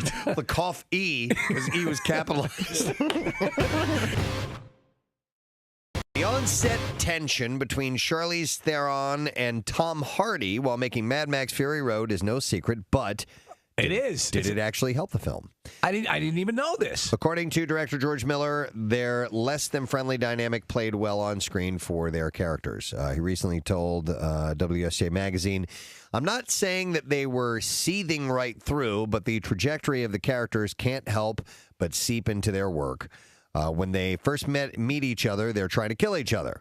As the two characters come together out of necessity and rather reluctantly, they have to find a degree of trust." Have you seen it yet? To some extent, that was the trajectory of their relationship as well.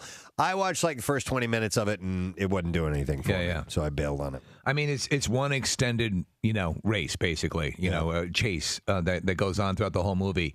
I think, if anything, if I were Tom Hardy, I'd probably be upset that it's called Mad Max, yet her character, Furiosa, is the main focus of the movie. Yeah. Charlize explained, from what I hear, he's not like that in every movie or on every movie. I hear he's had such good experiences. Maybe just some of the movies. The movie is what it is because we struggled so much with each other. Why is this movie called Mad Max when you're in it much more than I am? And those characters had to struggle so much with each other. If we were chum-chum... If we were chum-chum, things would be num-num. Let's go see Gum Gum this weekend. She said... If, where was it? Oh, yeah, Chum Chum. If we were Chum Chum... Wasn't that the monkey on Speed Racer? That was Chim Chim. Oh. And Spritle. If we were Chum Chum, maybe the movie... Chum Chum. Would have been 10 times worse. I don't know. It certainly wasn't hurting for accolades. It did great. I guess I wasn't in like an action movie mood when I started And you watching better it. be, because it's 2 hours of action. You know what, Press? And because the texture of all the other movies I didn't care for, so I've never seen all the other movies. Oh, yeah? None of them. Watch The Road Warrior. I've never seen any of them. I just... See, I pegged you for a Thunderdome kind of guy. You know, maybe I should go back and, watch it. That's the worst That's of the lot. worst one, yeah. But I just thought Casey would like that one. Yeah, well, I mean, that Tina Turner. Well, it also came out at a time I was young and dumb. Yeah, and full of gum. I knew that was coming. Full Young, of gum. dumb, and full of gum. Chum Chum. Chum My Chum. chum chum. I love them. Where's my Chum Chum? My favorite bubble gum. It'll figure prominently into the New World Order. Everyone, kids in the car, we're going to visit Gum Gum. Gum Gum is a grandmother, right? Yeah, it's my mom. Bane years down the road, living in the suburbs. Time to go to Shady Hills to visit Gum Gum. Put on your best. We'll get ice cream on the way home. So I noticed over the week that, obviously things... Oh, yeah, I'm a noticer. I'm sorry. I didn't even realize that. Yes, I did notice this. Preston Elliott, the noticer. Is that obviously some of the plants are starting to bloom, the trees are starting to bud, and so forth. And my migraine headaches that I get, I think, are sinus based. And Are they not exacerbated by not this? only me, but several other people on the same days were complaining about headaches and sinus pressure and stuff like that. So I think that whole thing is starting.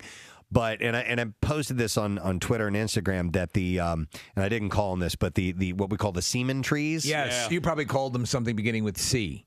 J, actually. Okay, all right. Yeah. So, but anyhow, not jazz.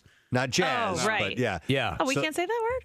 No. Okay. I mean, we probably could. All right. If you say it in a sexual, it's all over my face way. Right, exactly, which I didn't. But anyhow. Wow, that took a turn. So the trees are blooming. Of course, you can smell them. They smell like... Yes, they do. They smell like that fresh fluid. lovemaking. Well, I mean, it's spring, and springtime flowers bloom. They do. With an air of mystery. Yes. So anyhow, it got me thinking about these trees. They're the Bradford pear trees, or what they are. Is that so? Do they actually yield edible pears? No, they don't. Okay, they're just called Bradford pear. I think they have a shape. The way they grow. That's what I think that Got a lot of comes from. spunk to them, you know. Yeah.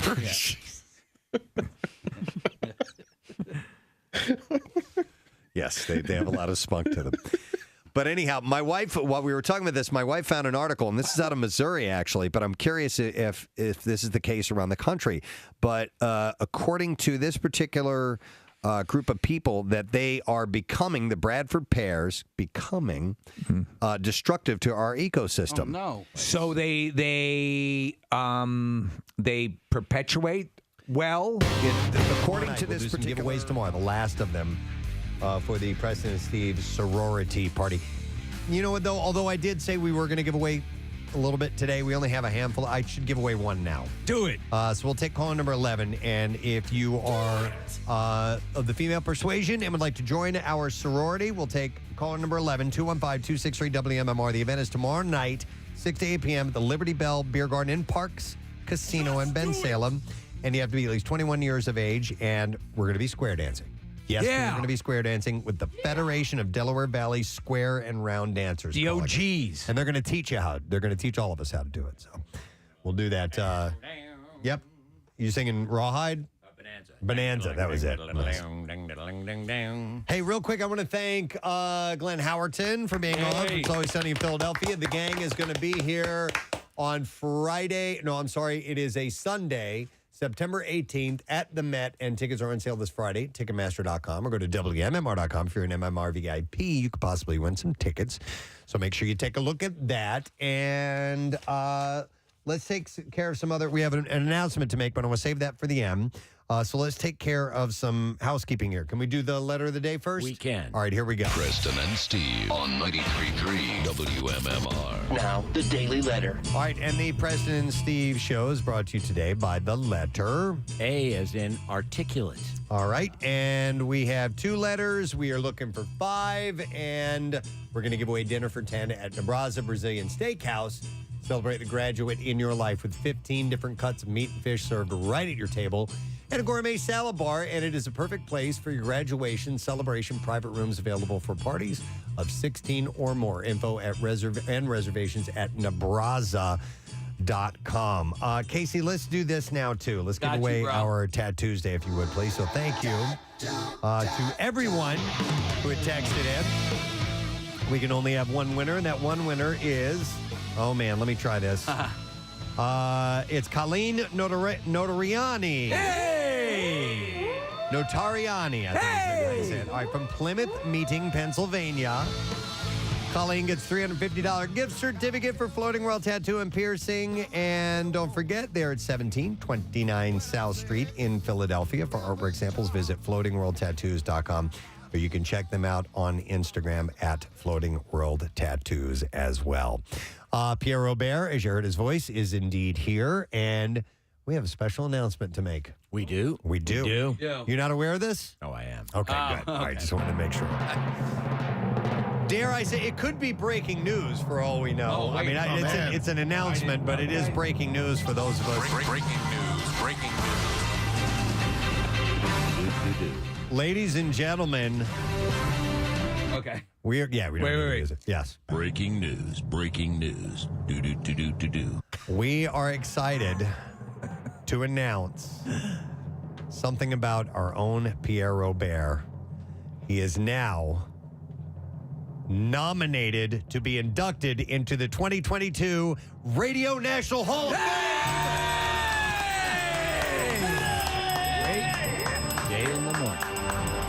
So that, like we found out last year, you are nominated, there is voting, and you, sir, could be in the hallowed halls of the Radio Hall of Fame. Or on Skid Row. Or on Skid Row. One or the other. And I have been to both. I can reside comfortably in either location. This is not voted in. This is, well, you know it better than I do. You have been nominated to be inducted. Okay. So there is a voting process that takes place. So they've announced that there are 24 nominees. They were determined by the Radio Hall of Fame nominating committee with input from the radio industry and listeners. And voting for inductees will begin on Tuesday, June 22nd, and will run through July 8th. The top 6 vote recipients will gain induction as part of the 2022 Radio Hall of Fame induction class. And the 2 additional inductees that will make up the 8-person induction class will be selected by the Radio Hall of Fame nominating committee. So I don't know how exactly all this is going to work, but I think this is an industry vote that is going to be taking place. Because I believe last year when you guys got in, people, regular listeners and people in the general population could, so somewhat like the Rock and Roll Hall of Fame has it's a percentage of the consideration in the vote, the fan vote or whatever. That is not present this year. So really, it's just the people who are a member of this. I don't know, not academy or industry, or who I assume there's an organization. Like, for example, you can be a member and a voting member of the Rock and Roll Hall of Fame, and you do get to vote on the class every year. Now, so I assume there's an industry, there's a membership of the Radio Hall of Fame. Similar to the fact that you can tune a piano, but you can't tune a fish. Right. Exactly. Similar to that. I'm wondering if we, as now inductees, are allowed to vote. Thrown out. So we'll have to find out about that. There's more than 600 industry members that will receive a confidential ballot They'll cast the votes for up to 6 nominated individuals. The confidential ballot will be conducted by votem.com and overseen by Miller Kaplan's Andrew Rosen.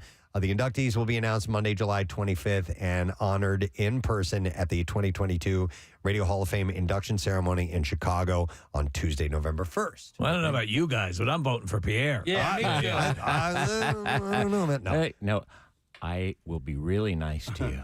I could wash your cars. I knew this was coming It because has to be. while we were there at the induction ceremonies, I was, number one, I was kind of championing you and saying how we got in before Pierre. It's a disgrace. I'll never know. It's not a disgrace, not at all. So I was talking to one of the board members, and he's like, I'm making it a mission to get Pierre Robert into the Radio Hall of Fame. You are well on their radar. Come hell or high water, you will be in there. That's very kind You of you. will Thank be inducted into it. And it's like one of those things in the Rock and Roll Hall of Fame. Like you hear some of these names and why haven't they been in? And I'm convinced, yes, they're going to get it. Listen, there are so many accomplished people with so many wonderful careers, but they're scum next to you. Yes.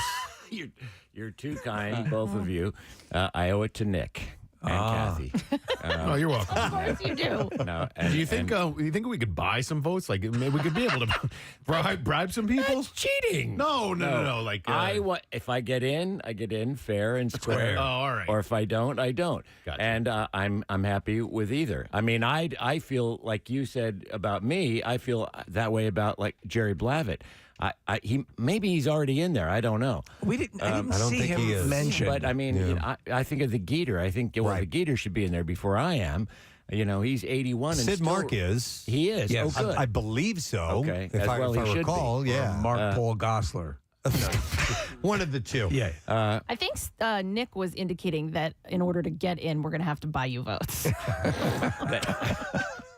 That Wow. may be. Let's do a Kickstarter now or something like that, or GoFundMe. Is there a John St. John in there? John St. John? I'm not sure. Because remember, we can look up the Yeah, I'm I'll kidding. look it up. I don't know if there even is a John St. John, but a lot of radio DJs. Do you remember when we kids had the last name of St. John? Oh yeah. And it couldn't be a real. Maybe it is a real name. And there was but- a stretch where there were a lot of Hollywoods too, like Hollywood Hamilton and Hollywood Harry and Hollywood Pete. Yeah. That's me. A lot of people don't know that St. John himself originated the morning zoo. Oh, I did not know that. No St. wonder. John the Apostle? Yeah. Wow. St. John de Bella. St. John the DeBella. You know, it's a wonderful thing, and it's we were blown away by the honor. You have obviously every no one said right. You would never say that, but you should be in, and it would be wonderful if this could be the case back to back. And stop and think about the station here with all the talented people. It's there's many soon to end up in that hall. Right. Maybe you'll end up, maybe if you make a guarantee that you won't repeat your Walk of Fame speech. You weren't even there. I know, but I heard about it. You weren't even I heard there. about your half-hour-long speech. Goddamn half. So if I hadn't thanked everybody, including every one of you, by the way, from that stage. Except for Jason. You forgot he forgot Jason. Oh, I had handwritten the thing. And and my writing, I don't often can't read my own writing. And I had looked up for a moment and then looked down, and I skipped that part and was on to the next part. I was sitting in the audience and you mentioned me, which was kind, and Michael Anthony Thompson and Pancake. And then I was like, and I turned to Pancake and was like, oh my God, he forgot Jason. And I know that it's nagged you ever since. I mean, as soon as I didn't even know it till you told me the next day on the air, and then I immediately went out before Pancake started music, and I called him and I go, oh my God. Was he there? Yeah. Well, I called him at home. I meant he was there. Yes, of course. I invited him to be there. Well, he's crying in the corner. Yeah, he's going a-hole, and I don't. Anyone that's had the displeasure of working for me has been scarred in all kinds of ways. And poor Nick was in therapy and I think still is. Pancake is starting electroshock therapy next week for the anxiety that I regularly cause to him. So the idea that Jason was this really important part, and I was just mortified. There's a couple of other. I skipped a whole little thing. Bob Baru of Baru Review was there. A couple of very special people to me were there, and I skipped that little paragraph of my own miserable handwriting and went to the next part, and because most of my thing was just mentioning people that I thought were cool. It's the last thing you want to do. And then it tended to go on, and then the late Randy Alexander at one point stood in front of the podium with his hands folded and go, I go, oh dear. Yeah, that's when you know. When you get into the Radio Hall of Fame, thank Jason first. That's a good idea. Yeah, there you go. And no one will know who he is, but I'll go, Jason Fayon. There we go. This Bud's for you. All right. Well, Pierre, officially on the list of nominees for the Radio Hall of Fame, which is fantastic. Congratulations. Very happy for you, and I'm sure we'll see this come through. So the voting starts June 22nd and goes through the first week of July, and then July 25th.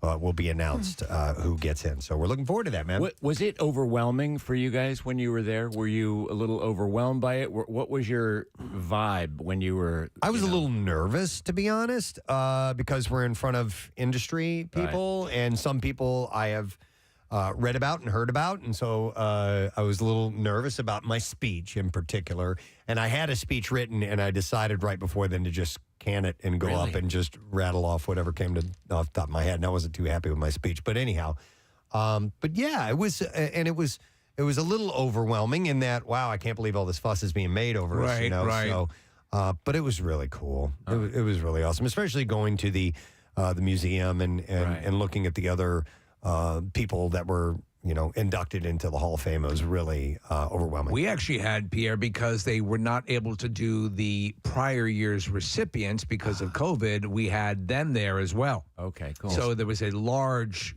class, basically, of 2 years, and that was kind of interesting because there were people there that I was, I love you, and I was able to say that to them, And again, as with anything like this, I'm sure you feel the same way. I was like, should we be here? Is this real? But it was an honor nonetheless. Were you overwhelmed because you're so cool and collected, Steve? I wasn't overwhelmed. I was impressed, I have to say, at how it hit me last second. And I'd written down a speech that I went through, and and it worked out well. So, but yeah, by the end of it, no matter, it's like when you talk about the Rock and Roll Hall of Fame, and people who say, oh, it doesn't mean that much. But when you're there and you're getting that accolade from people in the industry, it is kind of nice, and it does mean something. And just for you to tell other people that you've admired, hey, it's an honor meeting you or whatever, that evening is very special. We had a couple of years ago in Washington, there was what's the that award that we get, that we've gotten a lot of times? The Marconi? Awards? The Marconi Award. It was Marconi or Billboard Awards or something, and it was in D.C., and I was nominated for Best DJ. The station was nominated for Best, and it was our previous company. So Peter Smythe, the CEO of Greater Media, and all the bigwigs were there. And so I get there, and I'm at the table, and you didn't know. There was, 5 people, and they read the NAB nominees. Awards, maybe. NAB, right. yeah. Okay. Yeah, that was it. National Association of Broadcasters, a prestigious award. Mm-hmm. And they, it was just this little micro moment, but I got a tiny segment of an idea of what it's like to lose like an Academy Award. And the cameras are on all 5 nominees, and the 4, quote, losers always smile and applaud. Right. And when I did not win it, I was really, that was yeah. Rip off!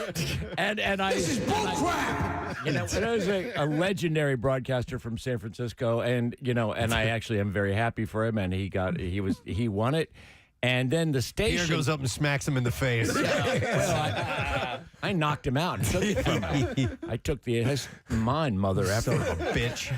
Keep your name out my mouth. Then, the last thing was Station of the Year, and MMR won it, and Bill goes jumping up there to grab it, and I'm going, damn. And then we all went. Man, can you believe that Pierre lost? He goes, Santa's got to go. And, and then we all went out, and I said, double martini, please. But I got just a little microcosm of the vibe of being nominated at any of those award shows, and the cameras are always on all 5 or 6 nominees, and only one wins. And the others happily applaud or smile or do that thing. And I did that act, and I'm like, and I was like miserable the rest of the night. No. But you know what? It's not nursing my martini, going, hey. Well, this won't be one of those. I used to be on the radio. You'll know ahead of time. So this is ridiculous. I'm going down to the White House. Let me in. I need to talk to the big guy. Well, I hope you get it, because also Chicago's just a great town to be in. Yeah. So we had a really great time while we were there. Cool. All right. On the show today, Yes, should sir. I tell you that? Yes, sir. We've got tickets for Poison, Joan Jett, Motley Crue, Def Leppard, June 25th, coming up quick. We've got Boston. We've got Weezer, and yes, in a workforce block, and it's Double Shot Tuesday. Wonderful. It's going to be a great day. I want to thank our sponsors. Preston and Steve Show brought to you today by Acme Markets, fresh foods, local flavors, and also brought to you by Dunkin', the official coffee of the Preston and Steve Show. Tomorrow morning, a Wednesday secret text word, Fox Good Day, and some other goodies. And tomorrow night, our sorority party. So we'll do the last of those invites. That's it. We're done. Rage on and have a great day. And we'll see you tomorrow, friend. Bye-bye.